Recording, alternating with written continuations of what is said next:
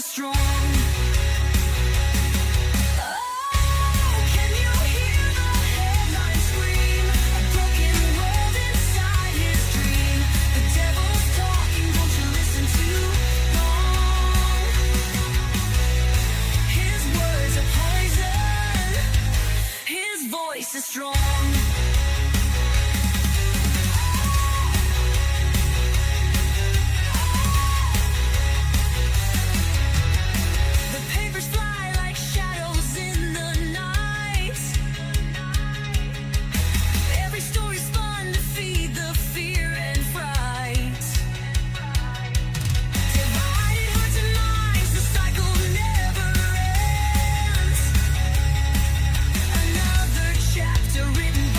Devil's hand.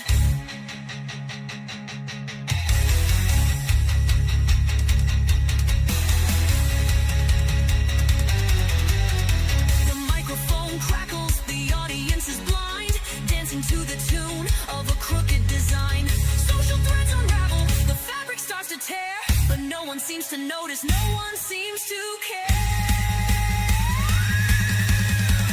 Oh, can you hear the headline scream?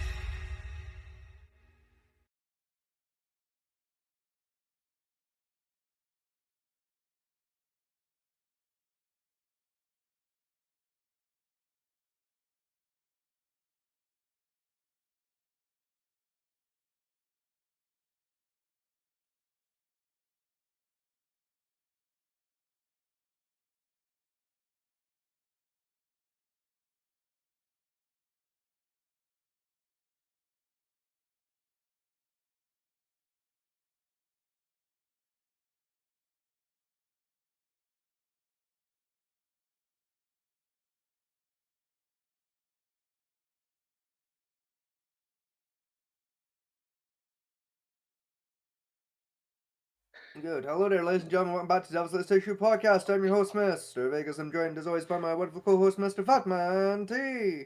Good evenings and salutations, dear people. We're also joined by however I can go. Whatever fucking title I gave him last time, don't remember. It's Blue. He's over there. Say hi, Blue. Oh, Wooga. I will get to you too. And we're also joined by my wonderful wife. It's Mrs. Vegas. Say hello, Mrs. Vegas. Hello, what's poppin'? Oh, God, it's a woman. Aqua's been a woman for 18 years. Alright. She lives in the same building as you. You should know that it's a woman. How are you surprised? I kind of like suppress the memories of her. He likes to think that I have a cock and it drags on the floor. Well, you know, I've met his ex, so I wouldn't be surprised, but hey ho, that's... Last time I made a joke like that about his ex, she got mad, so when you fucking... Maybe I'll shut up, actually. yeah, I was about to say, isn't that the joke that got... Isn't that, like, the same kind of joke that got you... Like I say, I'm still convinced Hey, your ex is a fucking paradox AI. Hey, now, Echo, what's this eye bullshit, right? It got us in trouble. We were both in bother for me saying that one. I wasn't in trouble. Yes, you were. No, I wasn't. That's not what fucking you're always Starlin in said at trouble. the time. Starlin informed me at the time that you were in trouble for not fucking calling me out for saying it in the first place. Oh, because I thought it was funny. Yeah, exactly. That's That's why why you you're were in in trouble. That's why I told her, because I thought it was funny. Yeah, exactly. That's why you were in trouble. So how was it? Dumbass. Instead of just keeping that shit to yourself, you did the You stupid ratted thing me out. and told your girlfriend about it. Yeah. Literally okay. ratted me out for making a passing joke about her. Bullshit. Mm-hmm. Someone wonder if remove it's- his kneecap privileges. So On what are it. we talking? So what are we talking about, Fat Man T? We're talking about Harry Newark and the bullshit around it at the moment. Fucking who in the hand? The what? Who the fuck Yeah. is Harry Newark? The guy- Henry. Sorry. Henry. He was stabbed by the ceremonial blade that sparked off the riots of recently. Oh, okay. I mean, fair, I guess. That unironically gave me relief. Oh, did you think we were? Did you? Oh, did you think they were going to talk about the Carmelo Anthony thing, Ash? No, I don't know what that is. Oh, Yeah, The bastard. Carmelo Anthony is in the same vein as this currently what's going on in that. The two sides of really this, well, not two sides, but similar to the same problem. Carmelo I went don't there know to who start a this- fight. Like, I don't know who this fucking know. Carmelo Anthony fella is. Um, neither. Black kid stabbed a white kid in the heart, and people made it about race when it really wasn't. It was Carmelo went there to start a fight. So what had happened was there Was was this the kid like a couple years ago at that track meet? yes, Last year, yes. Right. Okay. Yeah. Yeah. Fair. So what had happened was Austin the coach had told Austin Metcalf, the white kid who died, Right. that, hey, this is our like team tent, right? Don't let anyone else who's not on this team come in here. Carmelo, I don't think he was even part of the other team's track, the other team's like track, but he didn't go to that school, right? Right. He came in there, sat down in the tent. He was told multiple times, hey, you can't be in here, you gotta leave, right? Right. And throughout this whole time, he had his hand in his backpack. Mhm. He said, I and remember. was saying, "Touch me, see what happens." Yep, I Austin remember. like gave him a gentle shove, tried to get him out. Right? Carmelo pulled out a knife, stabbed him in the heart, killed him. Mm-hmm. And he was recently found guilty of murder and sentenced to, I believe, 35 years. No, 15. Controversial. No, it was opinion. 35. It was 35. Listen, I don't care how long you got fucking sentenced for both of yours. Right? Controversial opinion. Right? Man shouldn't have gone to jail. Right? Hear me out when I say the fucking white kid should have went and grabbed, a trained fucking adult/professional to escort the trespasser off the premises rather than trying to do it himself like Billy Big Balls. Like I'm not being funny. A guy's got his hand in a bag and is making threats along the lines of, put your hands on me, see what happens. And we're gonna put our hands on it? Listen, I'm not trying to be heartless. That was Gamer's own fault, realistically. Alright, that's when you fucking No. call in a professional at that point. Right? You get a security personnel member to deal with that problem at that stage. So, Right. on You that are one, hang You're on, an no. untrained teenager with, again, no training and no equipment to deal with that situation if it turns violent. Like, you alert fucking security, you let them deal with it. He would have got fucking stabbed if he did that too. Yeah, Carmelo went there to start a fight. Yeah, he would have had backup at least. Right? It was a No. fucking stupid play to try and grab the fucking guy that clearly had a weapon.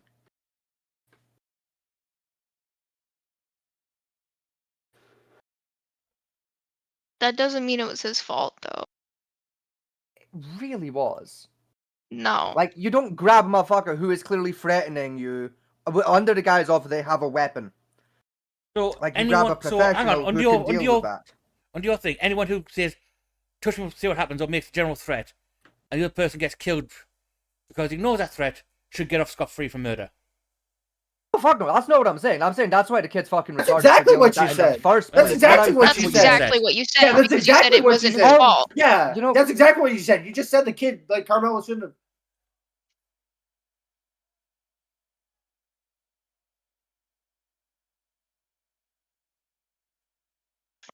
Did it fucking make me leave or some shit? No, you're still No, in he the thing. fucking left. No, he left. I think that's the show. I think that's the show, ladies and gentlemen.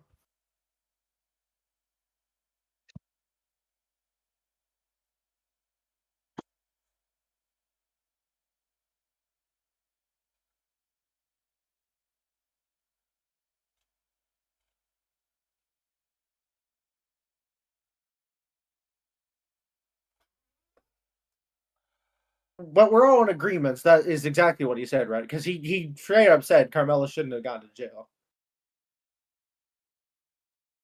right? Like I'm not schizophrenic. Hello. That is what he said. Okay.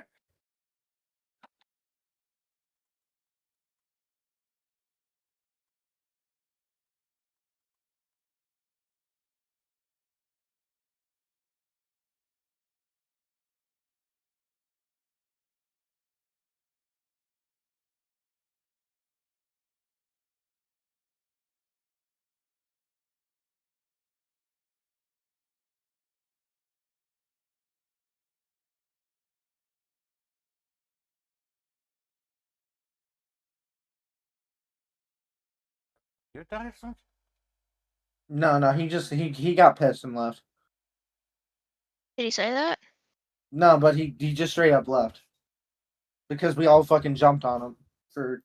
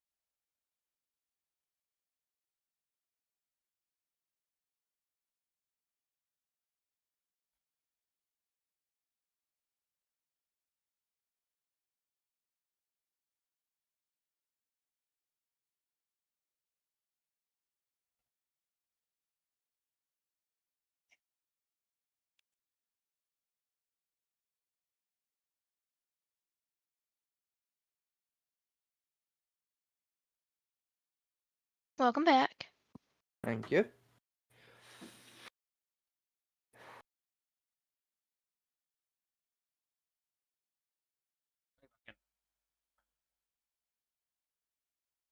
Your computer died or something?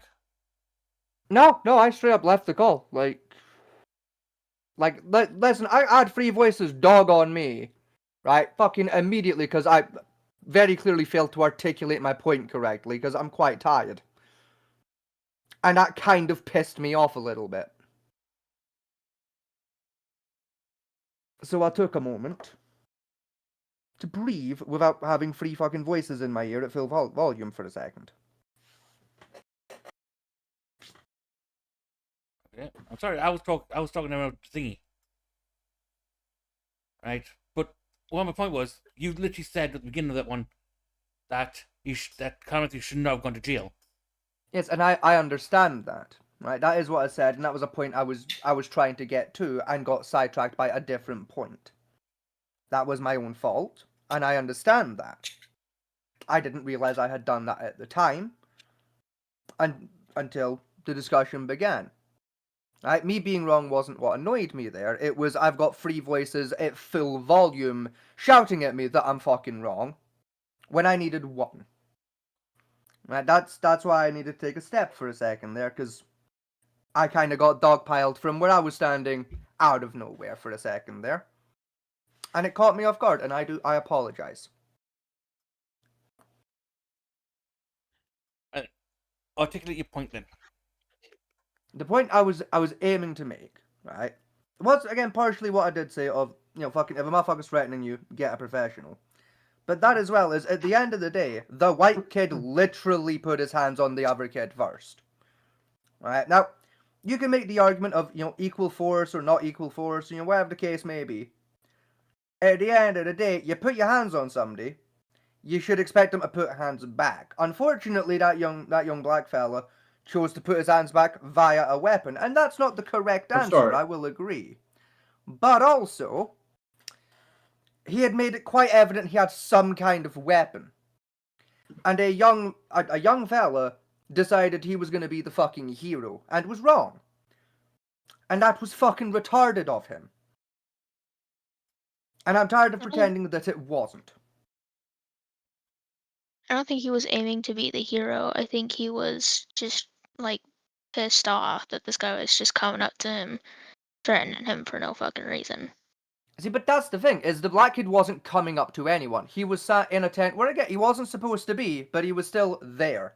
It was the white kid who approached him and was saying, "You're not meant to be here," which, in fairness, was his job. He was asked to do that. When you are a minor being asked to guard an area and someone is clearly faking fucking threats, that no longer is your responsibility. Right? You will alert a professional, preferably an adult professional, to come and deal with that situation so that if it does escalate, someone that knows what the fuck they're doing can deal with it. That's Yeah, but like as go on. I'll let you go first. go ahead. I'm sorry. The problem with the whole case is the contextual outside of just the stabbing itself. Was that Commander has posts up saying that he was going there purposely to stab somebody and all that. That's all came out in the trial. That he purposely went to the other team's tent because he wanted to start an altercation with, I think it was something like the poor white kid standing, the first poor white kid that comes up to him and all that. So regardless of whether it was the white kid he stabbed then or another one that came across, he was aiming to stab somebody. Now, Correct. And when that became apparent with his evidential threats of hand in bag, touch me, see what happens, this is when we alert local security and or law enforcement. Right? You don't approach and try and apprehend that guy. The problem with the threat, like, touch me, see what happens, is taking in lots of a fist fight to you or something like that. It's one of those ones that's it's a vague threat that you don't automatically assume weapons are going to be involved. You do when the guy's got his hand in a bag. If the guy's got his hand live in a bag Not and has really. gone for several minutes, assume there's a weapon in there. Like most guys, when they do that, they're like fucking playing it up so that like you fuck off, but really they don't really have anything. Yeah, you still don't take that risk. Yeah, well, they're a fucking teenager. They're gonna do dumb shit like that. Like, Yeah, and yes, when they it get- was irresponsible, but that doesn't make it his fault that like a weapon was actually involved. I mean, I'm not saying it's his fault the weapon was It does involved. not. It's very much the fault of whoever brought the weapon. Right? I'm with you on that point. But again, like all I'm saying, right? Take the bag out of the equation, but keep the weapon. If there's a motherfucker stood there with a whole ass fucking blade pointed at you, going touch me, see what happens. You're not touching that That's dickhead, different. are you? You know, it's like if his hand's in a fucking bag, right, and you don't know if there's a weapon or not, but he's making threats of this as if there is a weapon. Maybe you should just assume there is one and go and alert someone more fucking qualified. He was I know, gonna like- get fucking stabbed if he did either. No, he wasn't. Right? Yes, he does is go- was. Like, all you have to we've already do in established that- Okay. Okay, no, fucking carry on. No, I'll just start a sentence and you hop in halfway through the sentence. Okay, yeah, fucking sure. I mean, you do that to me all the time. Fucking.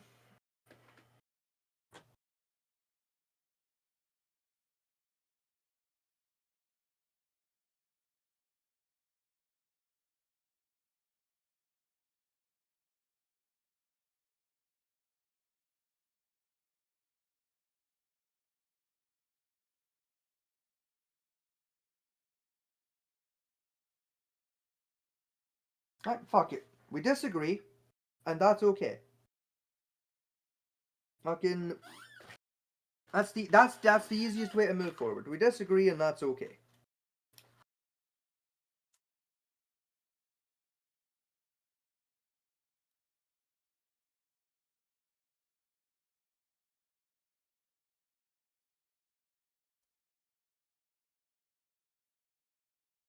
Oh, everybody's hot blooded tonight, aren't we? Yeah, we are.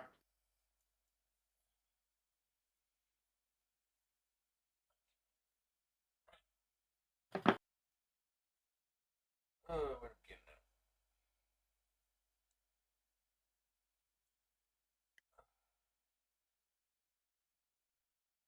Eventually, the new case comes. Well, we're talking about comes down. Look at the basic case of the overview of it, but like it's caused wider issues in the UK as a whole at the moment, and a lot of sides are using it as a flashpoint to be absolute dickheads with it. Notably, you got Farage and Tommy Robinson doing it. At the Of course, moment. Tony Robinson was in jail. No, he got Again. back out. He got back out, and he's doing the whole Charlie Kirk thing where he's set up a stall in the streets and start debating people in the public. Huh. Thinking he's the next fucking big balls at it. And he at least got a permit this time. Yes, oddly enough, he's actually Oh well. because of all these lawsuits he keeps bringing against the police force. They're just handing permits out now, just to keep his trap shut somewhere out of court. You know what? Like, I don't like the guy, but you know what? At least for a change, he's actually following like legal precedent and like doing things semi correctly. Like, fuck, He you is. know what? Half a point to the guy. The problem, what's the worst part about it though, is he's changed his tactics. Instead of just attacking brown people, he's attacking the religious base itself, which actually gives him a fairly stable argument when he does it. Yeah. He's attacking Islam as a whole, as a base of the shitty religion as a whole, which unfortunately makes sense to some degree when he does it. Which is terrible because he's an asshole. I don't like him. I mean, the thing And is, though, he- to be fair, like you can do that with racism as well as like religious argument. To be fair, like Hitler proved that part, fucking par for the course easy. To be fair, like Yeah. like if you know what you're talking about, you can make anything look fucking bad. But anyway, with the new case as a cliff note of it, is essentially a young white guy was walking down the streets, bumped into a Sikh. Something happened in between at the time, and the guy got stabbed in the heart, stabbed with a samurai blade the guy was carrying for religious purposes. He then phoned the police, claiming hate crime.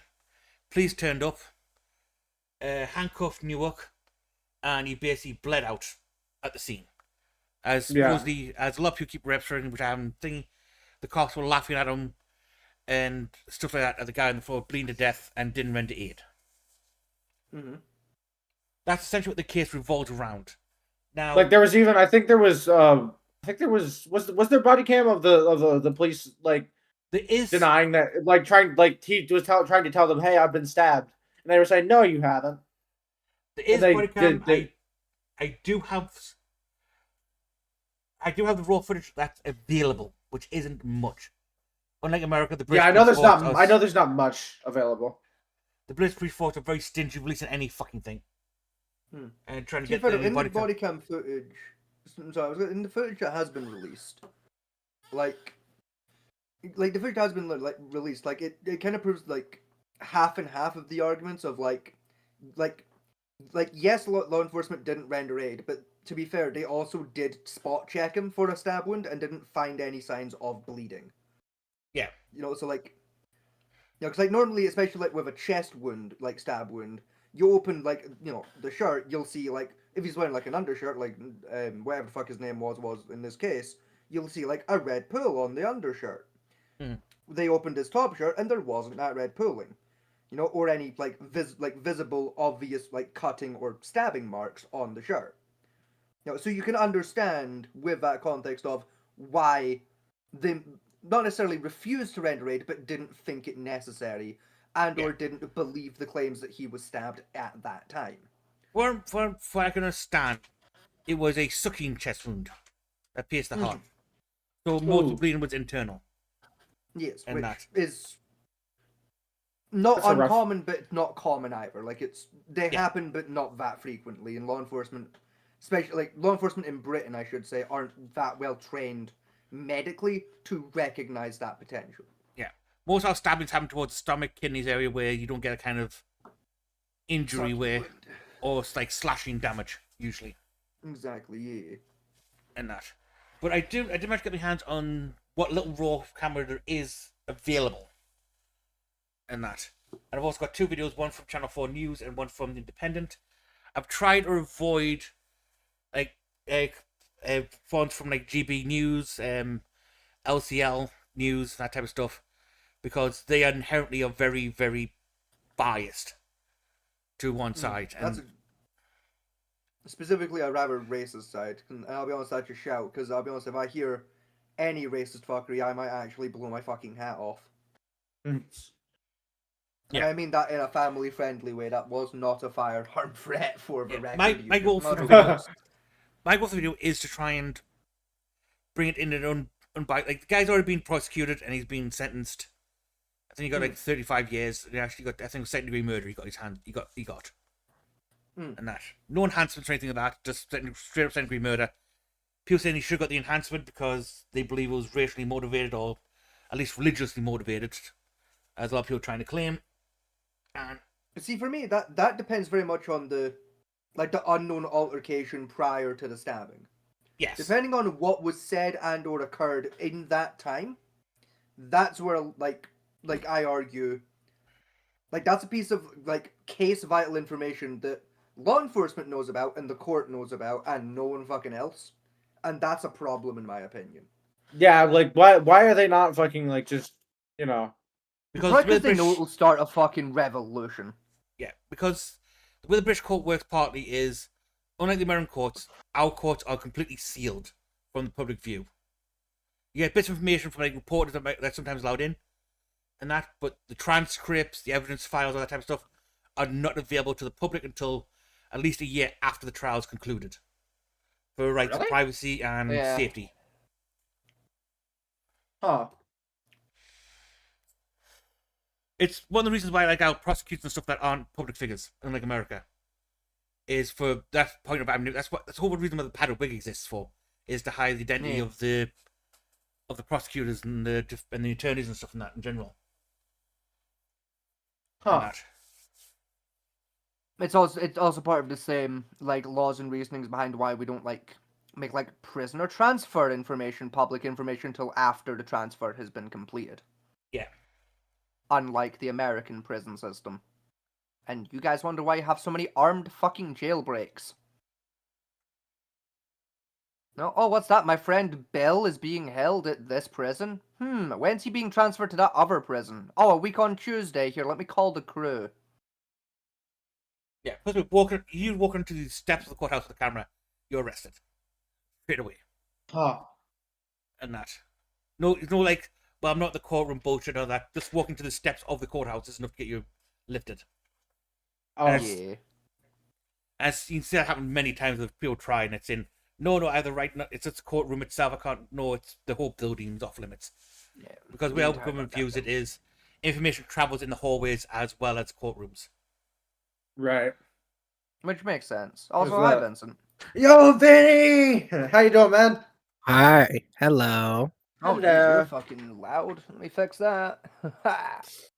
There we go. He is quite a loud twat. Yeah, my audio settings are really fucky today. I think everyone's fucking. You I know, think my Discord I am got known reset. for being a loud bitch. So You are, to be fair. But That's just even then, you're louder than normal for me today, hon. My Discord must have reset my settings. But Discord has Yeah, updated yeah. recently. Huh? Discord has updated today. Yeah. Yeah. Well, I mean, to be fair, mine's had an update like 4 days ago that I just didn't install. So. Right. It So- fucking installed it earlier today when our power went. So. So I'm going to play the video, the body cam footage I have in its entirety. It's 3 minutes. It's 3 minutes 20 seconds long. I'm going to run it entirely. No comment on it until after it's finished, and then we'll go back over it and have a look at it. All right? Does that work for everyone? Yeah. Makes sense to me. Yep. This is the first time I've seen this without any news edit around it. So, well, I hope that's the case anyway.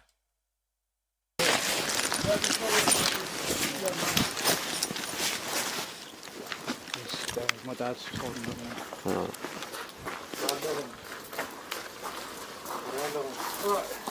He keeps dropping side to side, so I'm just trying to keep him set up. He's got a mouthful of blood. I don't want him. He was on the bin on the other side of this gate. He's jumped over these fences and stuff like that. And he's up Move here. away, mate. He's obviously he's fallen Right. from there and he slipped from there. His other shoe is left over there, mate. What's your name, mate? Huh? Has anyone been hurt other than him? Yeah, me. He's grabbed my brother. He's took my turban off. Started grabbing my head. Are you something like that. injured? Yeah, I've got swollen eye, little bruises. Alright, just step back a little bit for me. Someone flag these down. Right, let's get you out of there, shall we?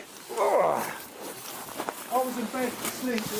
My neighbours just phoned me up and look, someone's attacked me. I can't breathe. Grab his other arm. So I've just come running through and he looked on St Denny's Road. I've come running around the corner. What's happened to you, right? Been stabbed. You've been stabbed? Whereabouts? Don't think you have, mate. Look, that's what, and then I'm like, you've got nothing, I want to keep you up. Keep your... Hand? So what are you doing? Attacked on this way. I can't breathe. Put the hand in the cuff, mate. Yeah. This is like numerous times this has happened to us. You've been walking, you parked literally there. Multiple times we've had people racist attacks and nothing happens.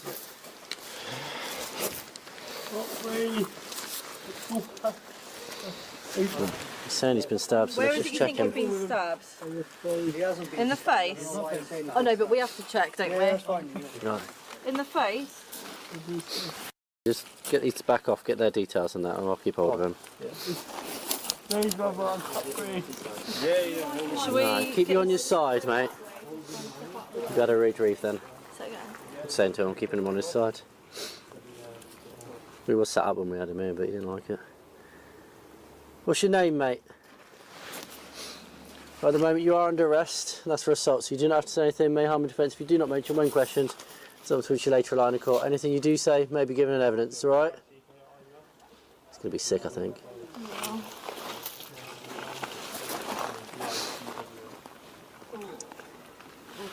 Yeah. What's his name? I just want you to call it. Yeah, we've got this male, he's been beat up. Are we able to get an ambulance, please? His pupils aren't even reacting. Yeah. May Henry Nowak rest in peace. I did a full live stream on this about 5 minutes ago. That was some pretty pathetic checking for a stab wound. I'm gonna like that. At least that's what I think. Just from what I've seen with like. Oh yeah, like especially especially watching like it's obvious he's like something's wrong with him. Like you even hear like that female like police officer say his pupils aren't reacting. So something is wrong with him. He only died that moment. That's the moment he passed. Right. Okay. Yeah, that was some pretty pathetic stab wound checking, and it mildly pissed me off. Especially like after watching like with like American body cam is a whole lot different than like I mean like it's a completely different policing style, obviously. But typically, like from what I've seen, when somebody like is like even if it's a suspect being taken in by police and they say they've been hurt somewhere, police like American police are generally really pretty good with doing a like full body check to make sure like all right, you're not leaking from anywhere, right? And you know, in fairness, usually our cops are as well. In this particular case, no the fuck. In this particular, that was some piss poor checking. You lifted up his shirt a little bit, and it's like, yeah, he's fine, and then he fucking dies on you. Great work, cunt. Great work. What's worse about it though is the guy who's really holding him up against the wall said he's bleeding from the chest. Exactly. Yeah. That like that. I got the like fucking. He didn't say like he was bleeding a lot, but he just said there was a little bit of blood. So you would think that maybe he's been actually been stabbed. You fucking dickhead. Yeah. Right. So that was all the body cam footage we got released. That was it. That's the entirety of it. We have. Now, because the rest of it was classified as for court eyes only, which was them questioning everyone else in the scene, which goes direct to testimony, which isn't allowed to be shown to the public. At least not for about a year, where you get your hands on that footage. Now, this is what sparked off the whole thing of two-tier policing, where the police are more harsh on the general white public versus the immigrants or those of minority, as a matter of policy dictated by the government. And the which bill? It was one of the anti-pay bills. I can't remember which one it was. I think it was Bill 14 or something stupid like that. Oh yeah, because getting sent to a fucking war zone is so much friendlier a punishment than prison. So this is all we have of the body cam. This is what everyone's going off. And that's now there's been a lot of claims saying that police were laughing at him, you know, and all that, and the fact that they dragged him and cuffed him without first thing. Now I'm going to say one thing about the cuffing him first. That is standard practice for any kind of violent altercation. Secure the scene first and then render raid. Now, as far as the police information I had was the guy on the ground was the aggressor in the situation, so yep, cuff him first. That's all the information the police had at the time. I don't know what you want to come in Vegas, so I think pretty much on that one. Yeah, no, that's like, yeah, that is, you're right, that's the standard procedure, is secure first, treat later. Yeah. For both the officer safety as well as the safety of perpetrators, victims, bystanders, etc. Yeah. So again, body Basically, cam does prevent not. further violence. Yeah, the body cam does not give us a whole lot of this. The only camera footage I've ever seen, like floating about at the moment, are bits of him, the kid, of the white guy going to the shop, walking down the street, that type of stuff, but nothing about any interactions or anything like that. I don't know, got any more comments on this video? No, not really. I got it. You, Vincent? No. Nah, I got nothing. I got a piss. There's not a whole lot here to work with. No, I was gonna say there's not really much other than kind of like what's already been said. They didn't really do shit. I think, oh, he's bleeding. Okay, cuff him. Oh no, the pupils aren't reacting. Oh, he's dead. No shit. Yeah. Now, because of the way the our new racist broadcasting companies that exist now, that couple of the fact like, oh, they dragged him across the gravel path, that type of stuff, and we're laughing at him, and he was lying there for 10 minutes bleeding out before, you know, if anything happened. Well, it was quite quick because the cop turned up and pretty much dealt within 2 minutes. The cop turned up on that one. So I'm going to move on to, I believe it's Channel 4. Yeah, it's Channel 4. What's your name, mate? Yeah, Channel 4 News, which can be not squiffy at times, but generally are one of the more unbiased ones we have. More importantly, they also sent letters away with using their footage, so... Yes, they definitely do, yes. Unlike the BBC.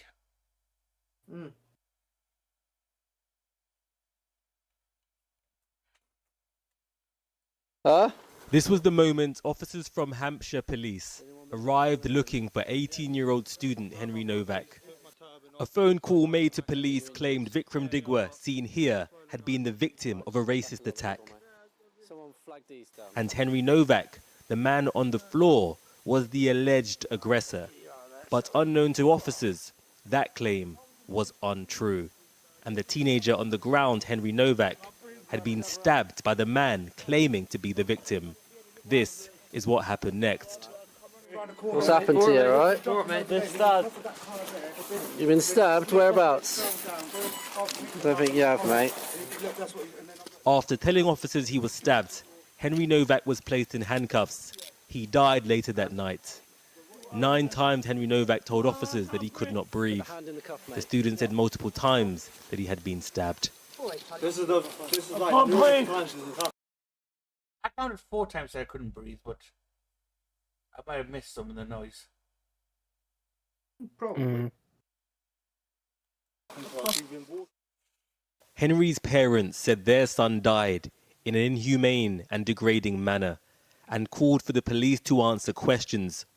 This was their son the night of the attack. There is now an investigation into the officers who dismissed him and failed to recognize his distress. Henry's killer Vikram Digwa must now serve a minimum of 21 years behind bars for taking the life of a teenager with a Sikh ceremonial knife. And now, one man's action has had consequences for his community and been seized by politicians who declared this a scandal. it is absolutely right that the IOPC are looking at this. There are clearly serious questions that need to be addressed, not least how accusations of racism informed the decision-making in this case.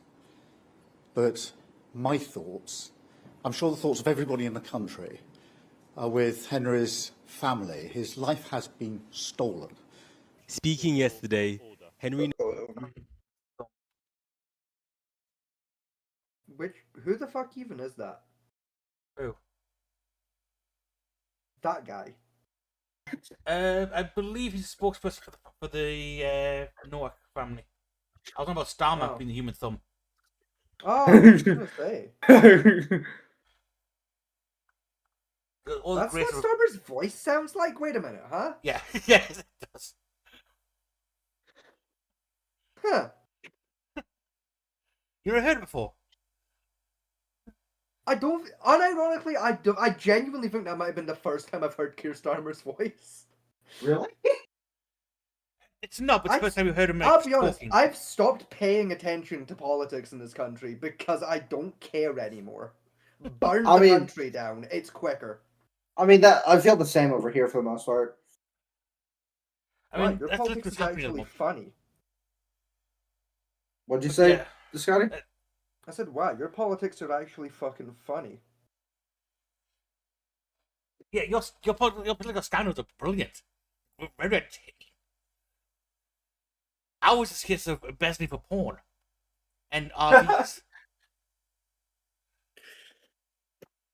And at one time, a politician slept with a fucking Chinese spy, and let her fucking access government files. Yeah. Yeah, that sounds about right. Or the political shit show that occurred when the SAS accidentally received the wrong orders to invade the independent Principality of Sealand. Yes. I mean, Christ, you're one. Fucking presidents having fucking UFC fights on the White House lawn, for fuck's sake. I mean, okay, fair enough. You know, the sex scandals alone are quite interesting.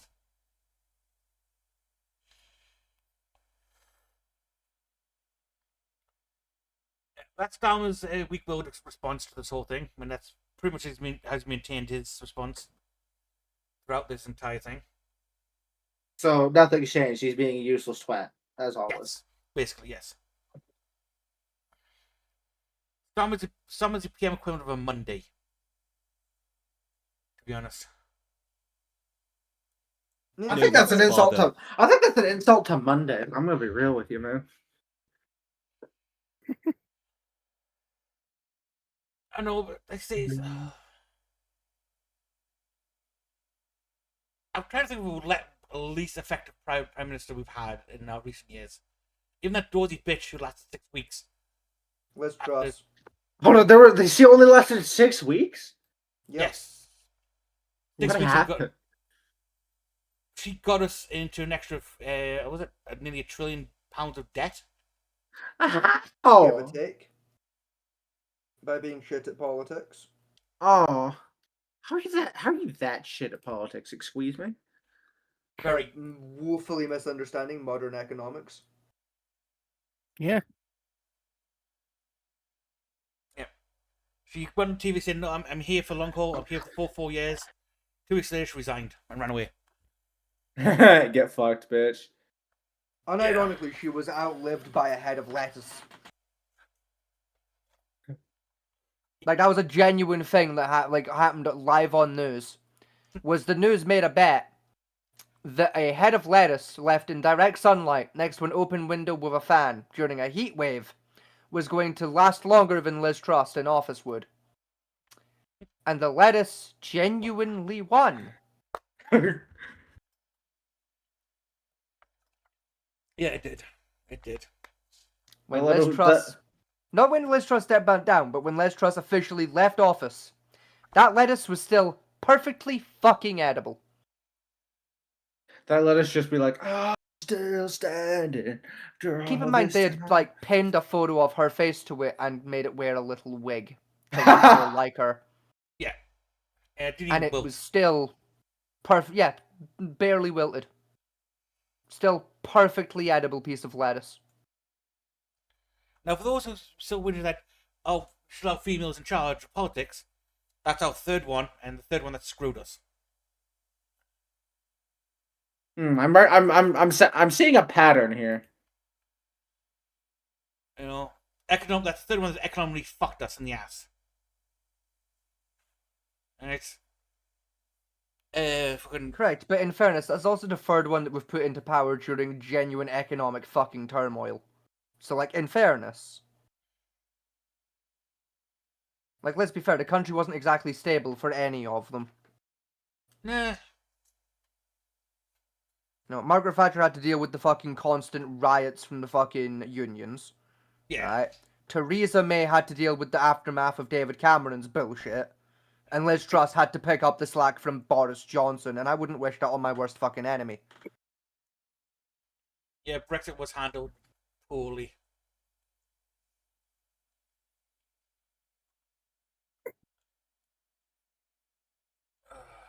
The other thing I also think of Brexit is that quote from friggin' Indiana Jones and the Holy Grail. He chose poorly. That guy melts away by drinking another Rogan Grail. There's an old reference for you. It's not even that old. I think everyone here, bar my wife, has seen it. Actually, haven't seen it. I've seen bits and I've seen Indiana Jones. I've seen bits and pieces of it. Also, I'm pretty sure that was the Ark of the Covenant one, wasn't it? No. Yeah, that was the. No, the Ark of the Covenant was the first one. Then was the Indian trip. Then there was Indiana Jones, his father going for the Holy Grail. Was technically the last individual trilogy. Sorry, the Holy Grail was like, it was like a happenstance secondary objective to the Ark of the Covenant.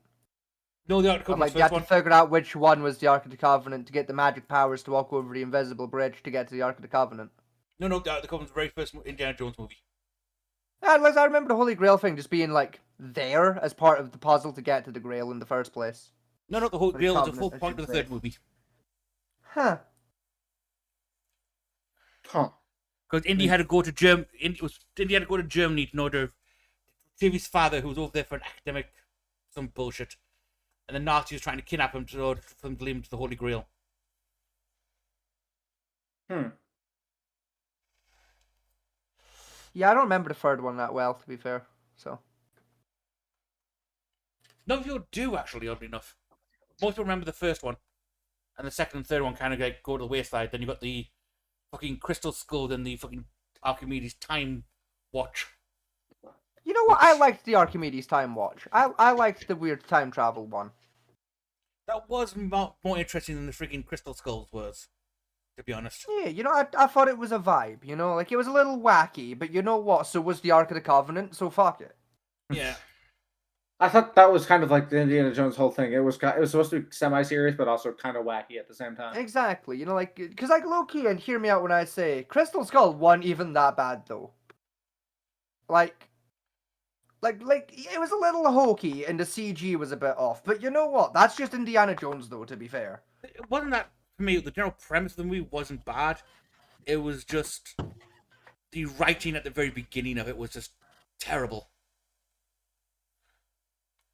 For that one. I mean, again, in fairness, that's Indiana Jones. None of them have good intros. None of them get good till, like, the halfway mark. Of course, you always got the famous line, snakes. Why is it always snakes? Yep. Eh. The problem is what I wanted, instead of like the Crystal Skulls, is I wanted it, because Indiana Jones is based on a series of novels. Yeah. I wanted the Indiana Jones' early years. Not when he was starting out. That's what I wanted to watch. Not the retirement arc. See, I argue that would work better as like a TV show. You know, like There was like something an hard about episodic thing of like young Indy, but there was something hard about it, but it never got off the ground. But like the idea of like the James Bond TV show where it wasn't actually James Bond but another agent worked in a similar facility type thing. Dude, that's why I'm really liking like what I'm seeing from the new James Bond video game they've brought out.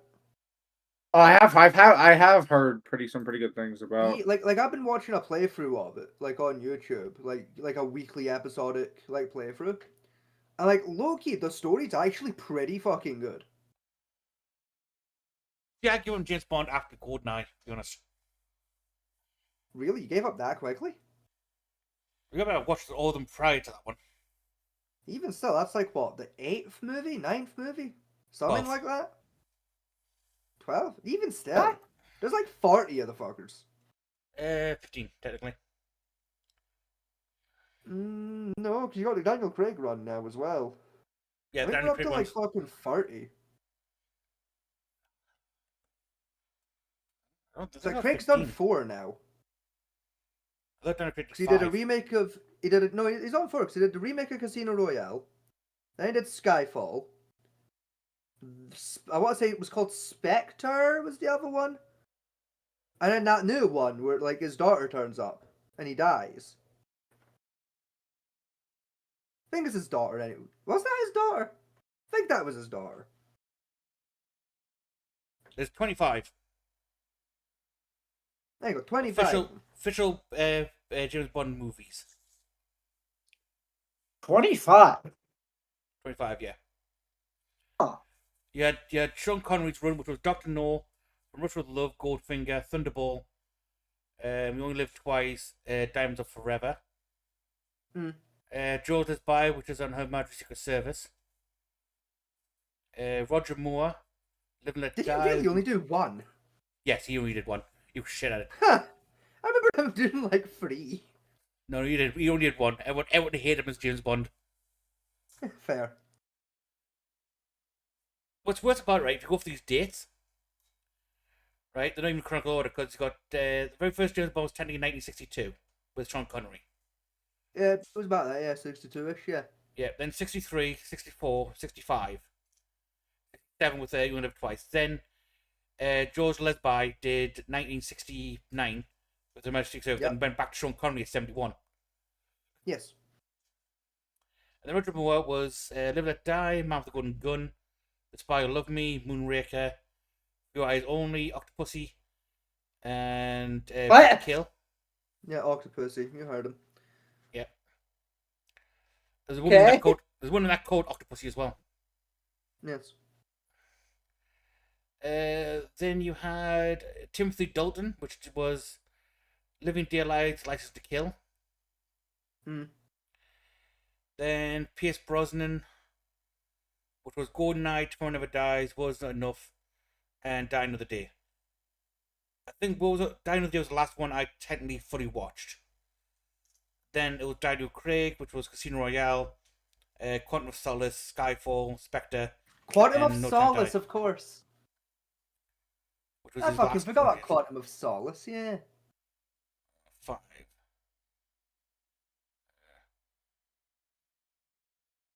So what technically the longest running one is Roger Moore with 7 films. Yeah. Sean Connery with 6, and then it is Daniel Craig with 5 total. I've watched all of them. I remember 6 of them. The two that people argue over was Casino Royale and Never Say Never Again, because those technically James Bond appears. They weren't official James Bond releases under the same branding. Yeah. Daniel Craig's one was, but not the original Casino Royale. No, it was classified as Spooks one. Yeah. You know, like the ones I remember watching, like Skyfall, Spectre, Daniel Craig's version of Casino Royale. I loosely remember that new one that he's in, the newest James Bond one that he was in. I loosely remember watching it. From Russia with Love, I remember quite well because that was my favorite as a kid. And I loosely remembered the plot to Moonraker. See, Moonraker was one of my favorite ones. And that I didn't I didn't like it. I didn't hate it. I felt very neutral about it. It was like the 9 o'clock film a lot when I was a kid on Film 4. So like, Yeah. I ended up watching Right. it a lot. So One thing I liked it for is Jaws at the end scene. That's Oh, yeah. looks that small lass with the glass and pigtails. That turns Yeah. up. That's his actual wife. it is, yes. Nice. You know, you get Jaws is 7'2". She was 4'4". Yes. And actually could literally Wasn't ride on it his played shoulders. Jaws like a fucking wasn't it like originally. I think it was like a retired sumo guy when he did the film. He like originally did sumo, if I remember rightly, and then No, like he's he a wrestler. retired and moved to Hollywood for a bit. No, he's an original wrestler, I think. I remember him being like a sumo guy. He did like some sumo and then That retired was from that. Dr. No. The guy Was that the guy from Doctor No? Yeah, the guy with the hat that's flung out. He was You're a right. That sumo. was the hat guy. Yeah, yeah, you're right. Yeah, Yeah, he was a tied sumo. yeah. Was that Odd Job? Was the hat guy? Odd job, right? yeah. That was odd job. Yeah, yeah. Very, you tell there was no racism at all in James Bond back then in the 60s. Oh. See, but I don't remember Odd Job being named that for racist reasons. I remember just being he was called that because he was just a vaguely mercenary that just did whatever the fuck. No, his original name in the book came about because he couldn't speak English very well. And the only phrase he could say was Odd Joe. And it's kind of call him Odd Job, as people generally do back then. Huh. I remember the joke in the film being he's called Odd Job because he's just a mercenary. I think they did change for the film with the original novel. It seemed like Hodo from like Fair. thing. Yeah. It was the only phrase you could say that sounded vaguely English. That's the use of his name. For I mean, fair. To be fair, you know, like. he also he didn't have a single speaking line in the entire movie. You're right, he didn't. He just kind of made generic grunt noises, didn't he? Yeah. Yeah. Derek controlling the one scream and Oh. got electrocuted.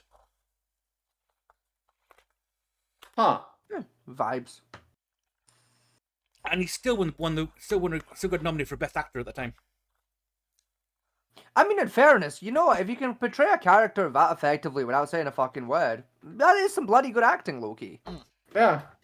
He was one of the better actors in the entire movie, I will admit. Let's be fucking fair. He was one of the better actors in the whole fucking series. Never mind the bloody movie.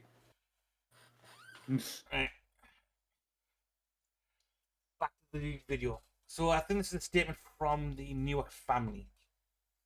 He's going to read out. I think so, yeah. Yeah. Warned against his son's death being politicized. This is not a case about Sikhism. This is not a case about racism. Oh, father. This is a case about murder. Yeah.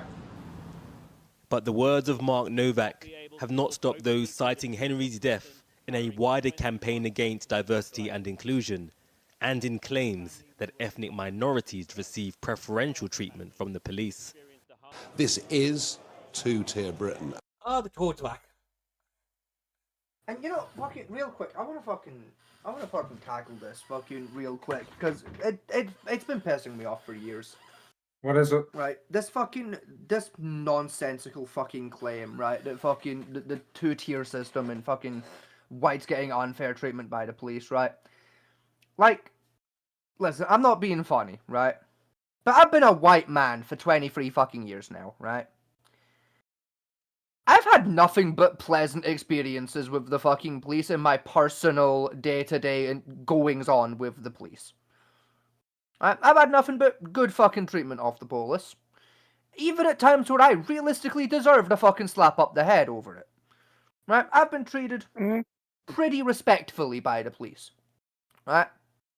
Now, don't get me wrong, as most people my age, I have a healthy disdain towards law enforcement as a general premise, to be quite frank. Right? I don't like cops, I don't like what they do, I don't like how they fucking do it. Mostly because I disagree with about 90% of the laws on the books. But, at the same time, I wish no ill will towards law enforcement because, you know what, at the end of the day, they're vaguely necessary. Right? Because there's people out there like Nigel Farage who realistically need fucking reined in. And someone's got to do that job. Right? You know, and like, I've got friends in my life, right, that live all over the world, but if we just keep it to my friends here in Britain, right? I've got friends from all different creeds, colours, backgrounds, fucking, etc., etc. Pretty much none of my white friends have had any problems with it. I've got 2 white friends who have had bad experiences with the cops. 2. Is Templey one of them? And if he's not, No, how? because I don't count Templey as a friend. Right? Templey is someone I know via association with a fucking common person. Right? Okay, fair enough. Also, for a point, Templey gets very antagonistic towards the police in the first place. Yes. So he deserves to be slapped upside the head. He does, yes. Yes. That's the main difference between me and Templey, is I don't like the police and I keep that to my fucking self when I'm in their presence. But I've got 2 white friends that have had problems with the police, right? In fairness, they were doing crimes at the time. To be fair to the police, said white friends were doing crimes. Whereas, if I look at my black friends in Britain, or my brown friends, or, my Muslim friends, my Jewish friends, all of them have had bad fucking experiences with the police. Stop resisting! Yeah, unironically, yes. Right? I've literally had to pick my fucking, one of my black friends in particular that lives here in Britain. I literally had to pick him up from the hospital because he got his shit rocked by a cop screaming, "Stop resisting." Unironically. Right? Got his shit fucking dinged in by the fucking police. Right? Had it proven after his arrest that he hadn't done anything in the fucking first place. Right? And the cops still didn't fucking apologize. Right? He took that shit to court and got money for it. Right? And rightly bloody so. Right?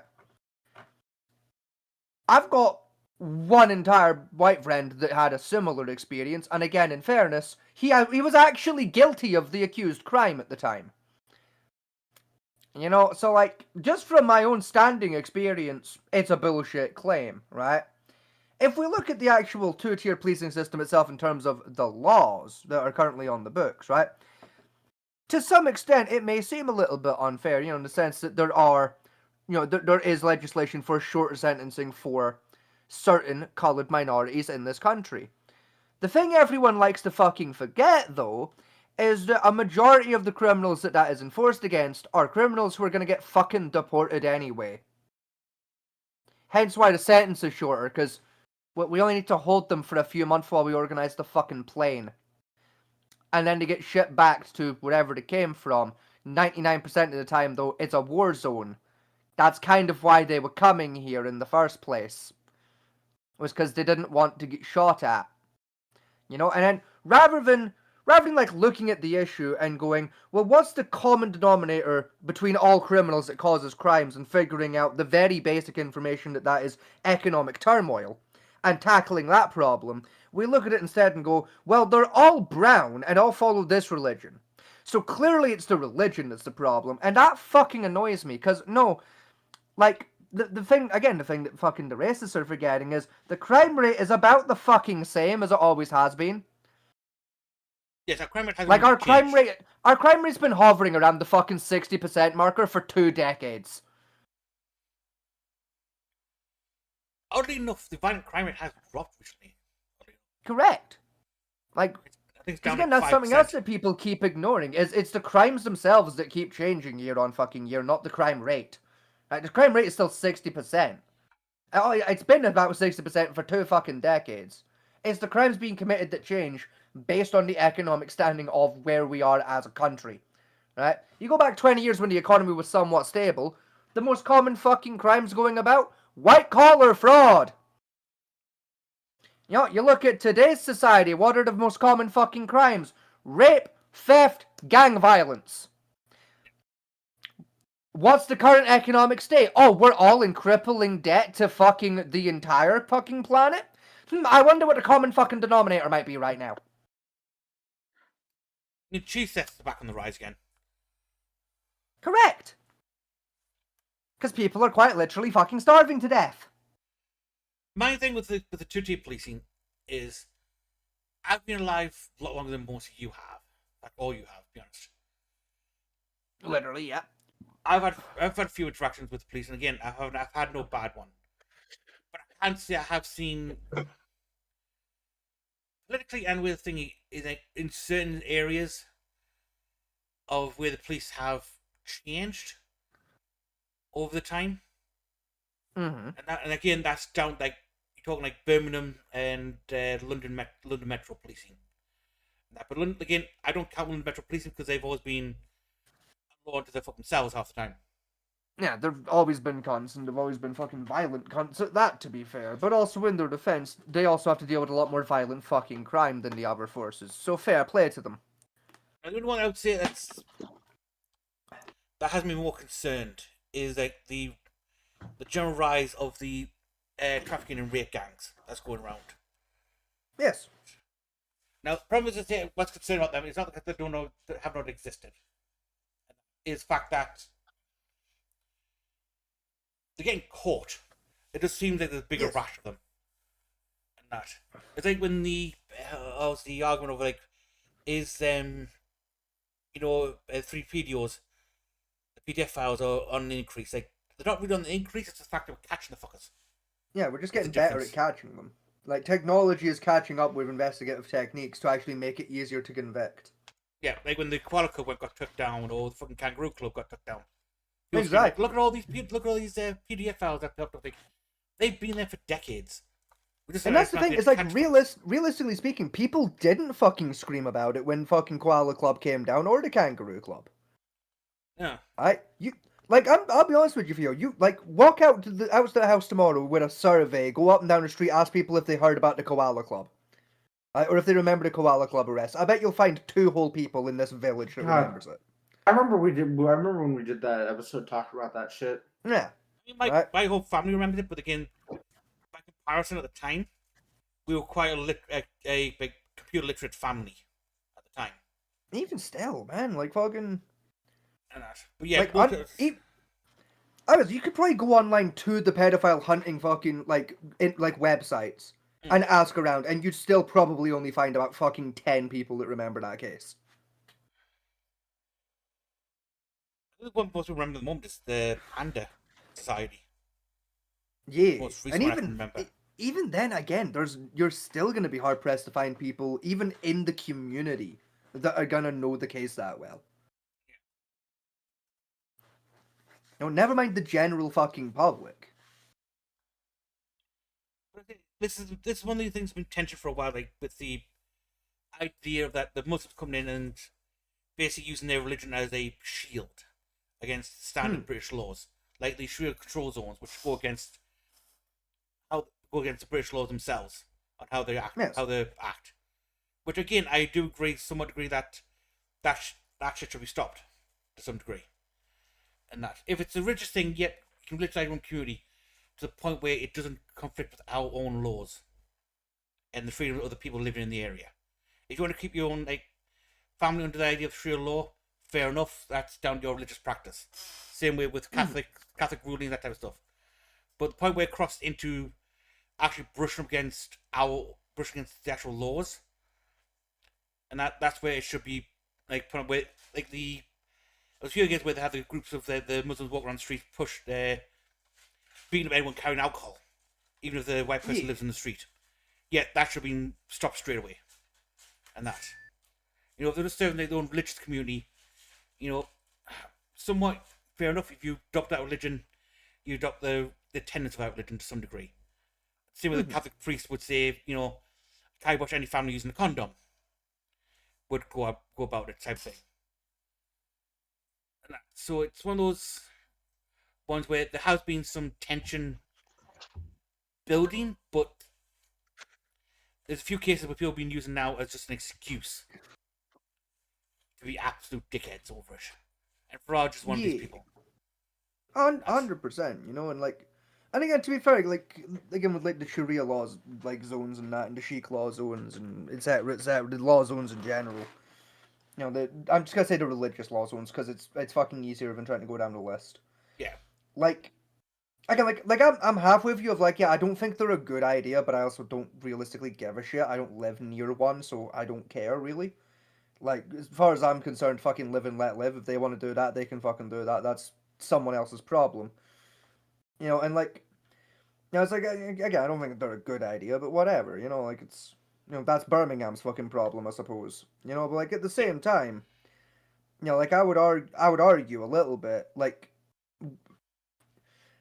before the Sharia law zone, the religion law zones came into effect, we were doing that shit anyway. We were just low-key about it. You know, like, you know, like, I mean, I can still remember the days back in fucking Glasgow, right, where, like, the city was unironically divided up into fucking unofficial quadrants based on what football team you supported. And if you were a green supporter and went into blue territory, you were risking your fucking life. Oh, you know, like, there wasn't any signs up to let you know about that. You just had to know the fucking area. Isn't that just standard Glasgow activities, though? No. These days, no, unironically. These days, they will intermingle to some extent. You know, like, it's just on fucking game day, you keep away from each other, you know? Oh, yeah. On game day, people are out for blood, but other than No, that... unironically, yeah, like, literally, you know? But, like, fucking, even then, it's like the dedicated bits of both fan bases that are after each other. Yeah, Well, just stay away from them guys, you're basically fine, you know, but... I mean, you're wrong. Even when you look at like, Liverpool with Everton and Liverpool supporters. Exactly. You know, like, You we know. were doing the same shit with football back in the day, and even to this day, you know, we were using it as a fucking cover for religious fucking sectarianism across the fucking board. You know, like, you even, like, dig back further into British fucking history, and we were doing similar fucking shit as a government and a society at whole. I mean, fuck, go back to World War II. Right, you go back to World War II. What were we doing in this country, right? We were locking up the Germans, we were locking up the Japanese, and we were locking up the fucking Italians, right? Jews, don't On site, right? Man, woman, child, civilian, soldier, didn't fucking matter. If you were one of those free fucking, like, country people, and you were not serving the king and fucking crown and the British fucking military, you were going in a special camp for a few months while we figured out if you were a spy or not. Well, even down that one, right? We even got rid of the Jew. The whole reason we set Israel up as a country was to get rid of the Jews out of our country. Yeah, unironically. You know, that's not even a bit. That was literally why we did. That's why the British government did it for, because we didn't want to deal with the Jews at the time. Like, unironically, literally, yes. How do we get rid of the Jew situation? Oh, Yeah, we that was can't do what literally- Hitler did. Yeah, oh, I know. Let's stick them in the fucking desert. They seem to like it there. Instead of giving you this, know, like- instead of this for their literal holy ground, let's give back. Let's make them go there. Yeah. That's literally how the government operated, and that's caused the issue we have to this day with Yes. Israel and Palestine type thing. And that. No, but like British- my point is, like, we've been doing this fucking sectioning and fucking, you know, like, setting up specific, like, you know, fucking religion zones for like about 100 fucking years, probably longer, honestly. I bet if I sat down and purposely dug into it, I could probably find you examples from the medieval period where we were. In fact, I can give you examples. Unironically, London had an Italian quarter in the 1400s. I can do one better. The sectarianism of Muslim versus Catholic back in the back in the 11th During the century. Crusades, for fuck's sake, yeah, you know, like. You know, No, Muslims like, can't even then, Muslims can't pray to their God as long as they paid 3 shillings a month on tax for Yes. religious praying. Yeah, exactly. Like, we've been doing this shit for hundreds of fucking years. The difference is, though, right? The only difference, like, from where I'm standing that I can see, is we're openly advertising it now of, you know, hey, this is a little bit over here, where if you support this religion, you can go live there, and we're going to put up signs and shit to let everyone know that that's what this bit is, right? And if you live in that bit, or are going for that bit, you got to follow those particular rules and laws, right? That's the difference, is we're advertising it now, versus when we used to do it. The question, You know, of the and like immigrant- for some reason people are suddenly mad about it. my last thing was the question of the immigrant issue has been going on since I was a kid. You always get the one saying, "Well, the immigrants coming in, taking all our jobs and that type of stuff," and like It's like, what fucking jobs? Me and my dad sat down and I was like talking about it again. What jobs are they taking? And that. Cleaners, nurses, doctors and all that type of stuff. Construction workers. Yeah. Jobs which aren't being filled. Literally. By the white people, because the white person wants that corporate 500 job or the Bitcoin job, or like the other job, or like high-paying fangled jobs in glass towers where you don't have to step outside your air-conditioned office type thing. You know, the jobs they're taking are the manual jobs that, because how our country decided to go for its economic principle, were classified as dirty jobs. And that. High-paying jobs, but dirty jobs, which no one wanted to do because everyone wanted to be the next fucking tech bro from the 80s. And exactly. You know, and like that's part of the thing as well. Like on that topic is like if you look at the job market today, right? What are the jobs that are fucking like being advertised the most? It's still those middle class fucking office jobs. Yes. Right. Like fucking like log on to fucking I can't remember the name of a job website. That's bad. Fucking. Mate, that's not been in business in like fucking a decade. Oh no, it still exists. Fucking, Still runs. The fucking dole office don't tell you about it anymore. I'll tell you that for free. Fucking S1 jobs. There you go. There's one, right? It's like the fucking S1 jobs today, right? Right. It's McDonald's, Burger King, 5 banks, 10 tech startups, right? And fucking maybe a Google position if you're lucky. If you're lucky. Some offer drones, and data that's entry, the job secretaries. market. Yeah. Office drones, data right? and secretaries mostly. Yeah. Right, and even then, like even like the entry level stuff, right? The stuff for, like unpaid intern level, fucking entry level job, right? And you look at the fucking sign up requirements. It's like, right, you need to have gone to college, right? Need a fucking degree, 5 years experience on top of that, and we're gonna pay you minimum wage. Yeah. I don't think it's the fucking Muslim immigrants that are causing the fucking job crisis. And you have to move to the city where rent is half your paycheck. Fucking no, it's triple your fucking paycheck actually. Oh yeah, if right? you're in London. Like I don't think it is the immigrants that are causing the job market fucking crisis. I think it's the fucking companies. I mean, yeah, when you look at it, I can give 3 jobs which are high paying, but are classified dirty. There's plumber, particularly plumbers dealing with sewage systems. Right, there's 80,000 a year off the bat. Easy. And that's year 1 for a journeyman. Huh. Electricians, again, that's about 70,000 for a journeyman, which is, for those who don't understand, that's literally that's day 1 novice twat walking in. Yeah, that's apprentice, right? That's like your first 3 years of electrician is you're a journeyman. Right, and binman, which is 60,000 a year, and you basically walk around picking bins and throw them into a back of a truck. Yeah. And that's about 50,000-60,000 a year on that one. No, and it's like they're well paying jobs, but also like with 2 of them, you need to be a little bit smart. With the other one, you got to be physically fucking capable. Yeah. Now I'm not smart enough to understand plumbing. I've tried before. No. Yeah. Water does weird shit and I don't understand it. Right. Fucking electrician. I don't understand electricity. I never fucking will. All right. We proved that when I tried to fix that plug that one time and nearly burnt the fucking house down. Right. I don't understand electricity in the fucking slightest. I know how to use it. I don't know how to harness it. Right? It scares me. I'll never understand the stuff. Right? And that's okay. Now, as for bin men, well, you've met me, Fat Man T. I've got the upper body strength of a newborn fucking kitten. Right? The odds of me getting a bin anywhere near the fucking lifty bit are slim to fucking none. And even if I did, odds are I'd get clonked on the head by the bin on its way back down, because I'd forget to clear. Right? I'd get a little ambitious with where I think the clear zone is, and I'd be wrong, and I'd get dinged in the head by a bit of bin. I mean, another traditional job that's high paying, dangerous, and like again, it's a dying one because people aren't going for it, are fishermen. Ah. The trawlers, the crabbers, and the lobster potters. You know, those are very high paying jobs. They're great paying jobs. My uncle used to do it. Yeah, but like I say, it's hard damn work.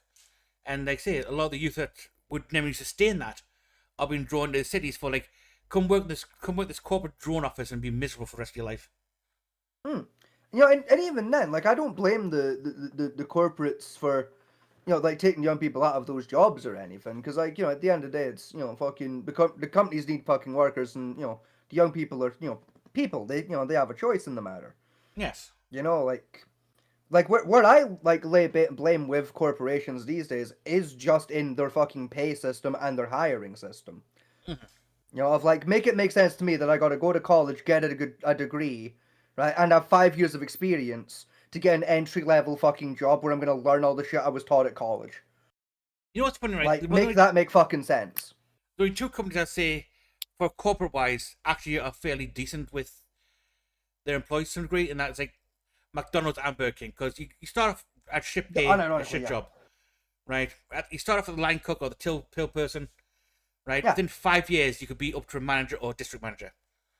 Easily, yeah. With a fairly decent salary of, I think it's like, for district manager, about 100,000 for McDonald's in this country. Literally. And that's like a 5-year trip. Yeah. You try that in any other company, you look at 20 years before you get anywhere near that kind of fucking career threshold. Easily, dude. Like my Aunt Faith used to work for McDonald's a few years ago. She worked there for, I think, 14 years. She worked with McDonald's for. Yeah. She got up to, I think she was store manager within 5 years and just stayed there. Like, she kept getting offered promotions up and was just like, nah, I'm happy. Like, I make enough money. You know, I live comfortably and, like, I'm at the right level of stress for me. Yeah, and And, like, you know what? Fucking fair play. Yeah. That's not big. Get every 2 years, get a free trip to America for training stuff, which is like 1 day and the rest of it's a fucking holiday for 2 weeks.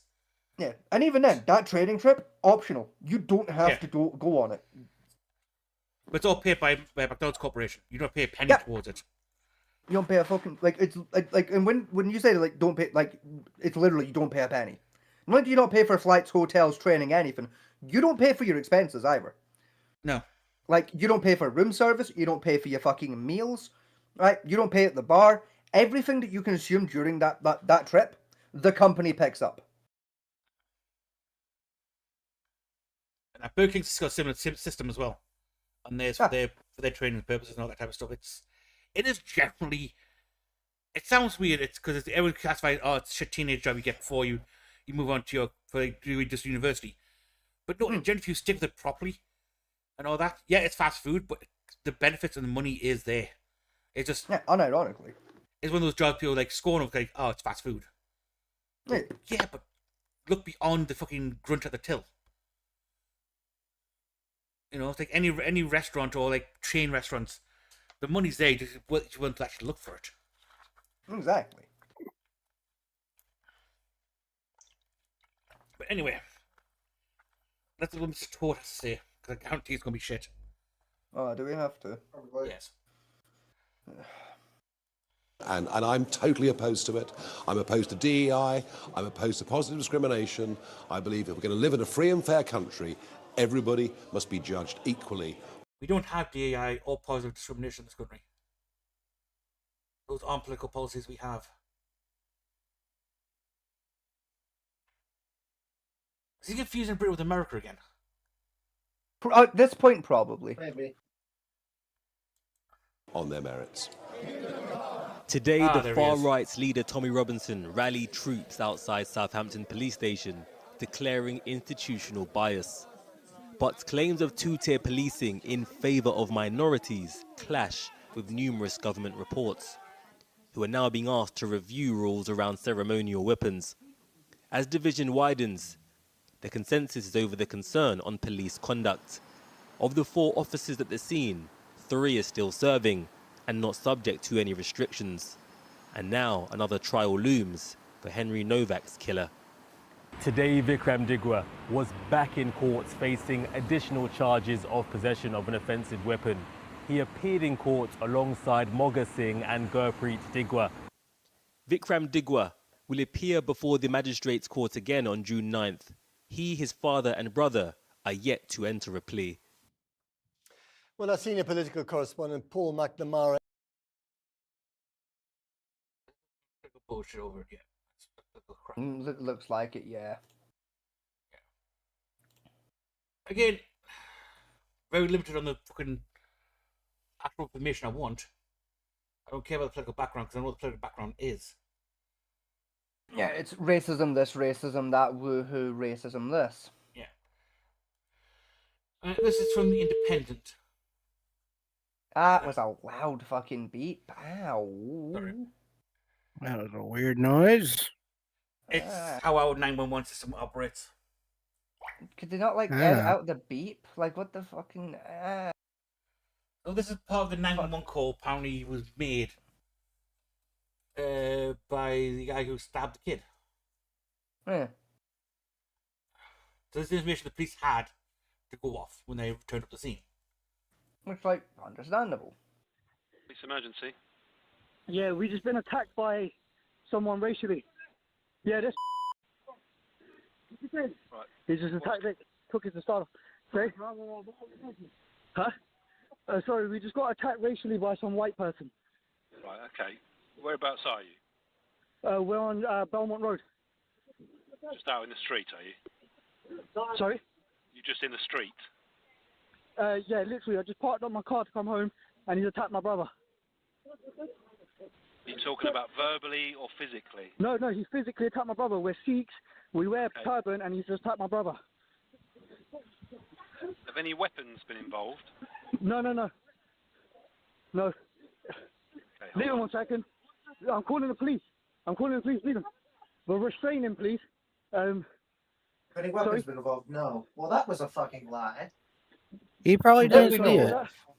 Right, okay. I was gonna say, in still fairness, that, like from what I'm hearing anyway at the minute, I don't think this was the guy that like did the stabbing. Like, if what's being said is to be believed, I think it's the brother of the guy that like was attacked and ended up doing the stabbing.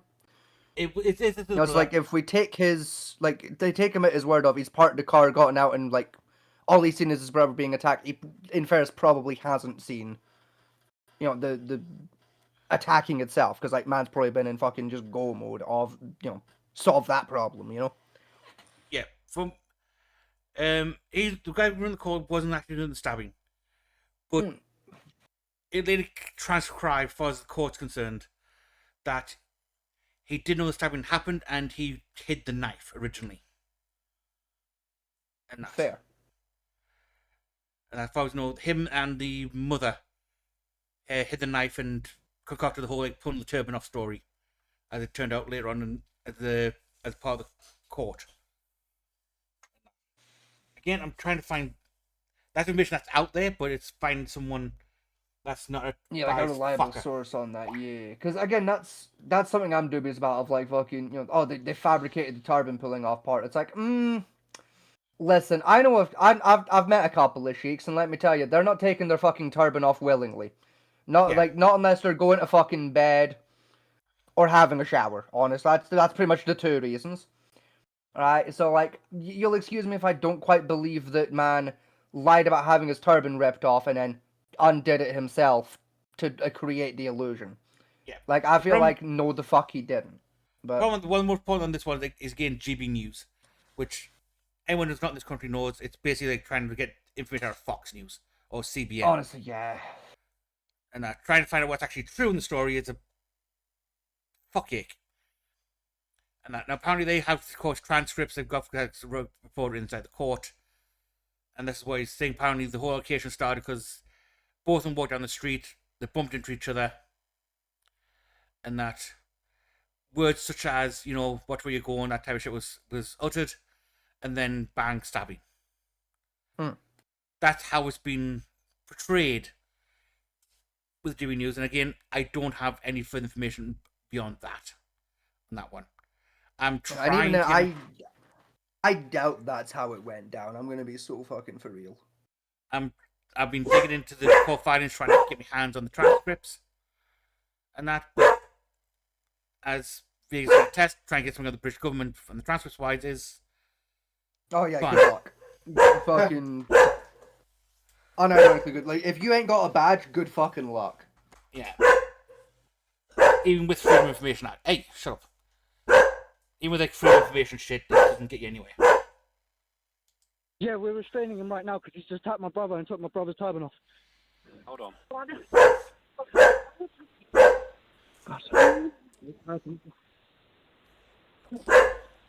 Can we have someone out here, please? ASAP. Yeah, you can. Tell me a number you're outside of, can you? No, so Belmont Road down the police station. Pardon? Okay, I've got you. Bear with me. Okay. And he's also recorded some as well on his phone. So can we please have the police out here urgently? Yeah. Listen, I'll get someone there straight away. It's not going to delay anything now. Just bear with me. I need some details, okay? So just answer some questions. He's verbally attacked my brother racially. He's attacked my brother and took his turban off. Then he's recorded it on his phone thinking he was going to do something. So I need someone here ASAP, Okay. please. I And hear we're you. Just restraining bear him, with so I'm me. not letting him. I can't let him go until this gets Listen. sorted. I'm not being racially attacked and letting this Okay. get away with. Okay, listen. What's your name? Gurpreet Digwa. And your date of Golf birth, Gurpreet? uniform. Okay, I've got you on the system. Let me just get it I'm sent not over. having this as a regular occurrence. I live here. I'm No, not having this as a that's regular fine. occurrence. That's fine, I agree. Just bear with me and let me get it sent over to the control Please. desk and we can get someone on their way, okay? Thank you. Well, this is the 491 call by the looks of it. It looks like it, yeah. It's like, we'll be here a while. It's 11 minutes. Okay, now, yeah, we're going to be here a while. I mean, one of the things I'm now recall at the moment, people keep saying that they hear, like, I mean, they say lying about the attack. Fair enough, we might be lying, but as far as the police are concerned, you know, this is the raw information I have. Now, again, the so-called video on the phone, I don't know if it exists or not. Apparently something was played in the court of some kind of recording. And again, I don't know if it's from the Digwa side or Newark side. That I haven't managed to determine yet. Because again, I can't get my hands on the transcripts because British courts. But anyway, the big thing is he was found guilty and he got 35 years, I think it was, for the original sentencing. And they're bringing out more charges on top of this, including the carry of a lethal dangerous weapon, which I think is a stupid thing to tack on now, but it's... I argue it's just a stupid fucking, like, charge in the first place, because literally anything can be a lethal fucking weapon if used correctly, but, you know. Yeah, that's hence why we don't have any defensive weaponry in this country. No, like, Any all I'm weapon saying used- is I can literally kill a man with the label off a Coca-Cola bottle. Like, fucking, if you know what you're doing, you can use anything as a lethal fucking weapon, so... Yeah. Yeah. Now, again, this case is bad enough as it is on its own standpoint. Right? And again, it's one of those ones where it's a symptomatic problem of a wider issue we have in the country with... I don't know how to word it correctly in my head.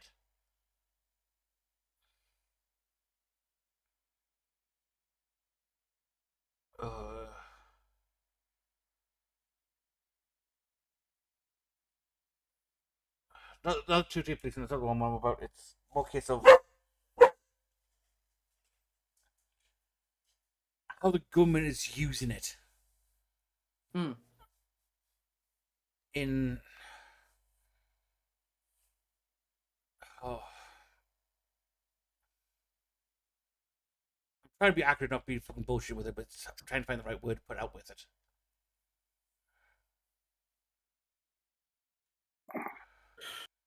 It's not exactly. I don't think it's trying to be used in a racial manner, but that's what it's turned out to be. It's more a case of parties, not so small parties. Individuals are using cases like this as trying to be a stepping stone for a manifesting a wide issue, which I don't think fully exists. And that's causing the issue to become an issue. Okay, I can agree with I think I'm picking up what you're putting down. Because the one thing I'll come back to was like the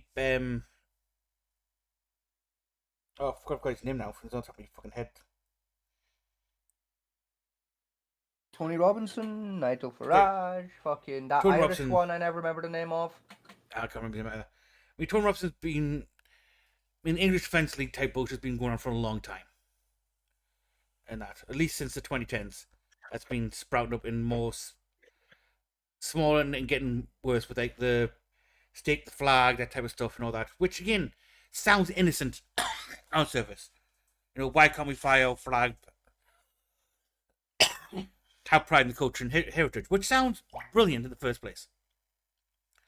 Until you start digging into other things that circle around it, and that it's one of those things that is used to draw in, not the stupid, but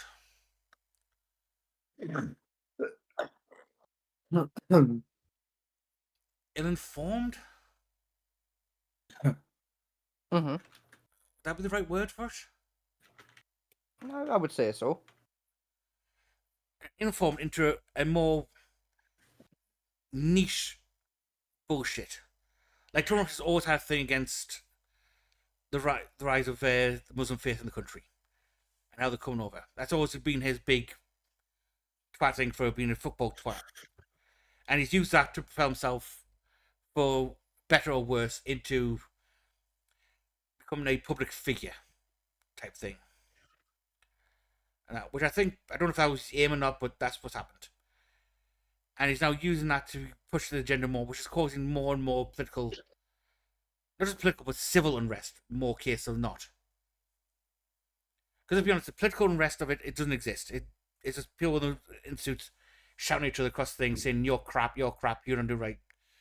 You know, forget like Keir Starmer and Nigel Farage and all that type of stuff out the window for the moment. It's the civil unrest that's being directly caused by these cases being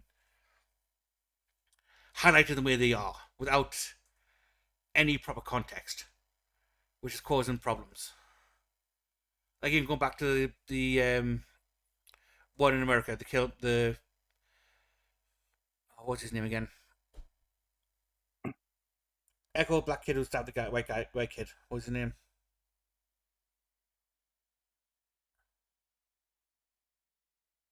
Oh, the one we were on about earlier. William Anthony, that was it. Yeah. Right, it's now been politicized in the news. What's called Killian Anthony syndrome, where black people going out saying, "I'm going to start a fight. I'm going to stab somebody," and record it as they go out and try and pick fights with white people. Like I do not believe that the originally like Carmelo Anthony looking to going in there. I do not I believe yes he was there to start a fight, and that's like what he ended up doing. I do not think it was. I don't think originally it was going to be a race thing, right? But then it got turned into a race thing because there was just a whole bunch of shit that happens. Even Austin Metcalf's dad, Austin Metcalf's dad, after the whole thing happened, he came out public and said, "I forgive Carmelo Anthony for killing my son." Right? Yeah. He even tried to go to a prayer thing that Carmelo's parents were holding, to try to I don't. I guess it's like the equivalent of breaking bread. She tried to do a breaking bread thing with them to say, look, shit like that, right? And what they did is they called the police, have him removed, and then they went on a massive smear campaign calling him racist, not a Nazi, shit like that, right? And it got it wasn't. I feel like Carmelo's parents made it a race thing. And even so they set up a GoFundMe to help with Carmelo's legal defense, right? Mm-hmm. And instead of using that money to get him a legal defense, they bought a new house and a new car.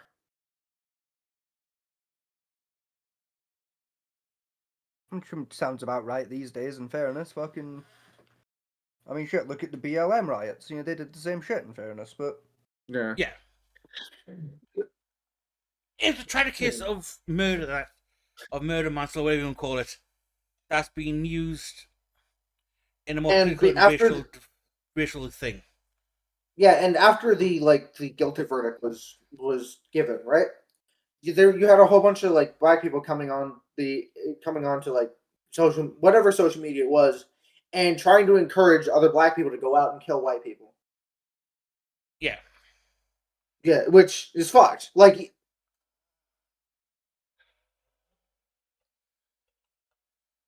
Yeah, it's I don't think it was supposed to be a race. I think Carmelo Anthony just wanted to pick a fight with somebody. He didn't really care who it was. Well, the Carmelo Anthony one, there has been documents released where I think it was a text thread he was in or a messaging thread he was in, where he said he wanted to go out and kill a white boy today, or hurt a white boy today, something like that. which is what they're hanging No, on. I had no knowledge about that. So that's I don't think it was fully put in court. I think it was just released right. news. But It was recently found like after the trial. Yeah, again, it's one of those things that's put out by like Fox News and stuff like that. Which again, I always question over when anything comes from like a political news organizer linked to a very strong political side. Yeah. And that. Motherfucker, I just question Fox News in general. Like, they haven't told the truth since 07, so... It's a CBN, but, you know... Again, that's my problem with this whole... With the one we got with the Harry Newick is... All the information we have comes out from GB News and ones like it, which are heavily more right-leaning than... Well, yeah, racist. Let's call them what they are. Like fucking, right? GB News is fucking racist. They're called pedophiles, not PDF files. Fuck you, YouTube. Like let's not be around the bush here, right? Like let's call a cunt, you know? Like fucking they're racist. Yeah. Right? No point calling a fucking fish a fucking whale, right? A racist, a racist. Yeah, and again, because of this, you got the rise of what's that political party that's currently blasting everywhere? Reform UK. Which I understand the whole policy they have, you know, is to reset Britain back to its economic way it used to be, or politically how it used to be. And Good that fucking luck. Yeah. I mean, let's say, to be honest, our biggest thing was manufacturing, and we fucked that ages ago. With all the plants shut down. Oh yeah. I mean, our last steel mill's on the fucking last fucking legs. Let's be honest here. And we literally don't have anyone in the country that can fucking fix the thing. No. And it's... God, I was trying to find the right fucking words. You know, I had the whole thing in my head earlier, and it's kind of like just... flung out of the way of it. It happens. Essentially what I'm saying is... We have three parties currently vying for fucking to be the best bitch. You've got Labour, which is about as effective as tissue paper these days, and their policies, and seem to be actively trying to fuck us. And that by saying, what's that? To be fair, isn't everyone in your government trying to actively fuck you in some shape or form? Well, no, these conservatives have the decency to tell you, yeah, we are going to fuck you. It's going to hurt, and it's going to be raw. You know. Yeah, they're still trying to fuck us though, which is kind of a problem. I thought Scott, I thought you liked being fucked. Not by the government. Like, you know what? Second fucking hot opinion of the night here, right? Second hot take from Scotty for the evening, right? In my humble, honest opinion, it should be the fucking, like, the way the politics should work, right? Is it should be the common man's God-given fucking right to fuck the government, not the other way around. Like, hear me out on that one. What if Ash was from the government? Would you let the government fuck you then? I'm going to treat that question with the contempt it deserves. Frankly, I'm going to treat it with the respect it deserves and wipe my fucking ass with it later on. Kindly shut the fuck up, you reprobate. Don't make me revoke the email I gave you.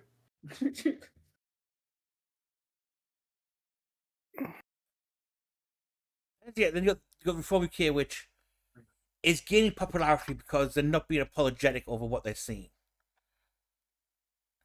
And that they're literally coming out hard and strong, saying, "Yep, we want to get rid of the Muslims, cut down immigration, deport a load of people, that type of thing." And they're winning because they're not being apologetic over it, and they're feeding into the, let's be honest, victim narrative currently of the country. To be honest, I argue that's part of why they're winning. I also argue the main reason they're winning is because just a majority of people have the wrong fucking understanding of politics in the first place, and the economy, honestly. Well, yeah, because let's be honest, where the British economy runs makes fucking no sense how we actually manage to maintain stability. I mean, yeah, and like even then, it was like the parts of it that do like fucking make sense. People just don't fucking understand. Like again, like with immigration, like this country's economy has literally relied on immigration since like the fucking 1000s, right? Since the year 1000-ish, right? Like the way our fucking shit has worked is we send our cunts to other places, we steal their shit, and we use their people to bring it back to us, right? That's how our shit has worked for fucking 1,000 years now. Right, 1,026 years, give or take, a couple. Right, that's roughly how our shit has worked for that long, give or take. You know, like since fucking the first great British man came along, you know, and invented a beer, drank that beer, drank many more beers, and then invented the boat. Right, that's how our shit has worked. Right, we invented beer, we invented the boat, and then we invented taking other people's shit. Right, that's British history in a nutshell, right? And like ever since we did that, the next big discovery we made was it's a lot cheaper to steal their shit if we make them steal it from themselves, you know, and then just let them live here as reward for stealing their shit for us. You know, let's be honest, we fully monetized the Viking method. We literally fully monetized the Viking method, and we did it better than the Vikings fucking did, right? Like, I'm not being funny or anything, you know, but like, if we're being completely honest, right, the British people today, majority of them aren't even fucking British, right? I don't mean that in like fucking the way you think I do. I mean, if we look at the genetic record of like the white motherfuckers of Britain, right, most of us ain't even fucking British, right? Yeah, like the world famous, the Britons that Britain is named after, aren't even fucking British. They came here from Italy and Germany. Right, the Britons exist because a bunch of Germans and Italians came over in an attempt at doing a war and raped a couple barbarians. That's literally why we exist. I think you go genetically, most of the genetic material we have in this country is Nordic, French, German, with a dash of Dutch. It's give or take, you know, like even like when you do find the rare fucking white motherfucker in this country with a bit of actual British DNA in him, it's like 2%. It's like fucking 2%. I don't know what you can technically classify as technically full British. Would be Pict descendants and fucking Irish. And even then, when you look at the Pict descendants, right, most of the ones that are left, it's like 5%. Yeah. It's like 5% Pict. You know, it's like, you know, like that on its own. The fact that like the actual genetic material of original native British people is like fucking 5% at best. Right? I mean, that on its own proves that immigration is the only reason we exist as a fucking country. I mean, plenty of people point out for the beginning founding of true Britain, of Britannia, right, is the Anglo-Saxon period, which makes us French. Yes. The Saxons were French. They were, yes. And the Anglos were just New English people. Yeah, who were mostly derived from Vikings and fucking Viking German. Was it? I think it was Viking German. German Viking. It was the Viking and Gaul after the Romans started retreating. Then the Saxons came in, and that's because the Anglo part was where the descendants of the Saxon and the Barony of Saxony. Yeah. Yeah. Yeah, the son of him, which is the rise of like the French and the Germanic lineage coming in. Literally, you know, it's like fucking. I mean, fuck, our own royal family's fucking imported, right? The Queen wasn't even British. That bitch was born in Germany. Was she? Yes, the British Queen was Queen Elizabeth was literally half German. Yeah, but right, the king, right, her husband, right, Philip. Greek. Born in Argentina. Philip's Greek. He was literally born in Argentina. His dad was Greek. He was born in Argentina. Yeah, but technically he's a Greek national. He was still born in Argentina. And, again, was Greek. Right? Greek man born in Argentina. Right? Immigrated here and married the Queen. No one had a problem with him because he was a white fucking immigrant. That's it. Our royal family has never been what we call true British for a while, because, like I say, a king or queen would marry someone from like France, Germany. Yeah. And I think there's a Spanish one as well at some point in our history. There's been a few. Like, the last one you can point at and say there was, like, legitimate British heritage there was Victoria. And wasn't that because they did a lot of inbreeding? No, that's just because, like, Victoria, unironically, I think, was the first royal in about 300 years to have, English parents. Yeah. Also, and even then, that's still technically a lie, because Albert was fucking German. Also, Echo, our royal family married outside of the country for the simple fact of to stop inbreeding. Yes, because that's why we've got so much fucking French, German, fucking Italian, etc., Spanish, in our, royal bloodline, was to prevent inbreeding. Because they actually found a genetic problem early on, which was haemophilia in our bloodline. Yes. So let's try to breed it out of them. In the 14th century, the royal family had haemophilia, the clot disorder, which is genetic. And a lot of descendants started getting it from the dukes and the baronies. So in order to counteract that, they purposely started marrying outside of the country. For those who are unfamiliar, haemophilia is basically your blood doesn't clot effectively, so a small cut can just kind of kill you. Yeah. Yeah. Just for anyone at home that's not familiar. Right. Yeah, I remember. Yeah. And also, it's not to be confused with vampiric haemophilia, because that's from Skyrim.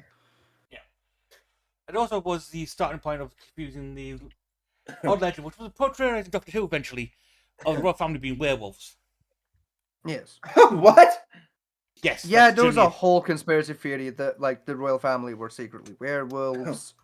There was also that weird subsect of people that took the haemophilia thing. Were like, oh, they're vampires because sanguine haemophilia, and it's like, no, dickhead, that's Skyrim again. That's the Elder Scrolls that you're thinking of. This is just normal haemophilia. Imagine medical condition, not the made up bullshit of Fantasyland. Imagine this what we're living in is all just a big Skyrim game.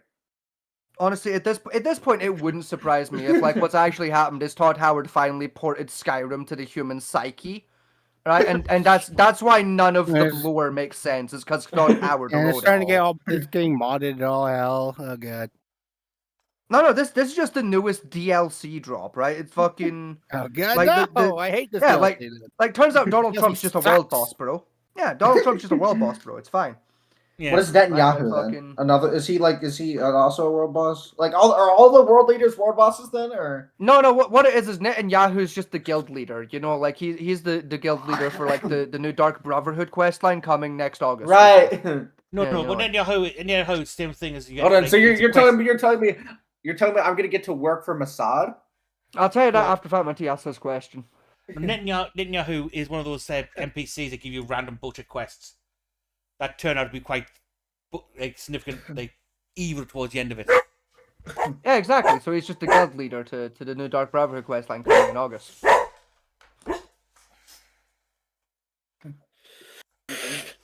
I mean, it wouldn't surprise me if Todd Howard actually did that, just ported his new Bethesda game to everyone's psyche. That's why fucking the new Elder Scrolls game hasn't released now.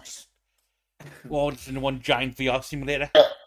Unironically, my theory for why Elder Scrolls 6 keeps getting delayed is unironically, I genuinely think they're working to make a port for Elder Scrolls 6 for the fucking brain chip. I have got no evidence to support this belief beyond the fact that sounds like something Todd Howard would do. It does. But Todd Howard tried. I'm genuinely convinced that's what's going on. Is they are trying to port fucking Elder Scrolls 6 to the brain chip as well as a new release for Skyrim on the fucking Elon brain chip. Right, that's my genuine theory, and no one will convince me I'm wrong. What is Black Echo doing? Barking leaves. Oh, the grass is growing too loudly. You see. God damn it! How dare the grass grow too well? How fucking? You know what it is, right? He's trying to be tough and bark at something, right?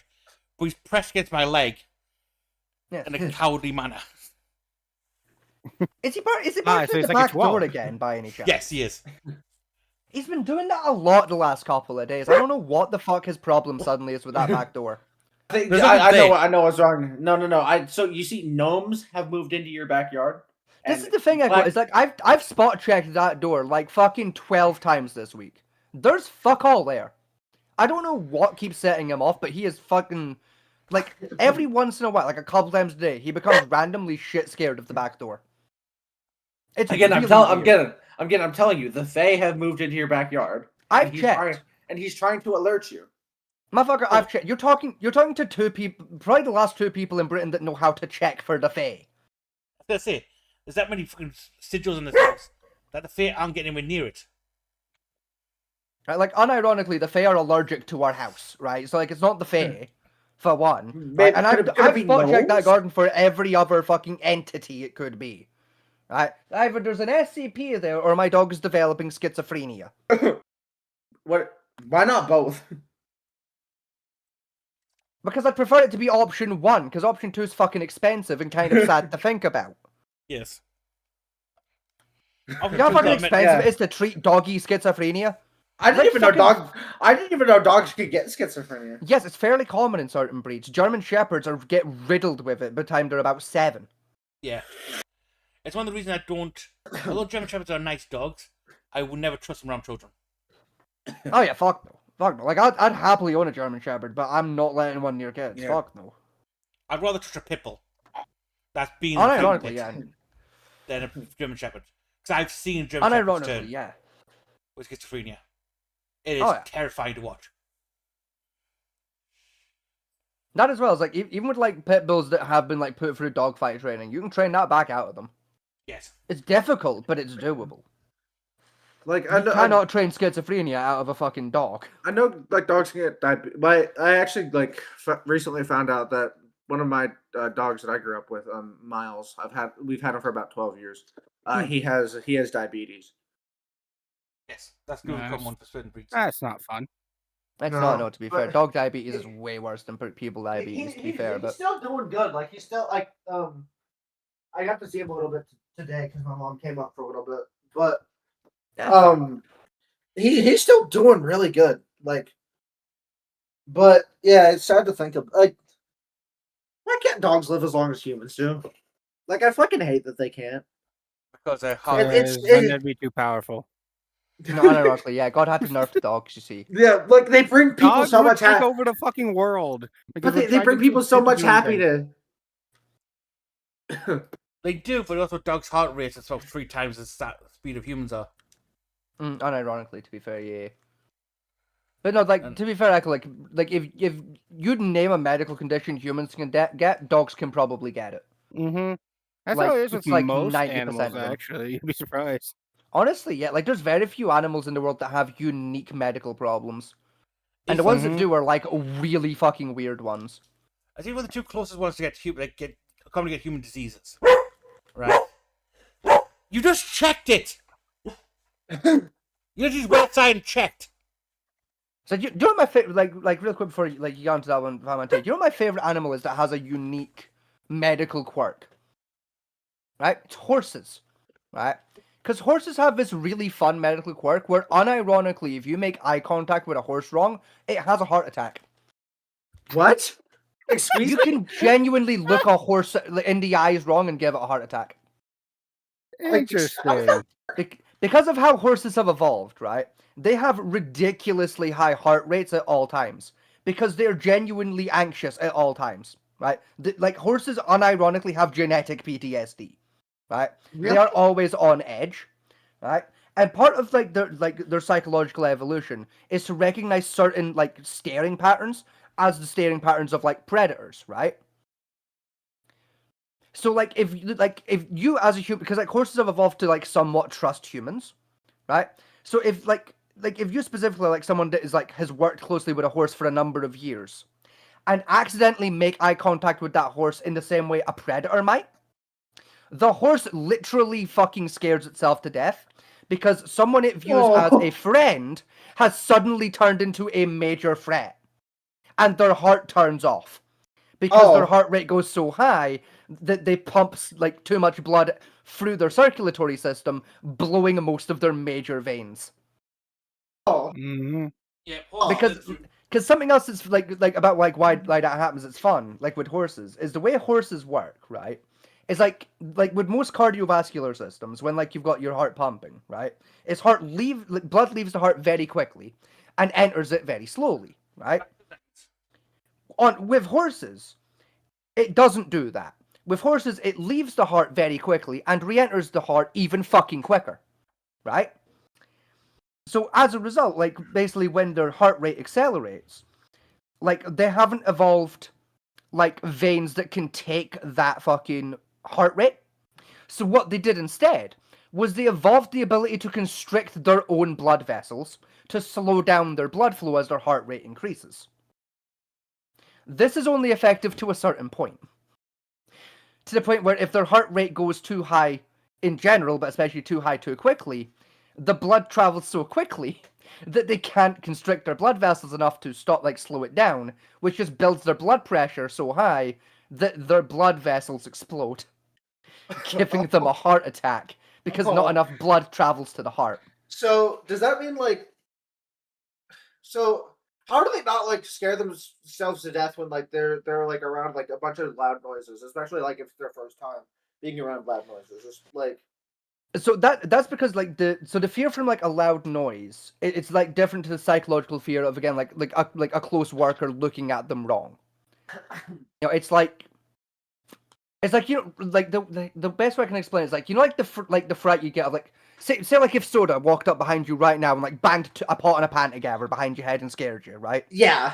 Like your heart rate would jump, you'd be like, oh yeah, bastard, but you'd be okay, right? It's like a little bit of a fret, like a little bit of a oh, but you're fine. I might like instinctively roll around and like sock soda in the fucking gut, but like exactly, you know, but like in terms of like your physiological internal reaction to be like a few seconds of oh you fucker, and then you fucker, right? It's like oh yeah, wee bastard. Yeah, right. Like that. Yeah. Same for a horse of like say like they're around like gunshots for the first time, of like bit of a fright, but like enough exposure to it, they understand that the sound's not going to hurt them. It's not a big deal. It's a few seconds of panic, and then they're fine to get used to the noise, right? Whereas like something again like a close caretaker suddenly looking at them like, oh, I'm gonna kill you and eat you, you know, it would be like, it would unironically it would be about the same amount of like fear level as the average person would have if it's like you were walking down the street and like your best friend pulled a gun on you and put it to your fucking head.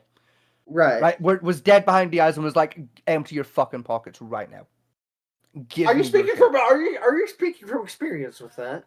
No, I'm not. But okay, I'm just describing a scenario where like this the fear level would be about equal. Like yeah, but I especially especially if you were in that scenario of like best friend pulls a gun, puts it to your head, empty your fucking pockets, and you already have say chronic heart disease. Right. Okay. Yeah. You're gonna die of a heart attack. Whereas someone behind you potting a pan ass. with chronic heart disease, you're probably gonna be fine. It's Right, the same kind of okay. thing with a horse. They already have effectively, because like unironically with a healthy horse's like cardiovascular system, like compared to every other mammal on planet Earth, they look like they have heart disease, but they don't. That's just how their bodies work. Huh. It's fucking nuts how horses work. Yeah, it's a big difference between like a fear response, which is like over in half a second, versus sustained pressure. Yes. And that plus where horses learn things is via fear response. Unlike most animals, we can train using treats. For Pavlovian responses, horses learn through fear. Yes. I mean, they can learn certain things through Pavlovian, but it's mostly fear responses. Yeah. I don't want your trash as trade for fucking stealing. I'll tell you another wild fact about horses. Right? Do you know, do you know, like, why, like, it is, like, basically a death sentence for a horse to break their leg? Because the bones Like, are hollow and does they anyone can't know? support the weight afterwards. Partially, like, yes, that is a lot of it, but, like, that's not, like, that's not what kills them. I thought it was because they're such large animals that like having to lay down that much semi fucks with them because like they can't. You're partially right. Again, they're like those do play a factoring role, but those are things that like lower their survivability odds of like medical recovery. I mean, do you know the key reason why it is considered humane to put them down rather than give them the chance to recover from that injury? No, I've actually never understood that. When a horse I breaks like- a leg, again, they partially suffocate. Huh? How? Right. So it's Oh, wait, hold on, it's is the it because- reason I can explain. is It's the reason why horses have hollow bones. Oh, is it to like to get more blood? No, that doesn't. Hold on. So it's a trick that some species of birds also like utilize. Is again because like horses like blood rate is so fast, their blood isn't able to oxygenate the body correctly. like especially like when they're sprinting, right? So what horses do is they're basically able to store oxygen in their bones, right? As like a spare oxygen supply, right? Meaning when a horse breaks its leg, all of that stored oxygen suddenly floods the body. So it's effectively like they've suddenly taken a deep inhale and then a very sharp exhale at the same time. So in terms of like their pain experience, for a few minutes it feels like that horse just collapsed its lung. Because it broke its leg, which is acting effectively like a spare lung, only as a storage lung rather than an actual air circulation lung. Like a gill. Basically, yes, it's kind of like a gill, yes. Horses' legs work very similarly to a fish's gill. But the main reason why they do it for is that's one that is the bone can never fully heal properly unless I would say correct. There is ways of doing it, but it's way expensive and long-term damage. And again, because of the break, that marrow never repairs itself properly, so it can never fully oxygenate the leg anymore. Correct, and the horse will never like be able to like basically work again. Like if it's like a race horse, it's never running a race again. Like if it's like a drawing horse, it'll never have the strength to pull a cart again. But it could still theoretically recover to live a relatively healthy life, like after breaking its leg. It just would have a fucked up leg. You know, but like the main reason it's considered humane is because unironically the amount of pain the horse goes through from breaking its leg is akin to having its lung collapsed. The only time the horse breeders would like keep the horse like that alive is if it's a grand champion that's won like 17 odd races.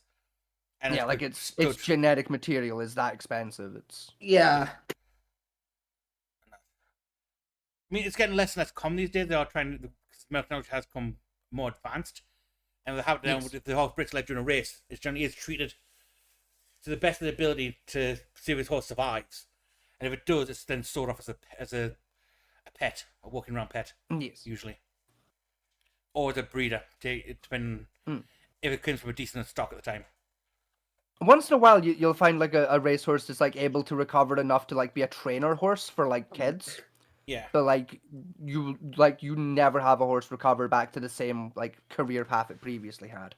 The only equine species that kind of like can't survive breaks without any real loss of issue is a donkey. Yes. Because donkeys don't do that with their bones. No. Because donkeys' bodies work correctly. Yeah, donkeys just kind of donkey around. Donkeys unironically perform like literally every other animal, like mammal I should say, on planet Earth. Yeah, horses, on the other hand, like that's why donkeys, like while they're equines, they're not considered full equine. Yeah, they're mongrels. Because donkeys behave like mammals. The rest of the equine family have the most bizarre physiology. It's unironically like evolution is trying to kill horses. Because they've evolved to be have it's like they've tried to evolve all the positives of every other species and accidentally evolved all of the fucking negatives with like one of the benefits. Even that, the benefits are it's like they're really fast, but they're very prone to heart attacks by accident. They're really fast for very short distances. Because they did a race. This was back in the cowboy era, right? Yes. Which was like it was a prize horse of a sultan, and it raced a guy for long endurance race. I think it was like 70 miles. Yes. Right. I know the very race you're talking about. Yes. The horse took 7 days to complete it. The guy did it in 1. Yes. Because humans are persistent runners, whereas we can run long distances more effectively at a medium speed, where most animals have what's called burst speeds, where they dart, stop, and have to rest for a few hours, dart, and stop. So in the beginning of the race, the horse gets the distance, but by the time you get to mile 20, the horse is knackered and takes a day to rest, where the man can keep running. Yes. And running. Yeah, literally. Humans are the weirdest creatures on Earth because we are the only ones that technically are persistent predators on this planet. I think there are other persistent predators, they're just not as advanced at it as like the human races. The only one I know of is Komodo dragons. And that. Or persistent hunters. Because they bite and wait for their victim to die. Yeah, I was about to say they don't really have to do anything. They just have, Yeah, they just have to like. yeah. Yeah, they just have. They just like take a put single enough bite. toxin in their fucking their Yeah. Yes, but that's their what brain. It's like, all right, you'll die eventually. Yeah, but that's how Asian humans did it, though. When you're talking about how the humans hit mammoths and elephants, is we stabbed it a few times with pokey sticks to cause it to bleed out, and then just walk behind it until it bled out to death. Yeah. Or chase to the point Or where it we'd was so like- exhausted it couldn't move. Or we'd just trick it into running off a cliff. That was a Yeah. common one Yeah. as well, to be fair. No, that's three Like, you'd have one guy used. stand at a cliff and piss it off, and then move out the way at the last second, and off the cliff it would go. And That was used right way through the Iron Age. Was that technique of basically we stab it enough times and wait for it to bleed to death, or we would run it down so much so it gets so knackered it can't move anymore, then stab it. yeah.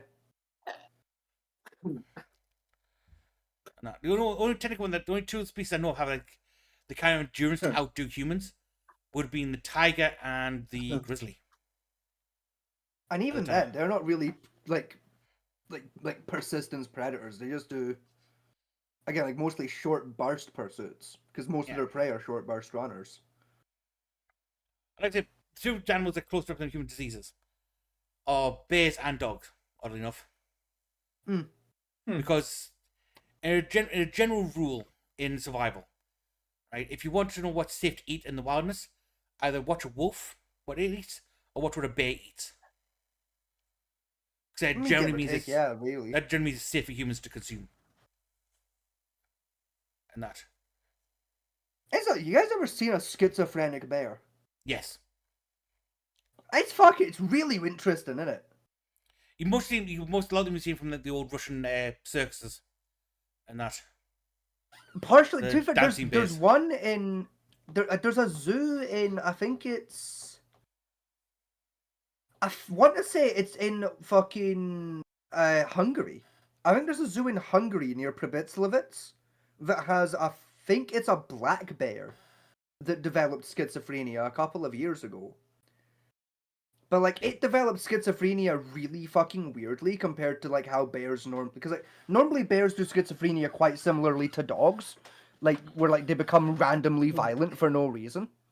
This random black bear in Hungary unironically developed paranoid schizophrenia, which is like damn near unheard of for bears. Like it unironically sits and talks to itself in bear. What?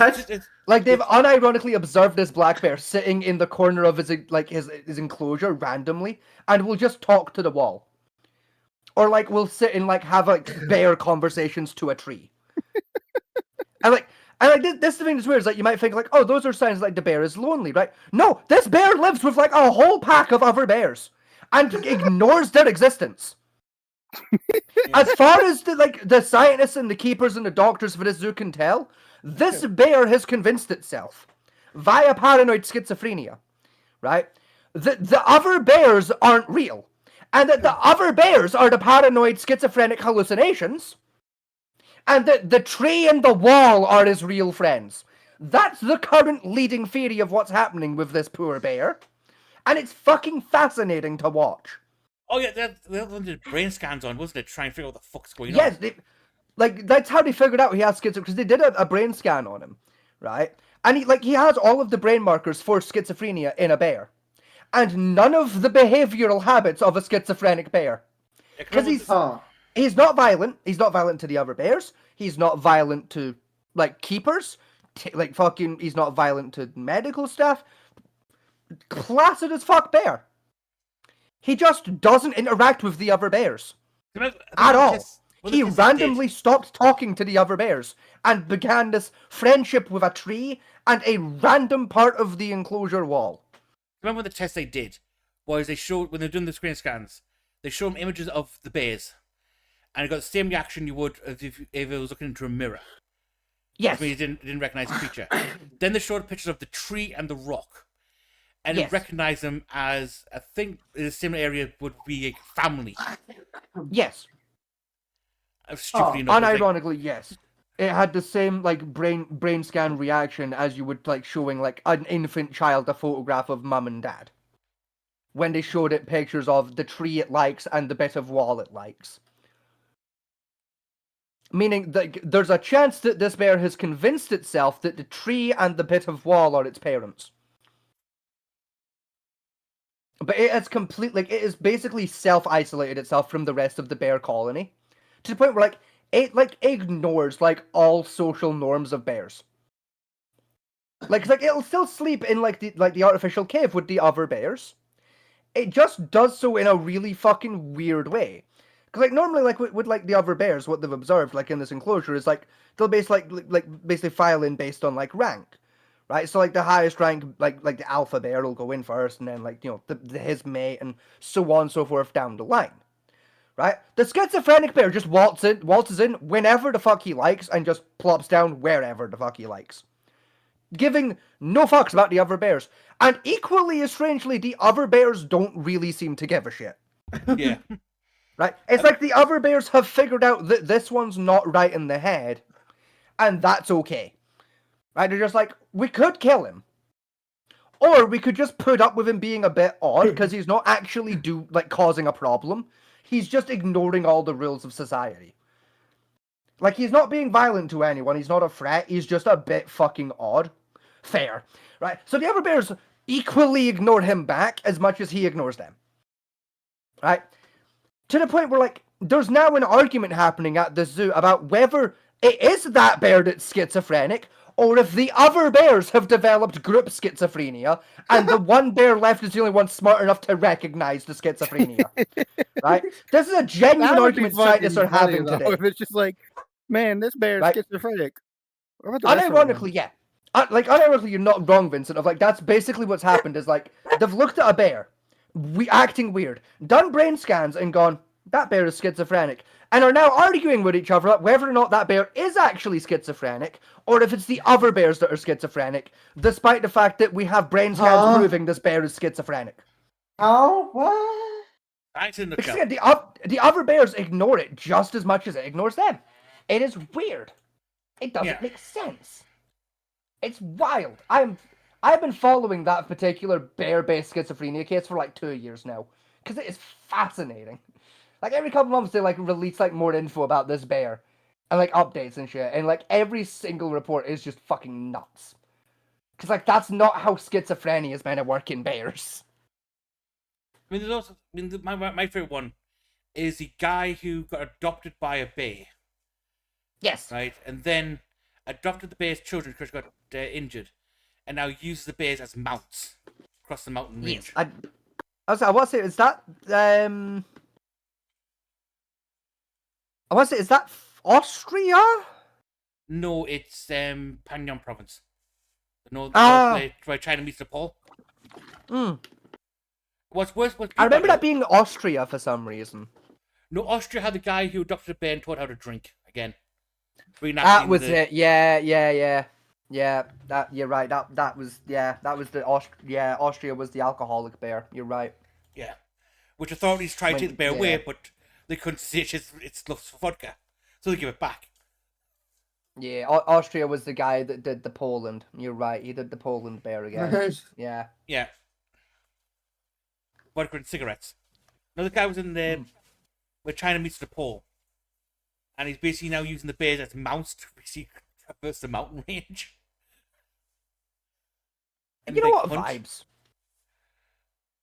It's one of that things. If I had a pet bear, I'd probably do the same shit. Well, that's the thing. People say, bears can't be tamed, right? Or you shouldn't tame the bear and use them as pets.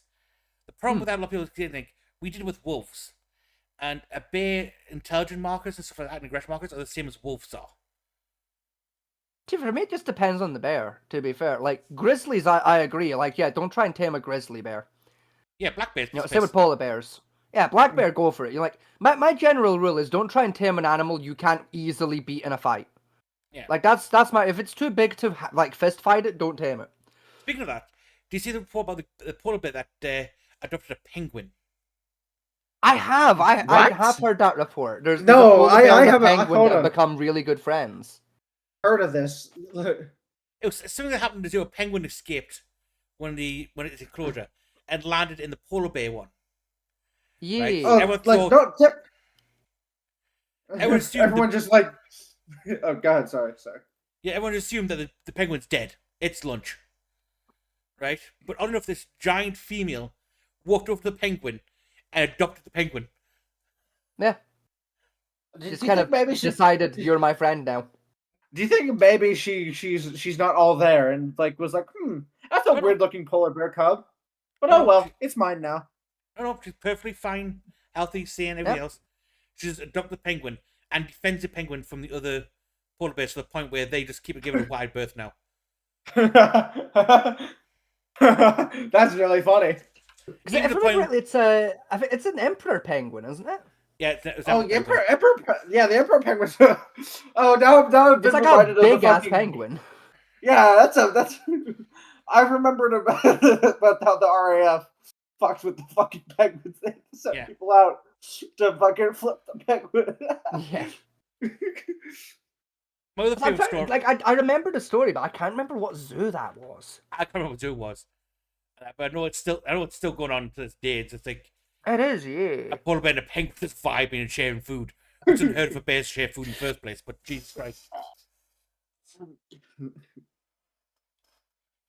Yeah, it's one of those weird. It's like when crows now adopting wolves. They are, yes. What? Like the TV How that's does that been even happening work? that's been happening for like a while. To be fair, that's the I think the earliest case we know of so far was about 50 years ago.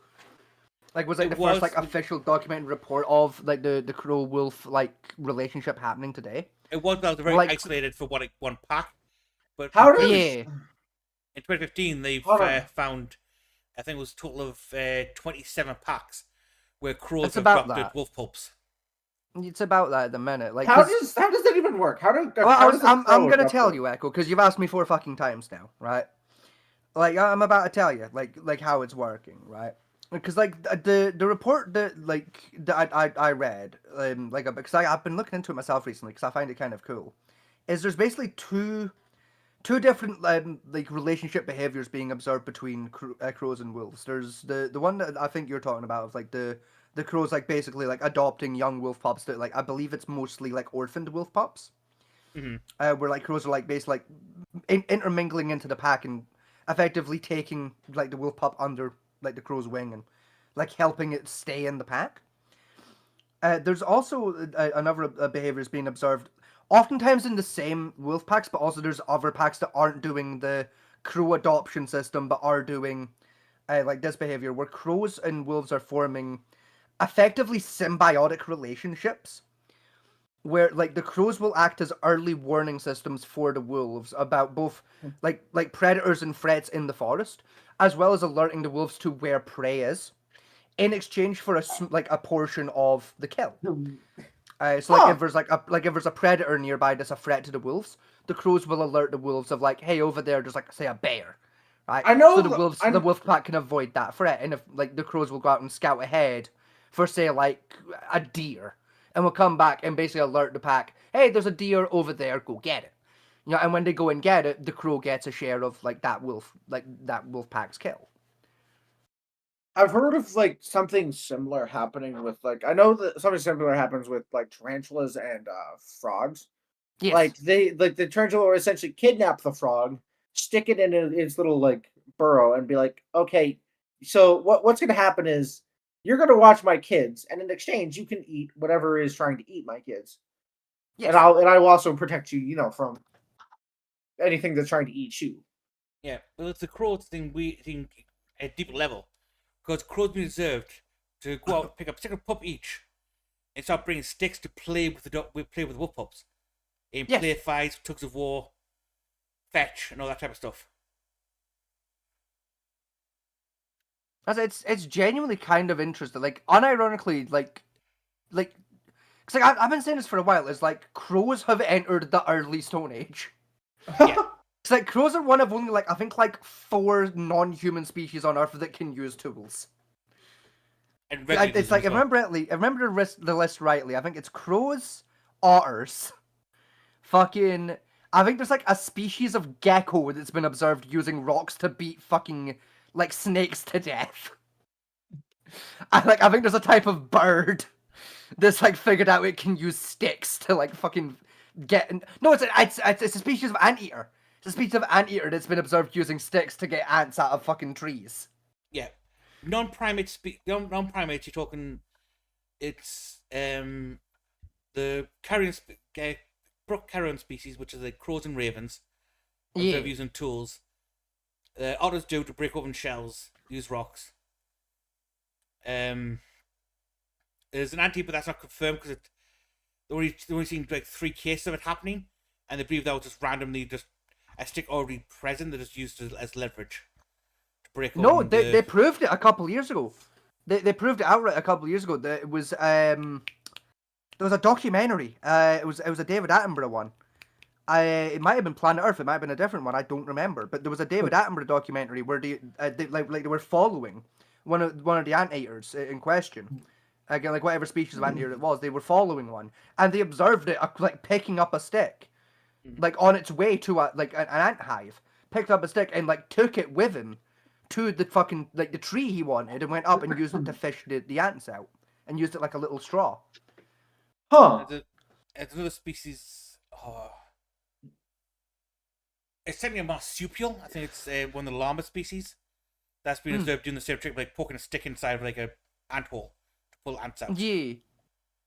I can't remember what it was.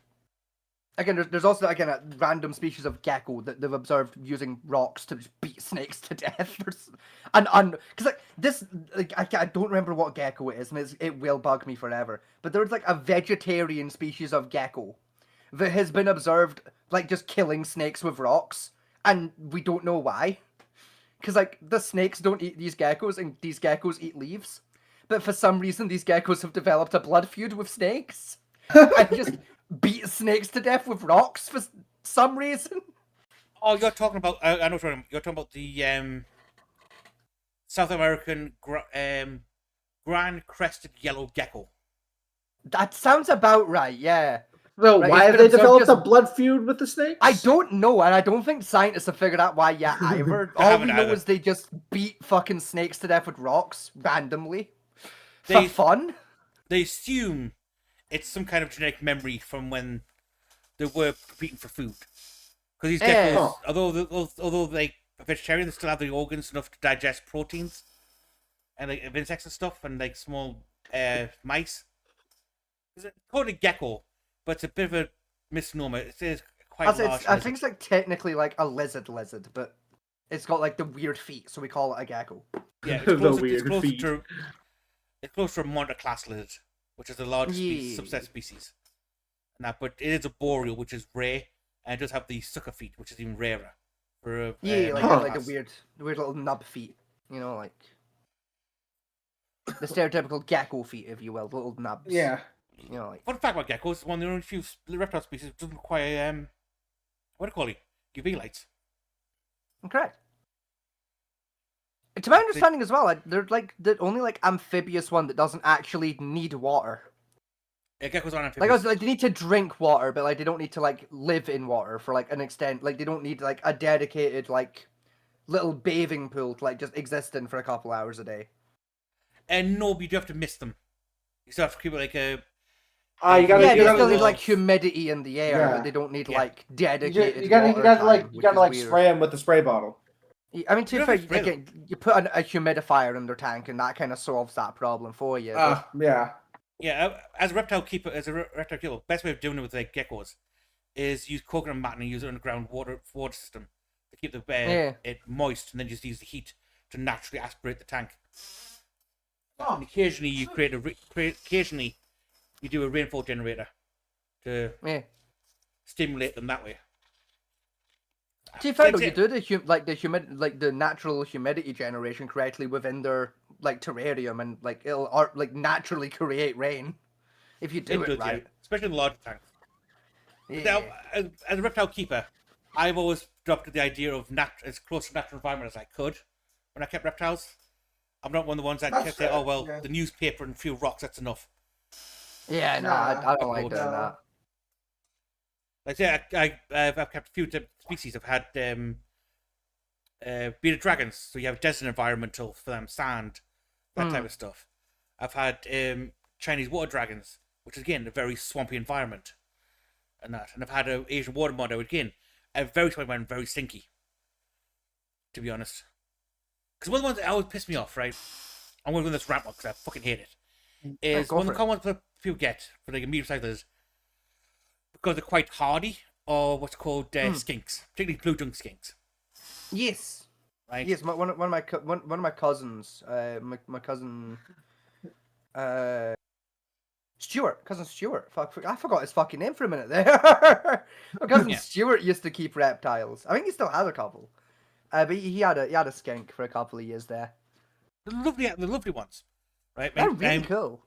My little sister, she loves skinks as a reptile species, right? But one thing that I hear people do with skinks a lot of the time is a skink's diet is supposed to be 30% meat, so pinkies and that type of stuff, which are baby mice. Yeah, like little mice and 30% vegetarian, vegetables, and like the rest of it's insect based. Right? That's how you keep a skink balanced. What a lot of keepers did, because it works, is they feed them cat food. Yes, I've cat heard food, that. dog food, and I fucking hate them when they do that. Because technically, they can't survive on it because it doesn't technically have the right balance for them, but it's not natural for them, and it causes massive diarrhea problems for the poor species, and it fucking stinks when they do it. It's one of the things I found a lot when I was doing, like, when I was learning reptile keeping, is this kind of weird bullshit people do, just to fudge the numbers with the reptile thing.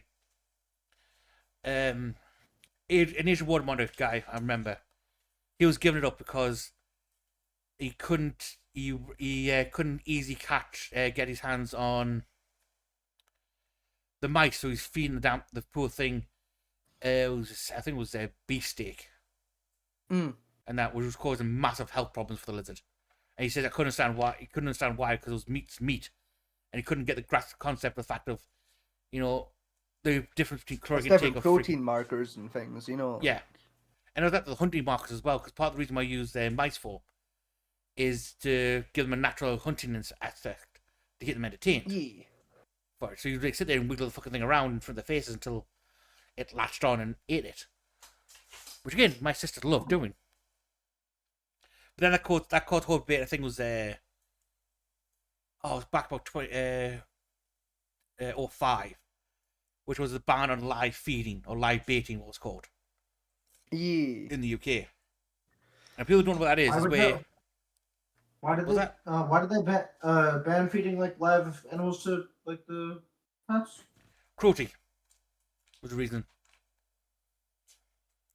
Yeah, but I think they've slightly changed it now. You can do it, but you need a license. Need a license. It's only for I know zoos still get away with it. Yeah, it can still be need a license, and it only classifies for the large species of reptiles. So like the large anacondas, the giant monitors like the bosque or the Asian water monitor, or the arboreal black diamond scare monitor. Oh, technically, one's allowed. To be fair though, it's a legislation I do agree with. Cause I'll hold my hands up in the air and say I've never owned a fucking reptile in my life because my mother's boring, right? But at the same time, I like reptiles. I find them quite fascinating, like little creatures. Snakes in particular they're my cup of tea. I like snakes. And a lot live feeding was very popular in the snake community for a long time there. And from my research of looking into owning snakes over the years, a majority of snake breeds, there is risks with live feeding of sometimes the snake will lose the fight to the fucking mouse and get injured or killed. Yes. Right. So it's from where I'm standing, for me with live feeding, I see it less as cruelty to the mouse and more cruelty to the fucking snake. Because my snake moves wrong, you could get fucked up by a mouse, and I don't want my snake to get fucked up by a mouse. That one came. I'd rather feed it something I've already killed. Yeah, that one came about because of a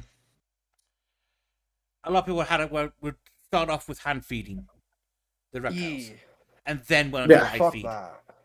Fuck that. Would I hand feed a reptile?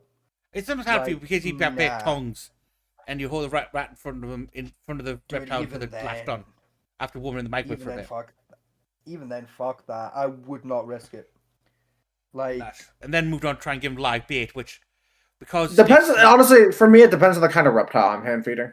No, But, even, like- I don't care what kind of reptile it is. I ain't putting my hand anywhere the fuck near it. No. Even if it's just a little turtle. Not during fucking feeding time. Absolutely fucking Echo, not. a turtle can take your finger off. Easily. Yeah, but Right, fuck that. Alright, if I'm feeding a reptile, I'm feeding it like a fish, right? I'm opening the fucking tank, I'm lobbing its dinner in, and I'm closing the fucking lid. Right? Am I putting my hand in there during feeding time? Fuck that. As we've experienced, right, I've been bit several times from different various reptiles, including snakes. Right. It is not a fun experience, despite what people say. Yeah, fuck no. And I got bit by an anaconda before. And that when I was moving one from a tank. And that. Best part is the woman who owned the shop I used to go to, right, was a specialist in reptile biology. And that. She was a full professor with it. And we used to have one snake in the shop called Rye, which was a 28-foot anaconda. It was an albino anaconda. Right? It was a pissy little thing. Those are really, really pretty. They are very pretty. Not very Albino snakes in general are pretty. Yeah, they are. They're fucking beautiful creatures. Very pretty, and very powerful. Right? Now, bear in mind, most people in this shop were twinks. And that. Oh no! Yeah. Honestly, this is normal in the reptile world, typically. Okay, Reptiles yeah, are very yes. popular in the twink community. Yes, but I can see how this is going to go bad already. Yeah, so they're moving the snake from the store, from one tank to clean it. And it decided to be very pissy this day. As And- anacondas often do. Yeah, and decided to think at least 3 of the people were dinner. Oh no! Yeah, that's an anaconda. Yeah, bear that's in an mind- anaconda. Bear in mind, anacondas are strong enough that you could take several grown men from the World Heavyweight Championship, like weightlifting, to unbind these damn things. Oh yeah. Yeah. They're fucking strong bastard snakes. This woman, right, was slightly larger than the average woman. Walks in, sees what's happening, grabs it by the head, and physically overpowers it and just rips it off the twinks. Right, slaps it on the nose, and then just puts it over her shoulder and just walks around the shop.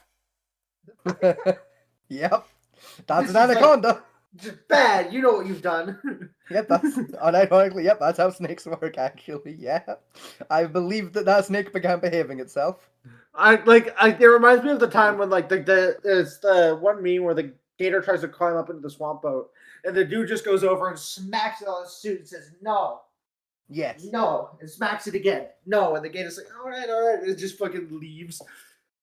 But no, to go back to the feeding thing for you, Echo, like a little bit what one of my favorite species of snake, Echo, right, is a species called garter snakes, right?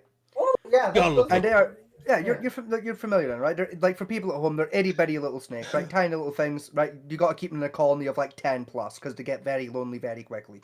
They can I actually unironically didn't die of realize. sadness.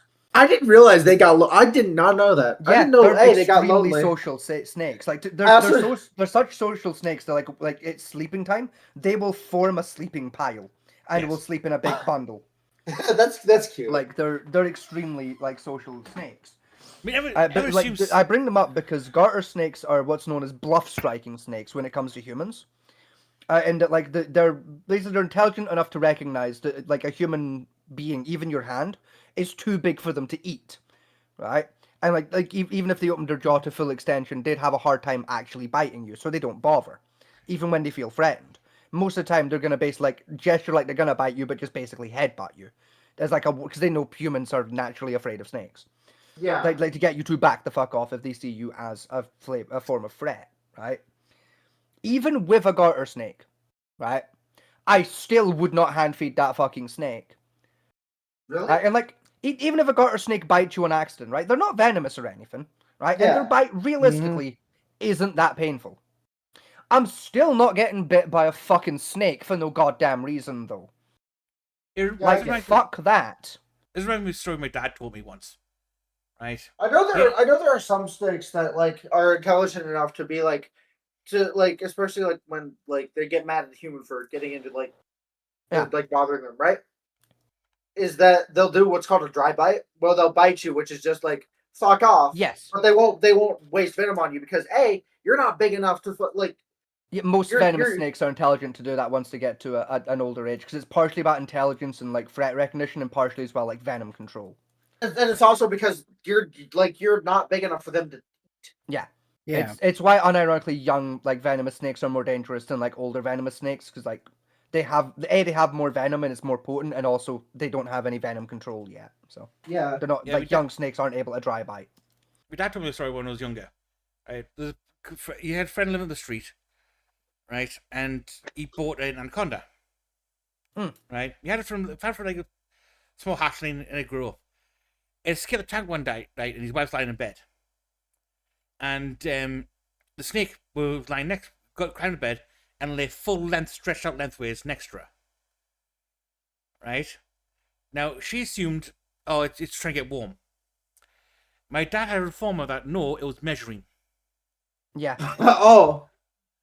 That's unironically. That's when you get rid of that snake and hand it on to a professional. If you've got a big snake and it starts measuring on you, you sell that snake on. You get rid of it. They did. The wife made Because him that sell snake the is snake. getting ideas. Yeah, she made him sell the snake. Because a lot of snakes, like a lot of inexperienced snake owners think, oh well, it's lying a long ways. It's thingy. No, if snakes sleep, they kill as tight as possible to maintain heat. Yes. They very rarely Yeah. let sleep fully stretched. That means they're measuring to see if they can eat it, whatever it's measuring against.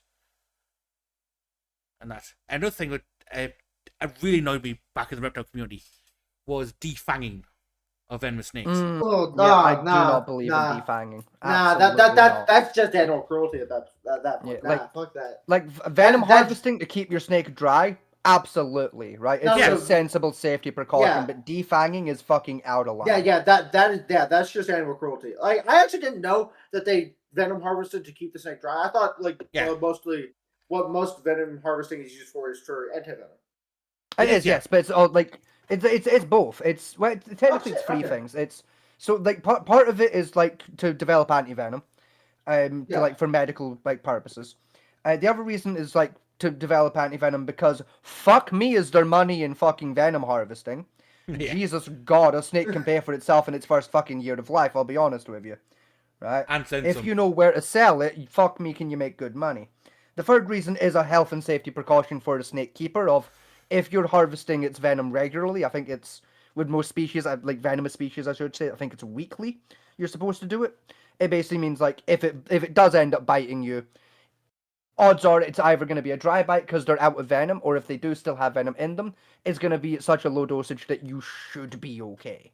It's also for the health of the snake as well, because Yes.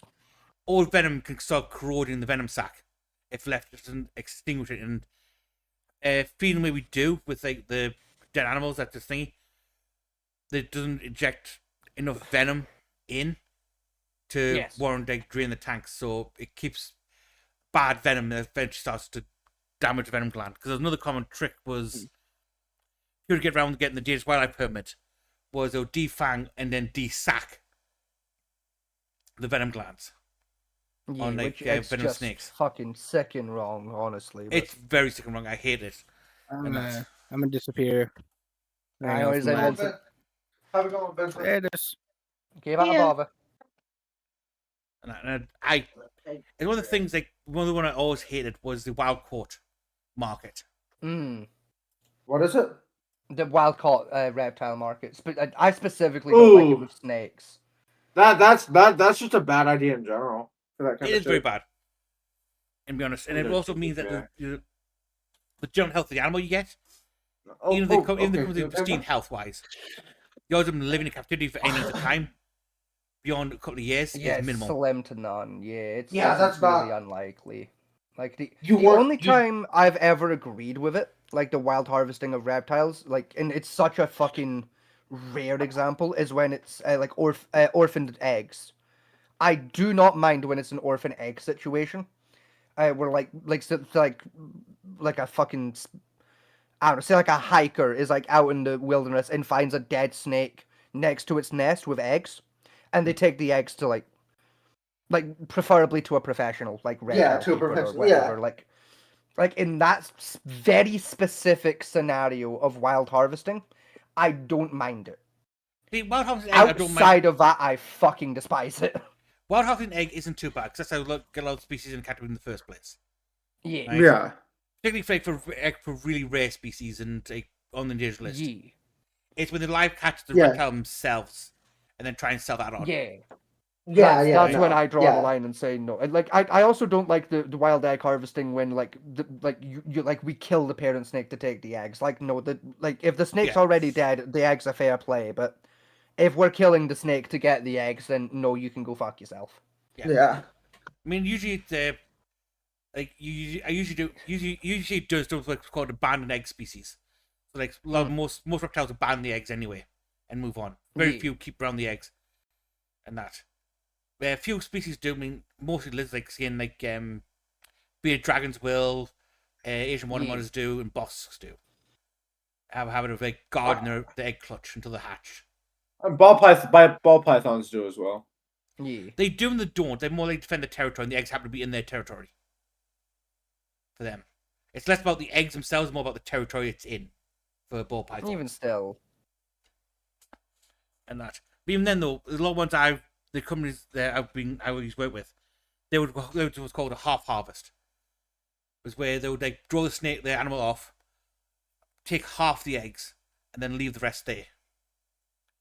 Like even that, I disagree with myself. Yeah, for me, that's kind of like it depends. It depends on the situation. If it's like an endangered, if it's an endangered For an endangered one, I'll let it go. But for endangered species, like. But if it's just for like, if it's something like really common that you could just get, like without having to go through that, and that's it's the market's now quite saturated with like reptiles. Even though some rare ones, it's still hard to get your hands on if you're a dedicated keeper. But again, there's ways and means of getting a captive bred one, which A, is going to be healthier, and B, you're not going to have as many behavioral issues.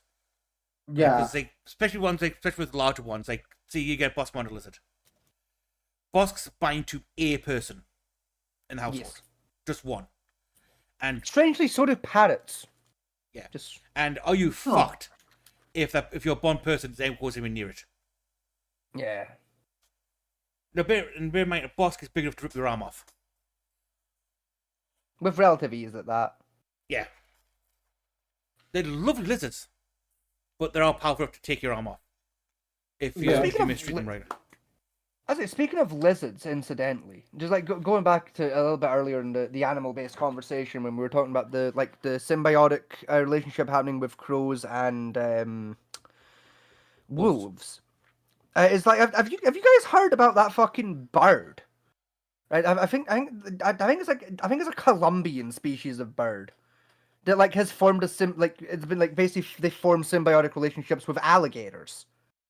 are you talking about the ones that'll clean the alligator's teeth and whatnot? Yeah, the alligators will like a bird and an alligator will like choose each other, and the gator will sit with his mouth open, so that the birds can sit and like pick shit out of their teeth for them. Yeah, that's been a thing for a while now, hasn't it? Yeah, I know it's like been a thing for a while. It's just like I just still think they're fucking cool. It's just like it is. They don't It get is talked really about cool. enough. Like I just think that's neat.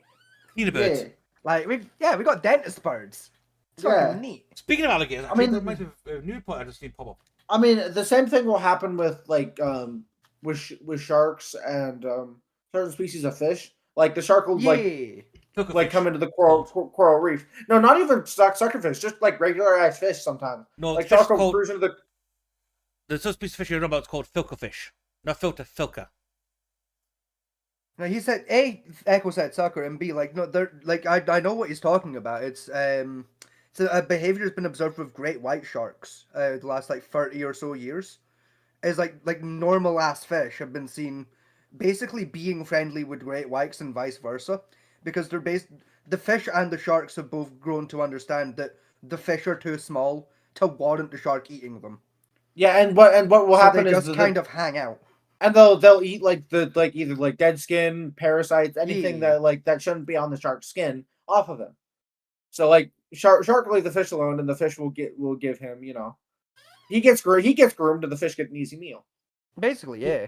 Here we go. As it's not just like the fika fish and the suckerfish that have been seen doing it now. It's like it's like, just like regular. there's been examples of like clownfish and angelfish partaking in this. I can't trust one on the.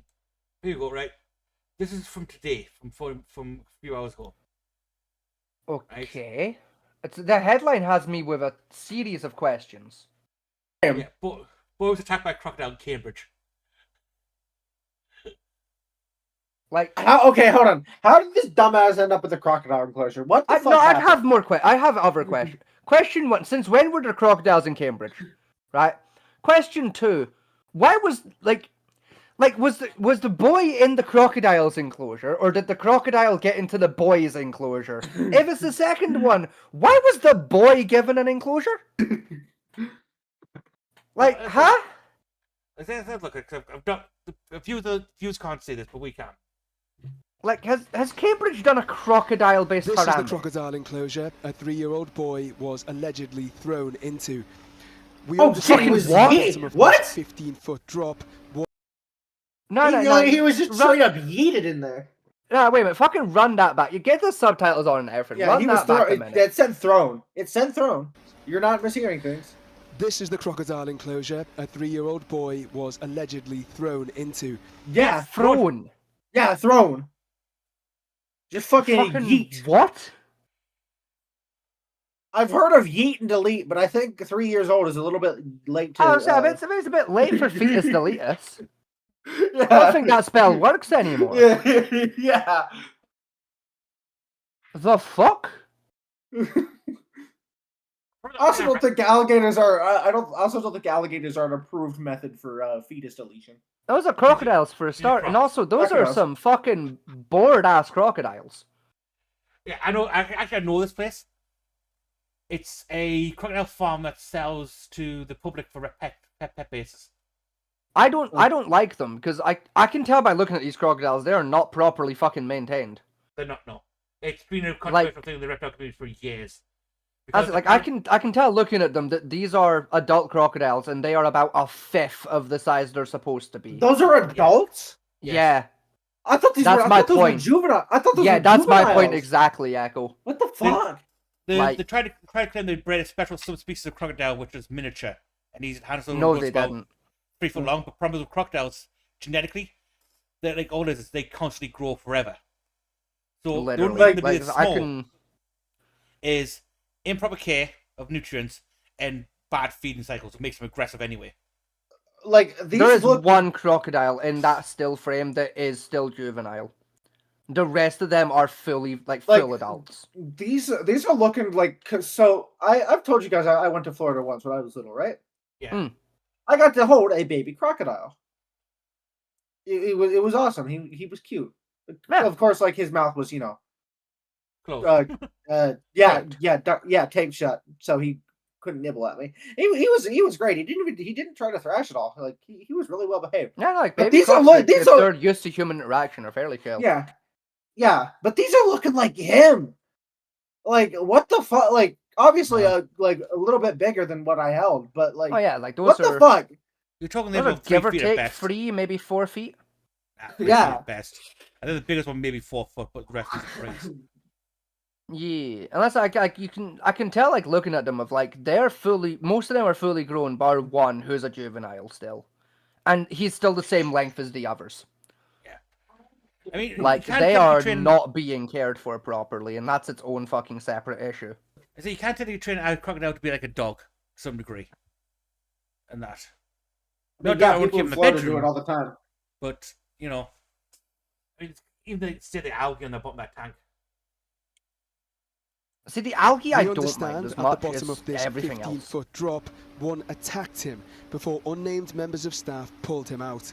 The man arrested on suspicion of attempted murder has since been released, deemed unfit for interview. As more. What? What? Yeah, that sounds about right. He's unfit for interview. Why was in section 45 then? Presumably, like he was picked up, I would guess. Like I would assume, like a close, responsible family member came and collected him. More details emerge. Visitors have returned to Johnson's of Oldhurst in Cambridgeshire. Johnson's as a whole remains open today. Press have been outside all day and visitors have been coming in and out to visit the farm shop and the zoo. It's the crocodile enclosure that's remained closed out of respect to the family of the boy who was injured yesterday. As we understand, he's still in a critical but stable condition. I'm surprised that kid's not dead. Yeah, I'm surprised that kid's not dead. He's like 3 years old, 15-foot drop into crocodile water where he was subsequently attacked by a croc. I'm surprised he didn't fucking drown, honestly. I'm surprised he didn't just die. That water looks give or take 4 foot deep. Yeah, that maybe a bit more. Deep. Definitely doing it for death rolls. The fact he didn't get taken out by the drop on its own. Is its own fucking miracle. Jesus fucking God. Among locals here, most people we spoke to have been and say they will again, holding their kids a little tighter. I'd say the fences aren't that high. They come to about here on me and I'm quite short. It's a terrible tragedy, and it's one of those things that I think our hearts go out to the Johnsons. Oh, sickened. Oh, very, very sad. They love how close they can get to them, and there was never a... Lady, you need to reapply your lipstick, love. You do that in haste. You know, I've seen worse lipstick, to be fair. Yeah, same. Certain about safety, and obviously it was the act of what happened that is the reason that the incident happened. But yeah, just really important to hold on to your children, really, I suppose. Chris used to house she says crocodiles while letting at her fucking Johnson's. child run havoc in the background. Yes. This can't have been a safety failure. Johnson's facility is one of the best facilities that I've actually seen in this country. Don't lie to me, I don't Chris. have any issues about the way the animals are kept and the security there. I have This several. incident is just one of those things that is just beggars belief. They are predators. They're very reactionary. So see, now if that's what a child- fucking croc's meant to look like. That's about 3. That's a 3 or 4 much years healthier example of a croc. I'd say about 4 or 5. Knock it back a bit for me here. Yeah, I'd say he's about 4. No, he's 6. I suppose maybe. You make these digiriginals here. You count these, and that for age. That's right. I go mostly off of size and weight, to be fair, to guesstimate age on a croc. But From size and weight, that can vary depending on how much feed it gets. But these Even then, bridges though. here come with age, and I can see 5. So missing one for its first year. It gets one every year after that, and it's about 6 years old. So yeah, about the right size for a croc. right. Yeah. It looks healthy, alternative. Even a Close looks 4-year-old okay. at that size, I'd accept, honestly. are predators. They're very reactionary. So if a child or literally anything landed on top of them or very close to them, they would react, and that would result in... Sound effect was not required, mate. I say, Chris, you need a fucking fisherman's friend or something, pal. You got a bit of bronchitis there, pal. Fucking. an investigative bite. Thankfully, that's all it was, and the boy is expected to make a full recovery. Jay Akbar, 5 News. Well, that's good, to be fair. That's very good to hear that the boy's gonna make a recovery. But also, what the fuck do you mean? I'm interested to know now with this case of because I understand investigative bites. I understand crocodiles enough to know what he means. My question is, this mystery man that hurled a 3-year-old I'm into a assuming- crocodile enclosure, was this a random man or was this a favor? Because of what the context goes of people holding their kids tighter, I'm assuming what has happened is it was some random dude that yoinked the child from their parents and just yeeted them in. That would be my assumption as well. But normally they would say that that's what happened. Yeah. The fact they're not saying one way over the other has me worried that what's actually happened is a dad has had a mental breakdown and thrown his own child into the enclosure, and that detail hasn't been released yet. So the rest of the general public's made the same assumption as yourself of, well, it must have been a stranger. The problem with this closure does allow people to throw bits of food in you buy from the store. Yeah. Someone had a breakdown and thought his child was a lump of meat he was meant to throw to the crocodile, something stupid like that. Huh. That was kind of 5. It's ITV. He's The just an Cambridgeshire abusive Zoo piece now- of shit, Dad, and lost his temper Yeah. with his kid and went, go to the Croc Crocaligators, you piece of shit. The focus of a major police investigation, drawing media attention from around the world. Johnson's of Oldhurst near Huntingdon. It was here where the 3-year-old boy sustained serious injuries after being thrown into an enclosure and attacked by a crocodile. He was rescued by staff and pulled out by a woman believed to be the zoo owner's wife, described as a hero by those that know her. I think we should acknowledge just how brave Tracy was. Doing what she did would have made all of that difference, and just putting herself at risk like that. You know, these are predators in that enclosure. There may have been another 10 or so animals with her. Just to completely have total disregard for her own safety, going and rescue the child. I don't Let's care about her. recognise that for what Yeah, it she's is. brave. That's I want to know very about the heroic. trial for the kid. Just 24 hours Yeah, I mean, earlier, literally. the zoo had been celebrating International Crocodile Day, publicising it through this social media post. Today, the zoo was open to visitors, but the tropical house where the incident happened remains closed until further notice. As a family, we come here a lot, and we plan to It was come a Crocodile Day. Yeah. today I anyway, didn't know that was before a we thing. knew what happened yesterday. And my partner's got a 3-year-old little girl, and we were saying just how awful it is. When I saw it originally, I was like, yeah, okay, that's got to be a hoax, because that would never happen. I come with my friends' kids all the time. They love it because Oh, there's one asshole in the background there. He came with a Tesla. Yeah. Oh. He's parked it like a fucking Tesla too. Look at him. you've got crocodiles, you've got lions. Yeah. Well, I hope he's all right. Crocodiles have been part of life here for nearly 20 years, and are owner Andy Johnson's pride and joy. What began as a small that is a collection in a converted that is- cattle shed Fat crocodile. It's really not. That's a healthy crocodile weight. I mean, yeah, these ones actually look healthy instead of that fuck whatever That the might fuck be- that was. That might be the breeding pool the kid was thrown into. Possibly. Maybe. It still wouldn't explain Swiftly why the became the crocodiles star look so fucking anemic. I mean, that one looks quite small. I mean, yeah, to be fair. attraction of the zoo that's also home to livestock, tigers and other exotic creatures. I think everybody is in shock. From what I've seen put on Facebook, on social Keeping media. a capybara in the same building as a fucking crocodile. Yeah. Like, I get they're not in the so same far, pen or nothing. but everybody's fuck me, one saying, "Oh my crocodile gosh!" escaping, that Just thing's everyone's in fucking shock. Never thought it would happen. It is lunch. A 30-year-old man from Norfolk, who was not known to the victim, has been released on bail after... Also, Okay, it was okay, random. so it was Yeah, a okay, stranger. yeah. Yeah, it was just a complete random dude. stranger. Okay. Yeah. It wasn't random Just fuck. it was just What some the fuck? random cunt that fucking yoinked the baby. And threw it to the Yeah. crocodiles. I don't mean to laugh. I'm not laughing because it's funny. I'm laughing because I'm confused. Like a random fucking stranger is grabbed a Wayne and gone, go to the crocodiles. Becomes Yeah. dinner for the reptiles. Like, Like, made a sacrifice to Set. literally though. Like, man, literally out here doing a fucking... Whatever the fuck the name of that Egyptian fucking pharaoh was, actually. Set. Fucking... What? Crocodile. God. Deity. Yeah, you know the one from the Prince of Egypt. You know the dad in the Prince of Egypt, right? That pharaoh. Like fucking, like he's done a him. Like what the fuck? It doesn't make sense. Doesn't know. Like, I mean, I guess it's one way to.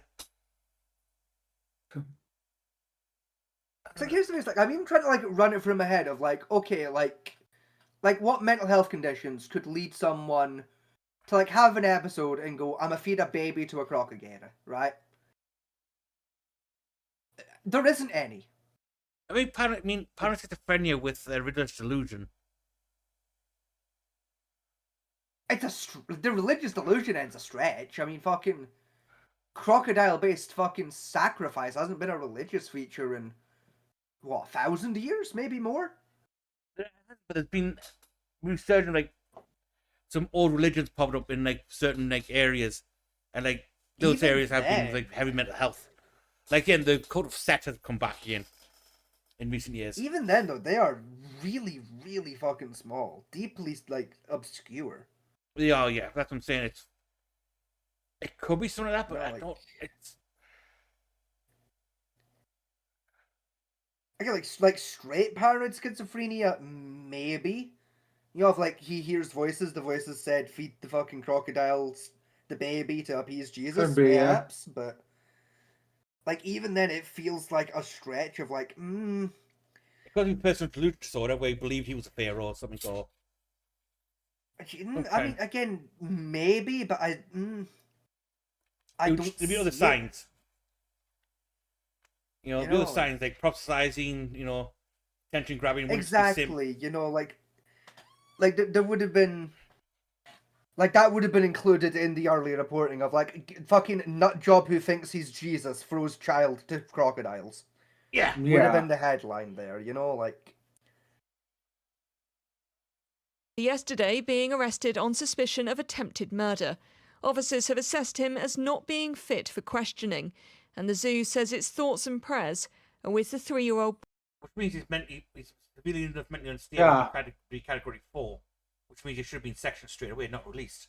I mean, not necessarily, in fairness, because it like being deemed unfit for interview can be due to like mental instability, but it can also be like in like cases of like extreme.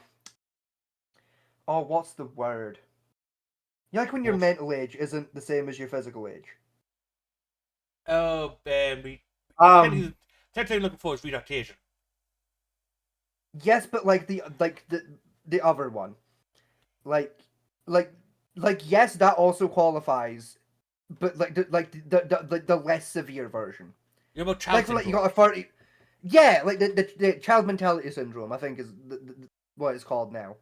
Yeah. Where like you have like a guy who's like 30 but has the inner brain workings of like a 4-year-old. Yes. Yeah, I think I know what you're talking about. Child mind syndrome. It's called. Yeah. Like I'm not saying that's what's happened here or anything. I'm just saying that is another possibility of like why he was released rather than sectioned, because he's not technically insane. He's just his brain works in such a capacity that he's just unfit for going through the legal process in the traditional sense. That was the case. You a guardian with him at some point. Well, that was the case. Yeah, and I think that's probably why he was released, is again like a guardian like has come and collected him, and he's been released into like a responsible guardian's custody. Would be my assumption. So, Emma, I guess the question now is what happens next? Well, the first thing will be supporting the boy's family. As you heard, the boy is currently in a stable but critical condition at Adam Brooks Hospital. We were hoping to speak to somebody from this zoo today, but we've been told that they are frankly too distraught, too upset to go on camera, but that their hearts go out to the family, and in particular the boy's mother, who was with him at the time, we understand. In terms of the investigation, well, as I said, it's very complicated, and part of that is because the man arrested is not fit for questioning. I'm told that man has learning difficulties and has been bailed until the 18th of September. Baby! The feeling here tonight, as you heard, is... Yeah. I guarantee I fucking knew it. I guarantee it'll come out as autistic or Down syndrome. Yeah, probably. And that. Because like the child syndrome is generally linked to Down syndrome. Or usually Down syndrome. Like that would be my immediate guess. Would be like extreme Down syndrome, like a fringe case of Down syndrome of like he's got it, you know. Yeah, which means he's probably given he's 30 years old, probably an adult care facility, which is probably what he was released for, because those are generally classified secure facilities. One of complete and utter shock, but also a sense that, well, things could have been a huge amount worse had it not been for the heroic actions of Tracy, who you heard about in my report, jumping in and saving this 3-year-old boy. She has been described to me as a remarkable lady, a hero. Others have spoken of seeing staff today in floods of tears as they come to terms with what happened. The main thing from police is asking people not to speculate, as I say, this investigation remains live and ongoing. Not really. Well, we've already done the opposite of that. We were speculating our asses off. And you know what? Fucking, I still get points because I speculated correctly. Right, unlike most fucking internet sleuths, I actually used logic and reasoning. So fucking, you know what? How about fuck you? I will speculate.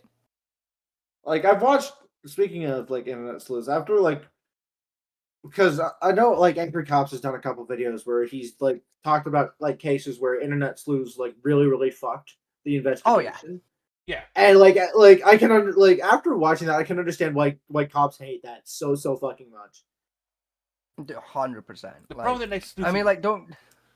And, the problem with net sleuthing is, right, is what I'll have is they don't have the knowledge in order to process information correctly. Plus, they all think they're the next fucking Sherlock Holmes.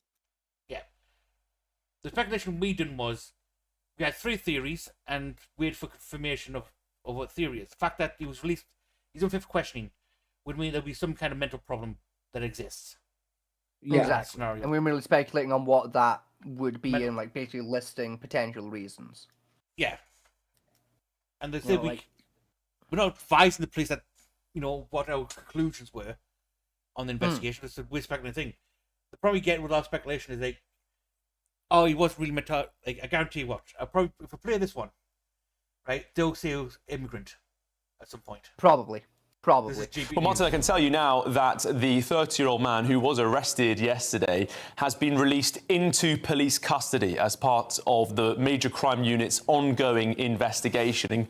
Cambridgeshire Police said that the man was deemed unfit for interview when he was arrested yesterday after 1:30 p.m. when the force was called to the zoo near Huntington in Cambridgeshire. We have also gathered some details about the boy, the 3-year-old boy, who was treated in a critical but stable condition at Addenbrooke's Hospital in Cambridge yesterday, about how he was recovered from the crocodile enclosure in the zoo. It's being reported that the wife of the owner conducted something of a heroic action to... See the point we made with this one, right? Police custody and that, which wasn't true because the other one's saying, right? And basically glossed over a lot of it. And that fact is saying the boy's now completely fine. Yeah. When this was, 6 hours ago, and as of 40 minutes ago, the report stated that, he's still in critical condition. Yes. Critical but stable condition, in fairness. And that's GBN News. Fucking tossers. They are. Going back to the online sleuths conversation though. Yeah. Like a little bit because I'll always be one of the first people to say criticize internet sleuths all the fucking time because a lot of them do shit in really fucking stupid ways and it bugs me. I will be the first to put my hands up and say that it's a little hypocritical, because, to be fair, used to do that a lot. Got paid to do that at one point in my life, But to be fair, you weren't a fuckhead about it. At least exactly. I don't think you were. To be fair, I actually followed the fucking law, 99% of the time. Emphasis on 99% of the time. And again, don't worry, I will put my hands up as well, at times, and I will fucking happily support and congratulate internet sleuths that do shit correctly, right? You want to see some internet fucking investigating that, is some top tier shit? Unironically, watch the Netflix documentary Don't Fuck With Cats, and then do your own research into that, particular case, because Netflix left a lot of really fucking cool details out, right? That was internet sleuthing at its fucking finest. At its finest. Go on. There's a lot of stuff internet sleuths do, relating to what we were talking about that pisses me off. A lot of internet sleuths will look at, say, a murder case, for example, right? And they'll look at the information that is publicly available, and jump to conclusions and make deductions and decisions based on that information. Yes. I remember, and sometimes it. Oh, go ahead. Sorry. No, on you go. I know, especially one of the videos Angry Cops did was about the those 6 kids. I think it was the 5 or 6 kids that were killed in a frat house near the college kids, right? Yes. And there was this one dude that had pretty much his life ruined because he was just in the wrong place at the wrong time. Yes. And somebody thought he looked suspicious. Yeah, I feel really bad for that dude. Yeah, and that I'm glad you brought it up because it's a good example for like what I'm gonna get to here of like what a lot of like internet's like detectives like basically fail to recognize and remember. It's because you're a civilian who's like trying to look at this case using like OSINT information, right? Of like open source intelligence, right? Of like basically like using like the internet and also just publicly available information from the investigation to figure out what happened. There's a lot of information that the police know that you fucking don't.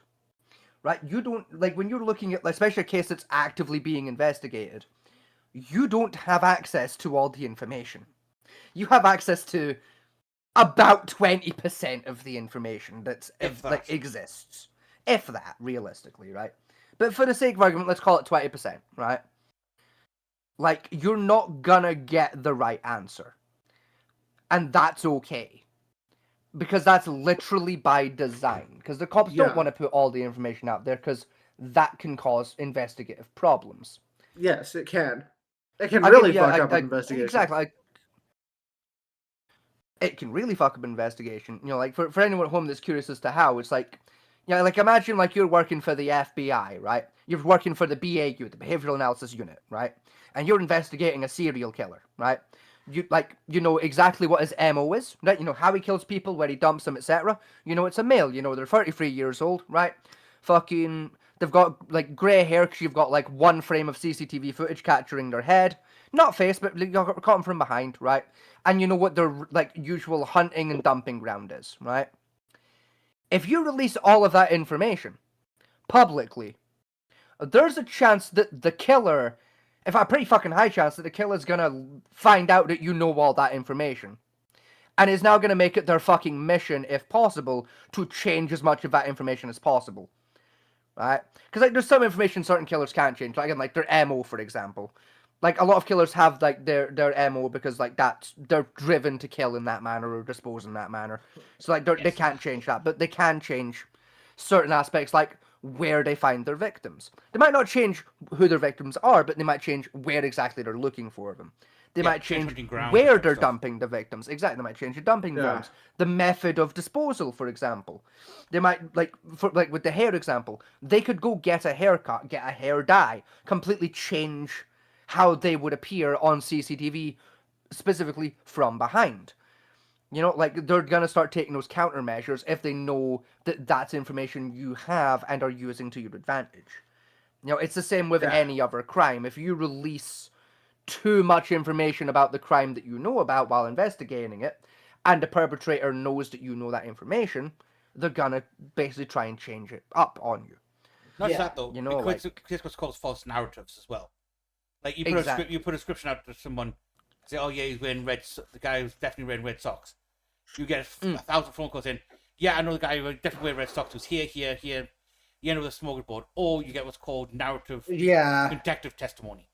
Where you put out a lot of information about the case, like, oh yeah, that's Bob. That's Bob down the street. He's always been a bit creepy sod. Yeah, he definitely had one of those back in 1995. It's 2020. Yeah, but you still have it. You never know. Yeah, and it turns out Bob's been dead for 6 weeks because Bob had a heart attack and no one knew because he's got no family or friends. Yes. You know, and that's now 9 fucking hours of police time that could have been spent investigating that wasted on fucking Bob. Yeah. And you also get false confessions You know, as well. like, The part of the reason they don't need full information for is to weed out false confessions or false narratives. Yes. Now, because it happens all the time with like, especially high-profile murder cases. You get some twat saying, yeah, I did it just because he wants a fucking clout chase of it. Yes. And they use the fact of like, well, how did you bind them? Well, I did it this way. Nope, wrong, fuck off. Yeah, wrong, because there was no binding involved in the case. Get fucked. Yeah. Like that, and unironically, it's a clever tactic they use in like the opposite way as well, fairly often. Is like because like there's not a common trend, but a semi-regular occurrence that'll happen in like especially murder investigations. where like the perpetrator will effectively insert themselves into the investigation like the best they can without alerting suspicion. For example, like they might join in search and rescue efforts, or putting out flyers to like before we know that the victim is an actual victim, they're just say a missing person right now. Yeah. They might insert themselves in the search effort and putting out flyers, that kind of a thing, so that they can gain more information on what the police do and do not know about the crime. And like that's why, like, even when you are working with law enforcement to investigate a crime directly, but you're not an actual member of law enforcement, the amount of information you're given access to is about equal to the public. Is so that, say for example, if you are the serial killer, they can catch you fucking slipping up by basically like talking about or mentioning a detail of the crime you were not given access to. Meaning They catch you lacking. Know that information is because you were fucking there. Oh yeah, they catch you lacking. Exactly. Unironically, because it's a genuine thing that like a lot of like serial killers have. Is a lot of serial killers have like personality disorders. Very specifically, a lot of them have some form of narcissistic personality disorder. So they like talking about the shit they did. Yeah. They especially like talking about the shit they did discreetly in front of the cops. Because they think they're gonna get away with it. Especially those psychopathic or sociopathic tendencies. They like to them. It's a risk reward game. They're It's a playing. game. They get an adrenaline rush, and a lot of the time they get a dopamine rush as well as like a sexual release from like trying to discreetly talk about how they killed somebody without it being obvious they killed that person. Yeah.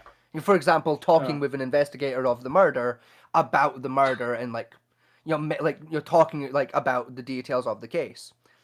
Like because like again, oftentimes with the criminal, they'll forget that they know shit the rest of the general public doesn't.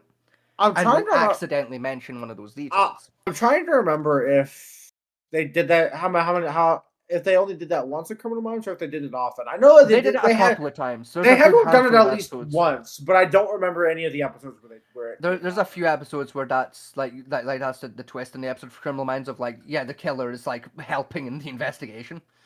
Because it happens about as often in the show as it does in real life. It's like once a season, give or take. Yeah. Like statistically, like I don't think it actually is once a season. It's like the number of episodes works out to about once a season or so. I mean, another thing, but like, yeah, it's like a semi-common occurrence in like real life investigations. I mean, like say another one particularly is given back like the Sherlock Holmes like era of like investigation. Is back then, the police, although police existed, right, in a regular force with regular training, right, private detectives were often used because usually the private detective was a rich bastard with a fairly decent high level education, usually beyond what the average policeman has, right, and they were generally hired in as a consultant on specific areas of need for understanding. Like Sherlock Holmes in particular, he was specialist in chemistry, one of his biggest thing, and deductive reasoning, where a lot of the police back then didn't have it. Now, one weird thing go on. Sorry, on you go. No, come out, change the point in a second. So, okay, well, I was saying, like part of that as well, like historically, like, especially around the Sherlock Holmes time period, or like the time period Sherlock Holmes is set in. Obviously, not when it was written, because it was written after the fact. But anyway, like during like that, like general like point of history, like when it comes to investigation, and this is true, like for like both like Europe and America, like at the time, is like a lot of police forces, in fact, a majority of police forces didn't have dedicated detectives within them. Like that wasn't a common thing outside of like major metropolitan areas at the time. Like, and even in a lot of major metropolitan areas, if you did have detectives, there weren't many of them. Like London being a key example where Sherlock Holmes takes place. Like, I believe in the city of London during that time period, there was a grand total of like 10 detectives employed directly by the by the Metropolitan Police Service. 26. All the other detectives were like outsiders that were basically like hired on here and there, like as and when necessary. There was 26 full-time detectives in the London metropolitan area. That sounds about right. Like it was also a devastatingly low number. The rest of them were like part-time, like just whenever they were needed kind of a job. Now the reason why I know that for is because, like, say, we might just play the game, where basically you got evidence, and it was based around Jack the Ripper period. So we got our hands on like the full like police reports and all that type of stuff, and like Yeah. boss of the police department at the time. Now the police investigating Jack the Ripper's case had 2 full-time detectives, and they changed out twice in that scenario. Yes. The reason I bring this up for is me and my sister have fairly high intelligence. We have fairly good understanding of criminality and science and that type of stuff. And going through the reports for ourselves, we came to a different conclusion from the police. Yes. Entirely, Yeah. because when you look at the victims that occurred, right? Those 2 victims with very similar names and nicknames that lived close together. And then you had the manner of the bodies were left in. If you compare the first victim to the last victim, the method of a kill and dismemberment was vastly different. Way vastly different. Yes. Right? And the only one that had something similar was victim number 3. Whereas victim number 4 was a straight stab and move on. Very Yes. quick, very clean. Now, the reason we brought up a conspiracy point of view of it is the last victim, A, was younger by far. The rest of them were mid-40s, she was 20. 2, she was originally a high-paid courtesan. Right? Now, back then, For those who don't know, that's an upper-class prostitute, for the record. Yes. Right. Who was also put out to the king of France at the time. She was taken to France and then came back, believed maybe not pregnant, and had a child. Right? She was also, the room she rented in, she rented a whole room by herself, which she also rented out to other girls for their dalliances for a safe place. Now, from the police report, the owner heard her singing up to 2 a.m. The body was found at 6 a.m. when the windows kicked in. Right? Now, the amount of dismemberment would have took at least 8 hours to perform on it. And the only identifying mark we had was a single scar mark on a tit. Identified by her so-called husband/lover, who was off his tits at the time. Right? That was in the police report. He was drunk off his ass. Right? So the theory Not was- uncommon at the time, in fairness. Yeah. Especially as around the dock areas. Now, the theory me and my sister came up with is the girl in the bed was not the last victim, as named. It was, what we believe was, she was murdered as a substitute for the original courtesan girl. And that, because there's also a link to the Dutch royalty as well, thanks to victim number 4, who used to be a servant working for the Dutch royalty, who had a habit of embellishing and basically dobbing people in with information. Which also wasn't uncommon at the time, again, in fairness. It wasn't, no. Like, it was the year 9. People didn't really have anything better to do, to be fair. Then you also had the Communist Party building and the Jewish Party building right next door to where the murder took place as well. And that. So there's a lot of information. When you read through the police report themselves as a civilian, there's a lot of weird shit that comes out. That's why sometimes internet sleuths are useful, because they see things differently from what police officers would see it. In They a can general spot entirety. details in different contexts to like a regular officer, because they have different life experience. Yeah, that's why they say it. Even this day, outside consultants are still brought in on like cold cases and that, because they have what's called the fresh eyes paradox. You know, all the information there, but someone who's not linked to the case, not seeing through muddy waters, can see things that the cop has been looking at this case for 20 years can't see, because they're locked in on. I'm pretty sure this guy named Jim did it because he was shifty. Like, yeah, but Jim wasn't even. Yeah, but he could have done this. You know, And it's caused them to overlook something confirmation obvious. biased of the narrative, and that we're bringing someone outside can do it. Now, again, within that sleuthing in general, what you have a habit of, again, is those people without. Although you can get access to the court case files quite easily, if you also don't have the context of talking to the officers who originally wrote the file and what they may have left out of the file. Whereas a consultant could have a chance to go in and talk to the officers themselves. Like, look, what didn't you put in this file? You know, because they're guaranteed not all your notes went in here. There's something you held back on because you weren't too sure about it. Which could be a linchpin of the case. And my biggest one I bring up recently is, do you hear about the Tarot Girl case? You are going to have to narrow that so much further down. Right, basically this internet psychic, TikTok psychic, right? There was a murder case happened where the girl was murdered. And the psychic said, I had psychic premonition when my tarot cards tell me that this you're obsessed with this. Oh no! Oh god! Oh no! Was this why you were fucking talking to me about psychics last week?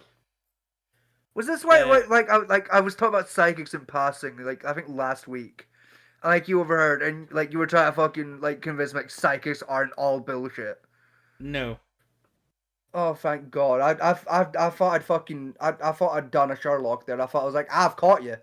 You've been watching TikToks again. That's why you were trying to convince me psychics aren't charlatans. No, she was a charlatan. In fact, yeah, that's because they're all fucking charlatans. Because she got the right, press. The police completely cleared 100%. No chance this woman did. She was like 1,000 miles away from the murder scene at the time, right? And this woman still said, "No, she definitely did because she was having an affair with the girl."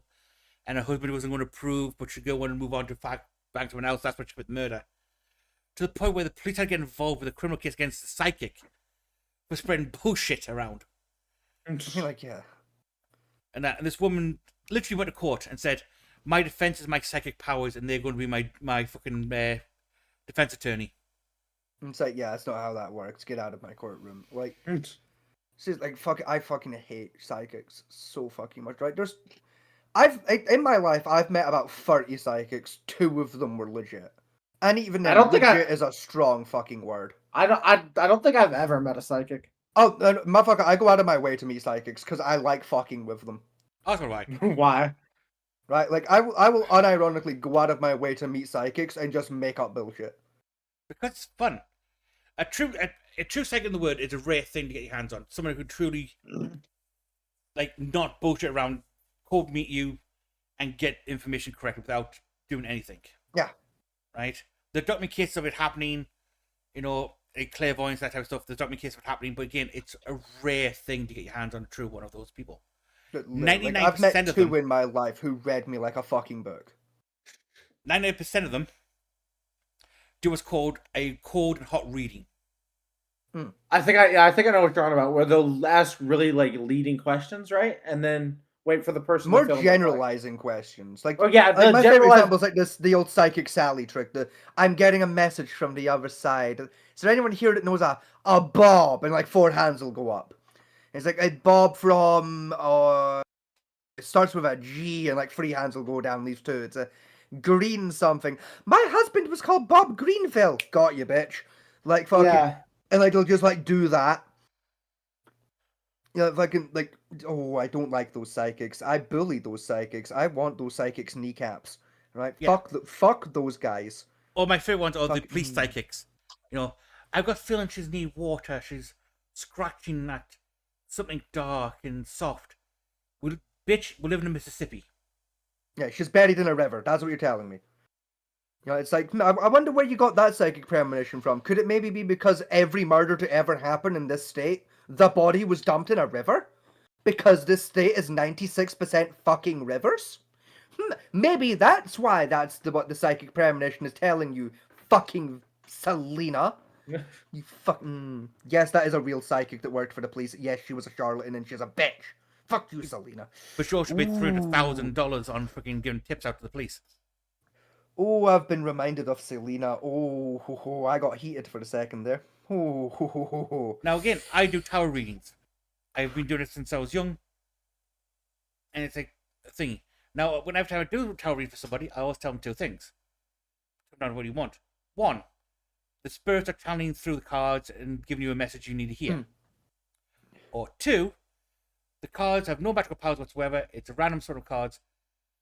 But looking at them and hearing what the card means triggers some subconscious in your mind, which then links to what you truly want to understand of yourself. Yeah. Those are 2 versions I give people, and then both of them are pretty much accurate for how it works. Yeah, like either way, tarot cards aren't fucking psychic magic. It's normal ass fucking magic and or psychology. Yes. That's it. Now, my ability of reading tarots, I've never got a wrong reading yet. But again, that comes down to how you view how tarot cards work on the surface of it. And even then, tarot cards can't predict the fucking future. No.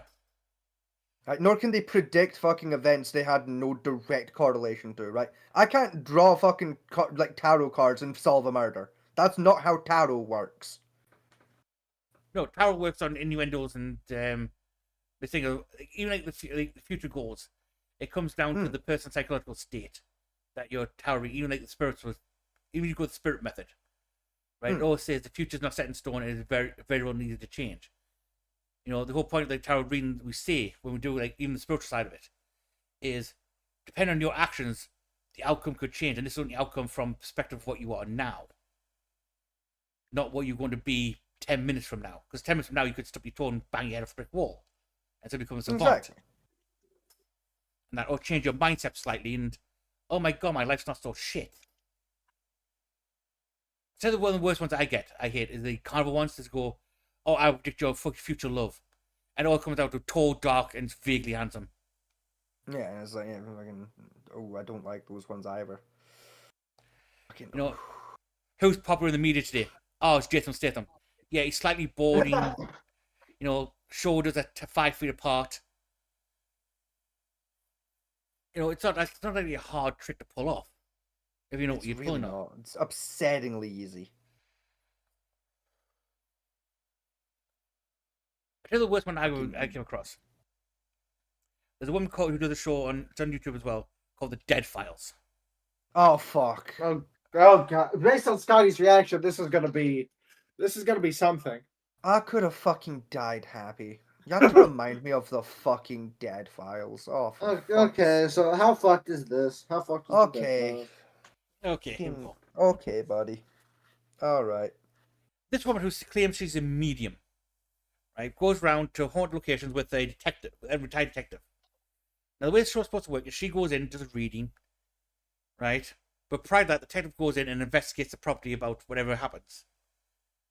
Right? Then they come back and talk and see if they can match up what her reading is to what his investigation shows. The problem is, isn't it like the gimmick? Like he basically just like looks at like the old newspaper articles of like who died here, how did they die, etc. And she's trying to get the same information via psychic readings. Yes. And vibe checking. Yeah. Goes in blind. She has no idea of the property or anything like that. Now, what she has had a lot of doing is she mixes up really stupid mythicism together. Like one of the ones, the family was sitting there, we're having bad luck at this house, you know, things are not going right, feeling down. Yeah, he claimed there was a banshee. I was gonna say she was the one that was like fucking. There was a house with like fucking random cold spots. It was because of dodgy heating and like a weird draft fucking system. Yeah. And like fucking, I think there was like one very loose report of poltergeist activity, and she somehow came to the answer of screaming banshee. Screaming banshee, and the way to solve it was to get an Indian shaman. Yeah. Hold on. Hang on. For the record, they do not culturally specialize in banshees. For the record, I was about to say, like, I'm no Indian biologist, whether it be the Durka kind or the. It gets worse. Kind. It gets worse. But get shaman in to do a rite of Shimei Mai, which is for those thingy, is a birthing rite. It is, yeah. It was specifically related to a distinct Indian culture of the Karaku. Well, hang on, partial correction. Depending on the version of Banshee, that's either going to piss it off or just mildly irritate it. Yeah. It's not going to get rid of the Banshee, right? If it's like a North American version of the Banshee myth, it's going to piss it off hard way. How do you get rid of it? If it's the European variant of a Banshee, you're going to mildly irritate it. How would, like, when it comes to, like, folklore and shit, what was the way to get rid of, like, a North American Banshees? Stick your head between your legs and kiss your ass goodbye. Yes. Oh. Right, the same solution as a plane crash. Right. Or, if you're that magically inclined, you find the Banshee's original corpse, salt it, commune its bones with mercury and a starlandra, burn it, scatter the ashes in running water, particularly at winter solstice, during winter solstice, as the waters begin to freeze. Why is it so hard to get rid of the bitch? Because banshees are witches that died. Yes. Oh. Oh, so I can't. I thought banshee there's a different origin for the banshee. I didn't think. As European banshees, you're thinking of. Well, what's the European banshee? There's a origin? handful for European banshees, but the one I'm most familiar with, European banshee, comes from like modern day Austria-Hungary kind of territory, and their version of the banshee is usually because that version of the banshee and botchlings often come from the same key event, which is usually it's a woman and child dying during I think a miscarriage birth. That's where you get botchlings and also like that version of the European banshee from. So it's usually that's why they scream, wail, and cry, is because it's basically a spirit tormented by the loss of a child. Oh, great. And their own life. But with that version of the European banshee, there's about 5 ways to get rid of it.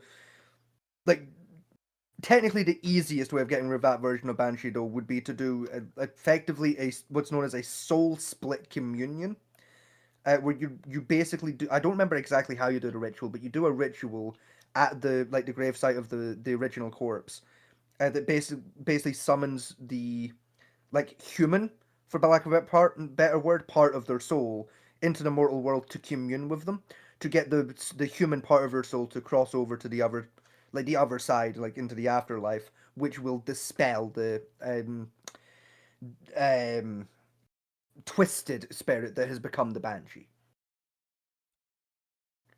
There's also a cleansing ritual you can do, or if you're going for the Asian version of banshee, they are a woman who's lost a child and then have died themselves. But the problem with them is, say, banshees are ancient or old spirits, very old. Yes.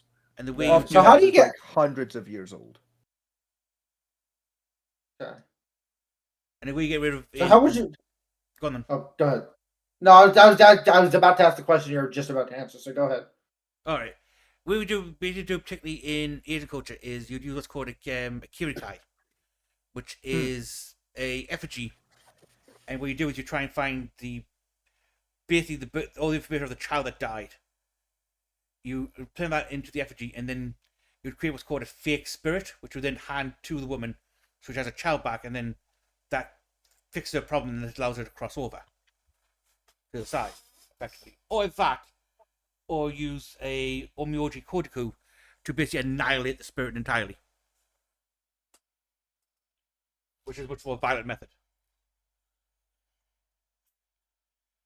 It depends which route you want to take.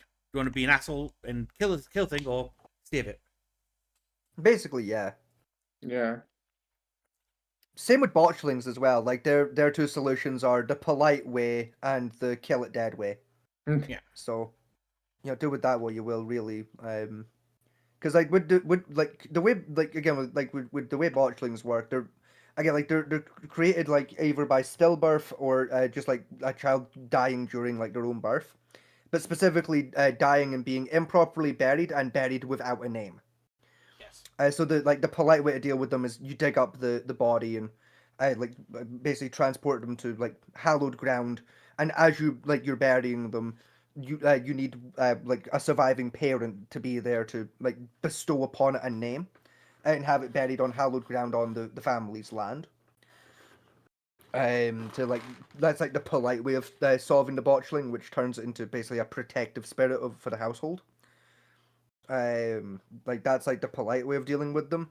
If, however, you're in the circumstance where there isn't a surviving parent to do that, basically cut its fucking head off with silver, and that'll do that job for you. Or You just have to make sure that you burn the bones afterwards, otherwise it will just come back after a couple months. Or you can use a blessed glass. Another technique you can use depending on the culture you're from. Ain't true, but I was speaking about very specifically the sort of Eastern European, again, modern day Austria-Hungary territory version of the botchling spirit, because that's what I'm more familiar with for those particular banshees and botchlings in particular. I'm more familiar with their Eastern European heritage. Or if you want to use the botchling as a weapon, you put the corpse in a cage of iron with obsidian, with jet. Yes, again, like just silver. Unironically, just silver in general solves 90% of problems when it comes to, otherworldly problems. It's just, it's like unironically with, again, like the Eastern European version of a botchling, silver amulet round its neck and it'll become placid as fuck. For 90%. 10% of the day it's extremely violent, like towards everything because like bad texture. 90% of the day though it's placid because its magical properties are being naturally inhibited by the silver. Yeah, a lot of Eastern European like witch stuff, like especially around the spirits, usually revolves around three things: annihilation, passivity, or weaponization. I usually aim more for words like pacifying. Fuck whatever the correct word is, right? We're just gonna say pacifying. Pacification. Yeah, it's hard to say, isn't it? Right? Pacifying. I'm just gonna say pacifying, right? I aim more towards that. Annihilation if it's either unsafe to pacify or there's no way of successfully pacifying, then annihilation becomes my next go-to. I usually go for the pacifist I route. refuse to do weaponizing. Yeah, no, it's not my flavour of that one. There's also practices still do that. I mean, the glass coffin case from a few years ago was a prime example of that. Yeah, listen, I don't believe in it. Like, it's the way I see it. Like with like spirits and entities, like weaponization is akin to slavery. Like, I don't fuck with that. That is just like at some point it's going to backfire in your face, and oh no, exactly. There goes the world. Like literally though. My More stance accurately, there goes the neighborhood. But like, yeah. Yeah, my stance on it is like just like get rid of them by whatever means necessary. Mostly like just the kill it dead ways. I said I only default to kill it dead if I know like right off the bat that pacifying is not going to be a reasonable solution. Hold on, do you think putting like buckshot in holy water and then shooting at a ghost? Yes. Would that work? Not a ghost, but most spirits, yeah. Well, most spirits really? in physical form, yes. So like ghouls, goblins, like theoretically like biblical zombies, theoretically demons, devils, etc. Vampires. Pretty much anything that is naturally susceptible to holy water, that would work. Neat. Wait, hold on, does that mean I could kill a ghoul with a squirt gun full of holy water? Yes. Yes. But to be honest, the best way of dealing with like a lot most is running water anyway. That ghoul about to be so mad when he sees the kill cam. Or again, just silver. Honestly, like anything pure. In general terms, that's why salt works because salt's pure element. Same with iron, pure iron, pure silver. The reason why silver was more used in these rituals rather than gold is gold even back then was never fully pure because cheap bastards. Yeah, it's much easier to get pure silver than it was to get pure gold. Even today, pure silver is easier to get your hands on, easier to track down, and a damn sight cheaper. Yeah. You also have divine weapons, which basically holds the symbol of Michael carved on it. Is another common type the church likes to use. It's bullshit. Unless you're absolutely based, in which case your holy weapon carries the sign of Saint Christopher. I personally like to use Mesene blades myself, which is a blaze being bathed in pure moonlight for 3 months in a day. And that. See, I just do basic consecration, and like I find it deals with 90% of problems. Like consecration, what's that mean again? So consecration rituals are, for lack of a better term, it's essentially a protective blessing, like ritual that you would do on like everyday equipments, like while doing witchcraft. So like it's fairly common for like practitioners. Like if you have a wand, you'll consecrate your wand. Where you basically you basically expose it to the four main elements, so earth, air, water, fire, and call upon like your personal gods as well as the spirits of the elements too. Basically, you're giving them permission to give you permission to use that tool. Is the easiest way I can explain it. You're basically letting the gods and the spirits know that this is the tool you're using. for this purpose and job description, and asking them to basically bless it protectively so that it can do its job effectively and keep you safe from, like, say, malignant spirits and that kind of task. The similar point is technically you're creating a temporary holy ground. Or holy More or object, less, yeah. in the More simplest or terms. Because although holy is generally used for Catholicism, it's not unique to that. Holy ground generally refers to any sacred place that's been imbued with energy. And that. Be dark energy or light energy, it doesn't matter. Like, evil or good energy. Both are technically... Even, like, artificially or naturally as well. Yeah. In Shintoism, like, most sacred sites are basically sites that have a lot of foot traffic to them that people stop by and pray at or ask for blessings from a walking monk and just build up energy to become sacred grounds, and they have a very odd feeling to them, usually. Listen, like, I consecrate my knife every, like, 3 months or something. I should do it way more often, but I consecrate that every 3 months. I consecrate my pentacle medallion, I consecrate that every 6 months. Because, like, I don't use it that often, so, like, it doesn't, like, use up its power that often, so, like, like, I'm not as worried about it. So, like, do with that what you will, I guess, realistically. Other versions of like, Soul those are, like, is... my 2 main tools. Other versions of this, like Soul Domain, Soul Buildings, spiritual affixes, locked spiritual ground.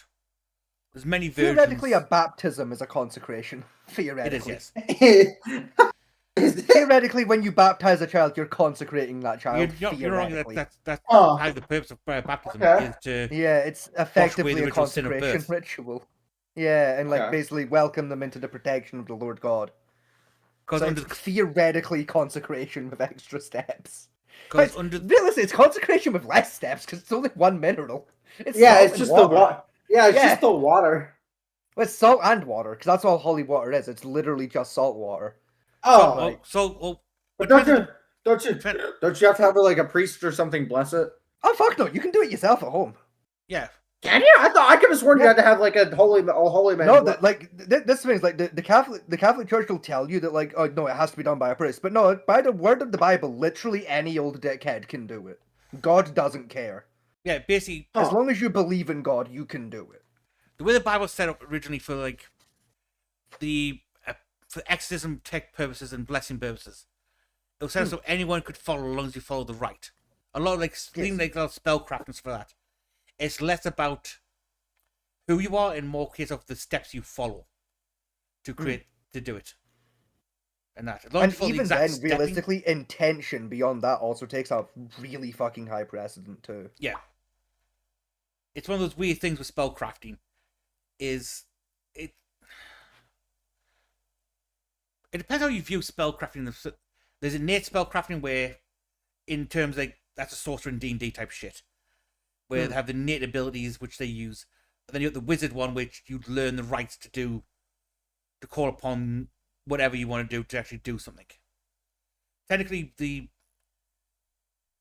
I think clerics and warlocks fall in the same class, and that even in the real world, where their powers are divined by calling upon a higher being to give them the ability to do something.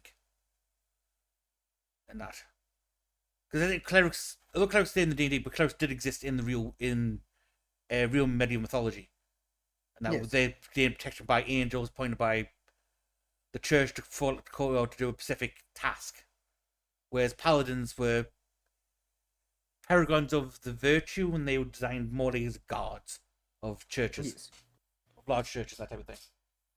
Like theoretically, historically, like the Templar, the Crusaders in general, like your crusading holy orders were just paladins with extra steps, really. Paladins, to be fair. Yeah.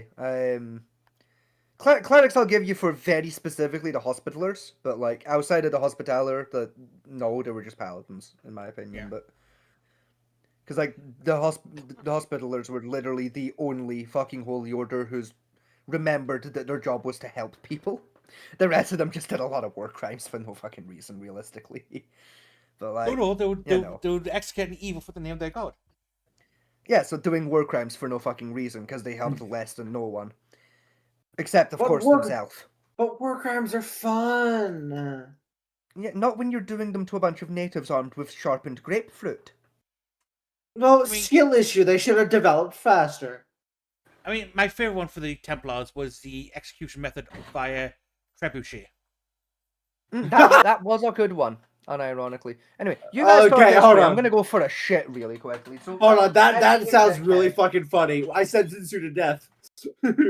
Gerald, yeet this bitch. Oh, there's two versions of it. Right? There's one where you tied into the trebuchet and launched alive at a wall, nearly the one you're attacking at the time. Right? There was another far more sinister method where you tie down to the ground. Then the rope for the trebuchet was wrapped around your head. Oh. And then it was launched. And it was done, and what they call a clean version of that is where the head and the spine was pulled out in one shot and then flung. Huh. Then you also got the cow pull, which was another favorite method back then. You know, arms and legs were tied to 4 cows, and then the cow was squat in the arse and dragged and pulled you apart. The guillotine drop was a good one. Basically, you know how you had like the hanging, which was popular. And this method is. Go on, Go on. Yeah. Well, this version is the victim who stood above trapdoor, and below the trapdoor was a large blade. Yeah. Then, as part of the execution, the door would open, and the person would fall onto blade feet first. Hmm. Essentially,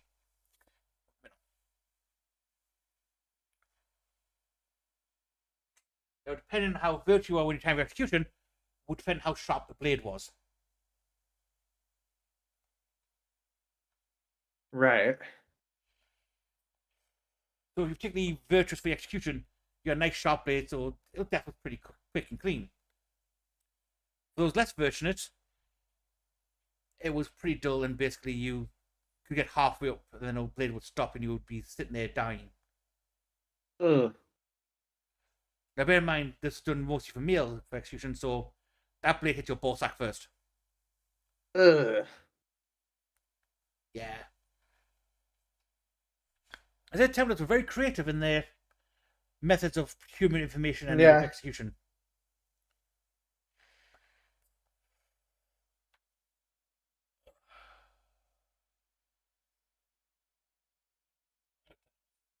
Part 12.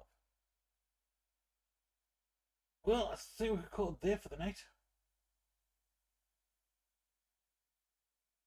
Right. Have a good night, man. Actually, you're gonna take us down first. I guess. Are gonna wait for Scotty to get back to? Can do. Tell you what we'll do. We'll wait for him to finish having shit.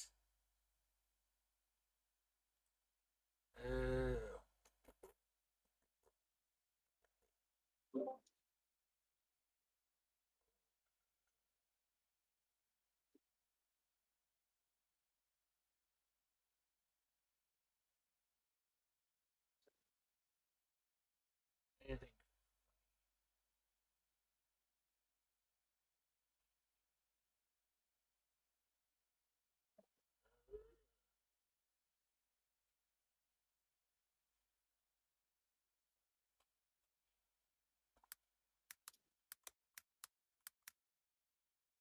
No, there's not anything funny. Also, real quick, going back to the trebuchet conversation, they also use that form of trebuchet-based execution as a conversion method for like converting like non-believers to the Catholic faith. Yes, it is. They strap you into a catapult and/or trebuchet and basically threaten to launch you if you didn't embrace like God/Jesus. And then sometimes they'd launch you anyway for a laugh. So you know. It's also sometimes used for witch finding as well. Yes. Usually with most witch finding techniques. If you survived, you're a witch. If you died, well, you went to God. Yeah. Exactly. Bit like the Vietnam method, you know, like If they run, They're Viet Cong. VC. If they stay still, they're Exactly, well-trained Viet Viet Cong. Cong. Yeah. You know, same method applied to witches and whatnot, but... Lie down, they're very smart VC. Mm. Anyway. It's like, If you start crying, they're a poorly trained VC. But sir, that one's a child. Ah, they're never too young to start. So basically, with How can you shoot women and children? It's easy. You just lead a little less. Yeah, you just lead them a little bit less, you know, fucking. So basically, you're saying About 4.5 centimeters less. Vietnam soldiers are basically just crusaders that in the modern era. No, worse. They were modern era witch hunters. In the jungle. With highly explosive weaponry. Yes. Yeah. Let's be fair, Salem would have been a far more interesting place if everyone was packing a 6-shooter loaded with fucking HE. That would have been... Can you imagine how much more fucking nuts the Wild West would have been if everyone just had Thermite packed into their fucking bullets? We gotta think though, right? For during the fucking Salem witch trials, all you needed was she seduced that man over there. How do you know that? Well, I was trying to seduce him, it didn't go for me, so she must have done it instead. Therefore, she's a witch. But to be fair, she is. To be fair, in very specifically the Salem witch trials, all you needed was to piss off that 12-year-old girl, and you were a witch. Yeah. God, she got a lot of people killed that time ago, didn't she? Yeah, yeah. But you know what? I respect the hustle, because, you know, if she didn't dub those people in for being witches, they were going to kill her instead. So, like, low-key, I respect the hustle, Yeah. actually. Right? Kid was just doing what they had to do to survive. Like, low-key, fair. What? I thought she was getting married off. No, like what happened to it? Like, I can never remember the kid's name, but what happened is witch fighters came to Salem and accused her of being a witch. Actually, she was doing like witchy shit, and like she basically made a deal with the witch hunters of like basically made up a story that there was a full coven of witches in the town, and that she would point them out periodically, as and when it was beneficial to her, in exchange for not being executed because she was a young innocent girl who was just led astray. Right, yeah. So she basically just then started basically daubing in people she didn't like for being witches when they weren't. And the witchfinders didn't think she might be lying. I do feel like King Charles II was a very avid witchfinder. He was, yes. And wrote the very famous book, Witch Hunter's Guide to Witchcraft and Hunting. Yes. Weirdly, also fucking, like, not, like, successful, but, like, a well-regarded werewolf hunter. It was, like, he was, honestly, in general, Charles II was just weirdly into the occult. And specifically, finding and destroying the occult. He was very fond of that particular pastime, and pretty good at it, actually, low-key. Yes, his memoirs of hunting goblins in Ireland were quite interesting. I said he's up there with like fucking Abraham Lincoln of like low-key a little too good at and into the occult. Yeah. And yet also very few people know that. Like you know like that movie Abraham Lincoln Vampire Hunter. Yes. Like it's like historical fiction, but it's also like not that fictional. It's like less fictional than it should be. Oh yeah. If Abraham Lincoln genuinely had vampire hunting gear and believed vampires were real and hunted them actively as a hobby. He also claimed he hunted fucking a Wendigo. Yes, he did. And it's like Charles II was about the same of like werewolves, like early vampires, witches, goblins. Like he was like he was someone who was very interested in the occult, but like very clearly, because of the time period, couldn't be seen as being fond of the occult, so guided his interest in the opposite direction of, I'm going to kill the occult, so I can learn about them. And it's like... Yeah.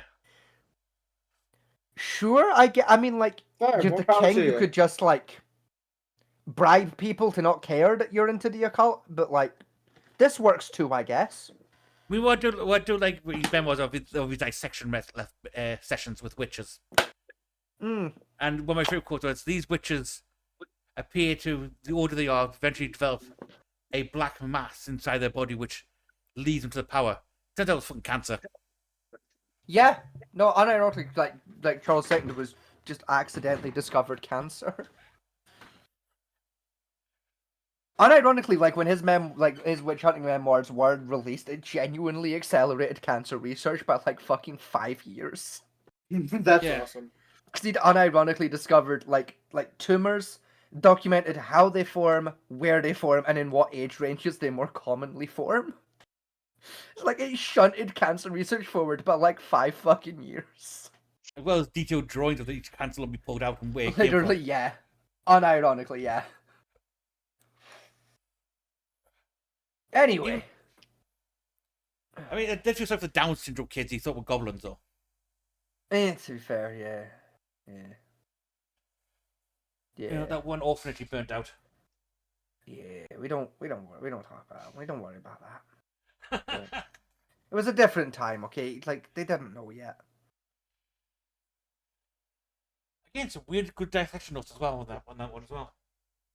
You know, it's like with the ancient Picts when they used to like kill babies for being changelings. Like they didn't know yet. Like they hadn't identified autism yet. Okay, like it's fine. Like we just accept that that's something that happened in history, and we just move on from it because we're better now.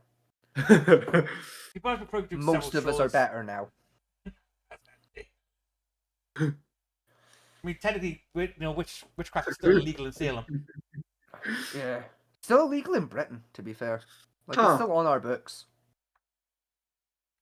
What's best part of it, right? One of the key definitions of witches is the ability to read and manipulate the future.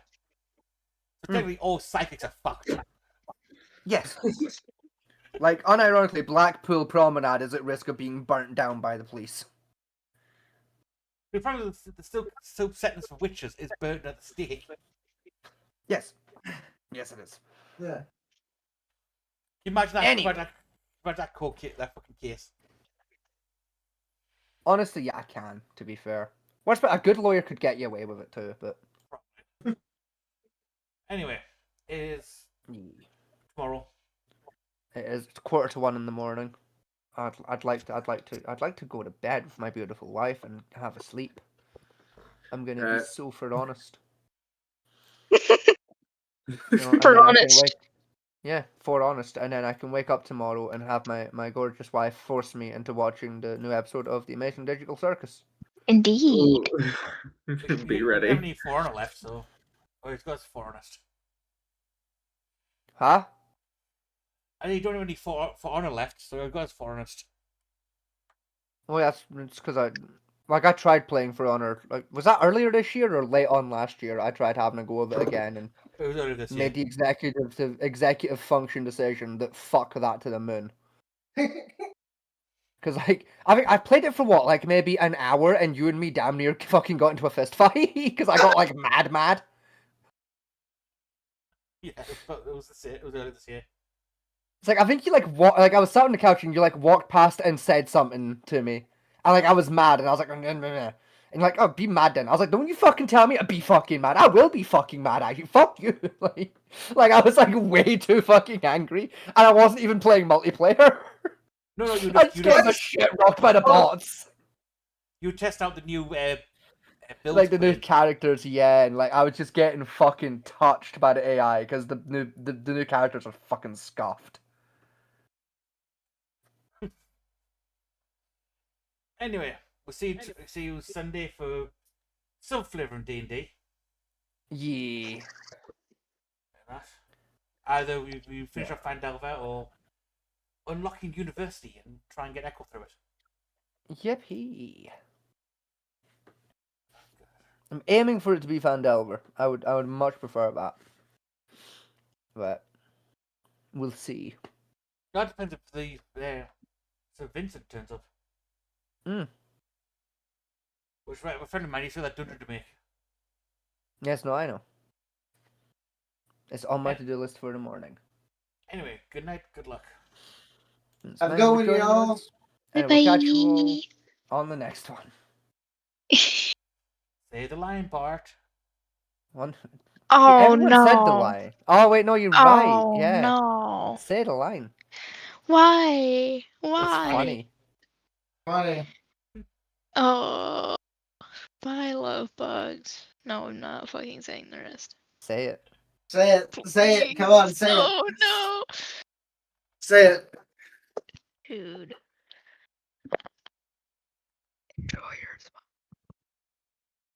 Say it with your chest. No. Yeah, say it with your chest. Say it with your Started No. chest. You started No. this war, plunged Skyrim into chaos, and now the Empire is going to put you down and make you say the funny line. Yeah. Say the funny line, kid. Yeah, Type do shit. it.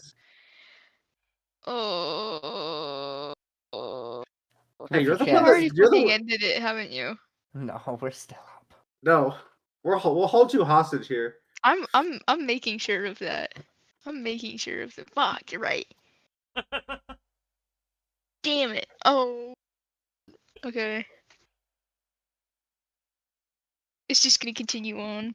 Yes, yeah. Like we're just gonna sit Yeah, and wait we'll patiently hold until you you finally hostage. finish the line. Yeah. I'll come up there with a plastic spoon. Alright. Fuck. Enjoy your smart love bugs. Woo! She did the line. Good night, people.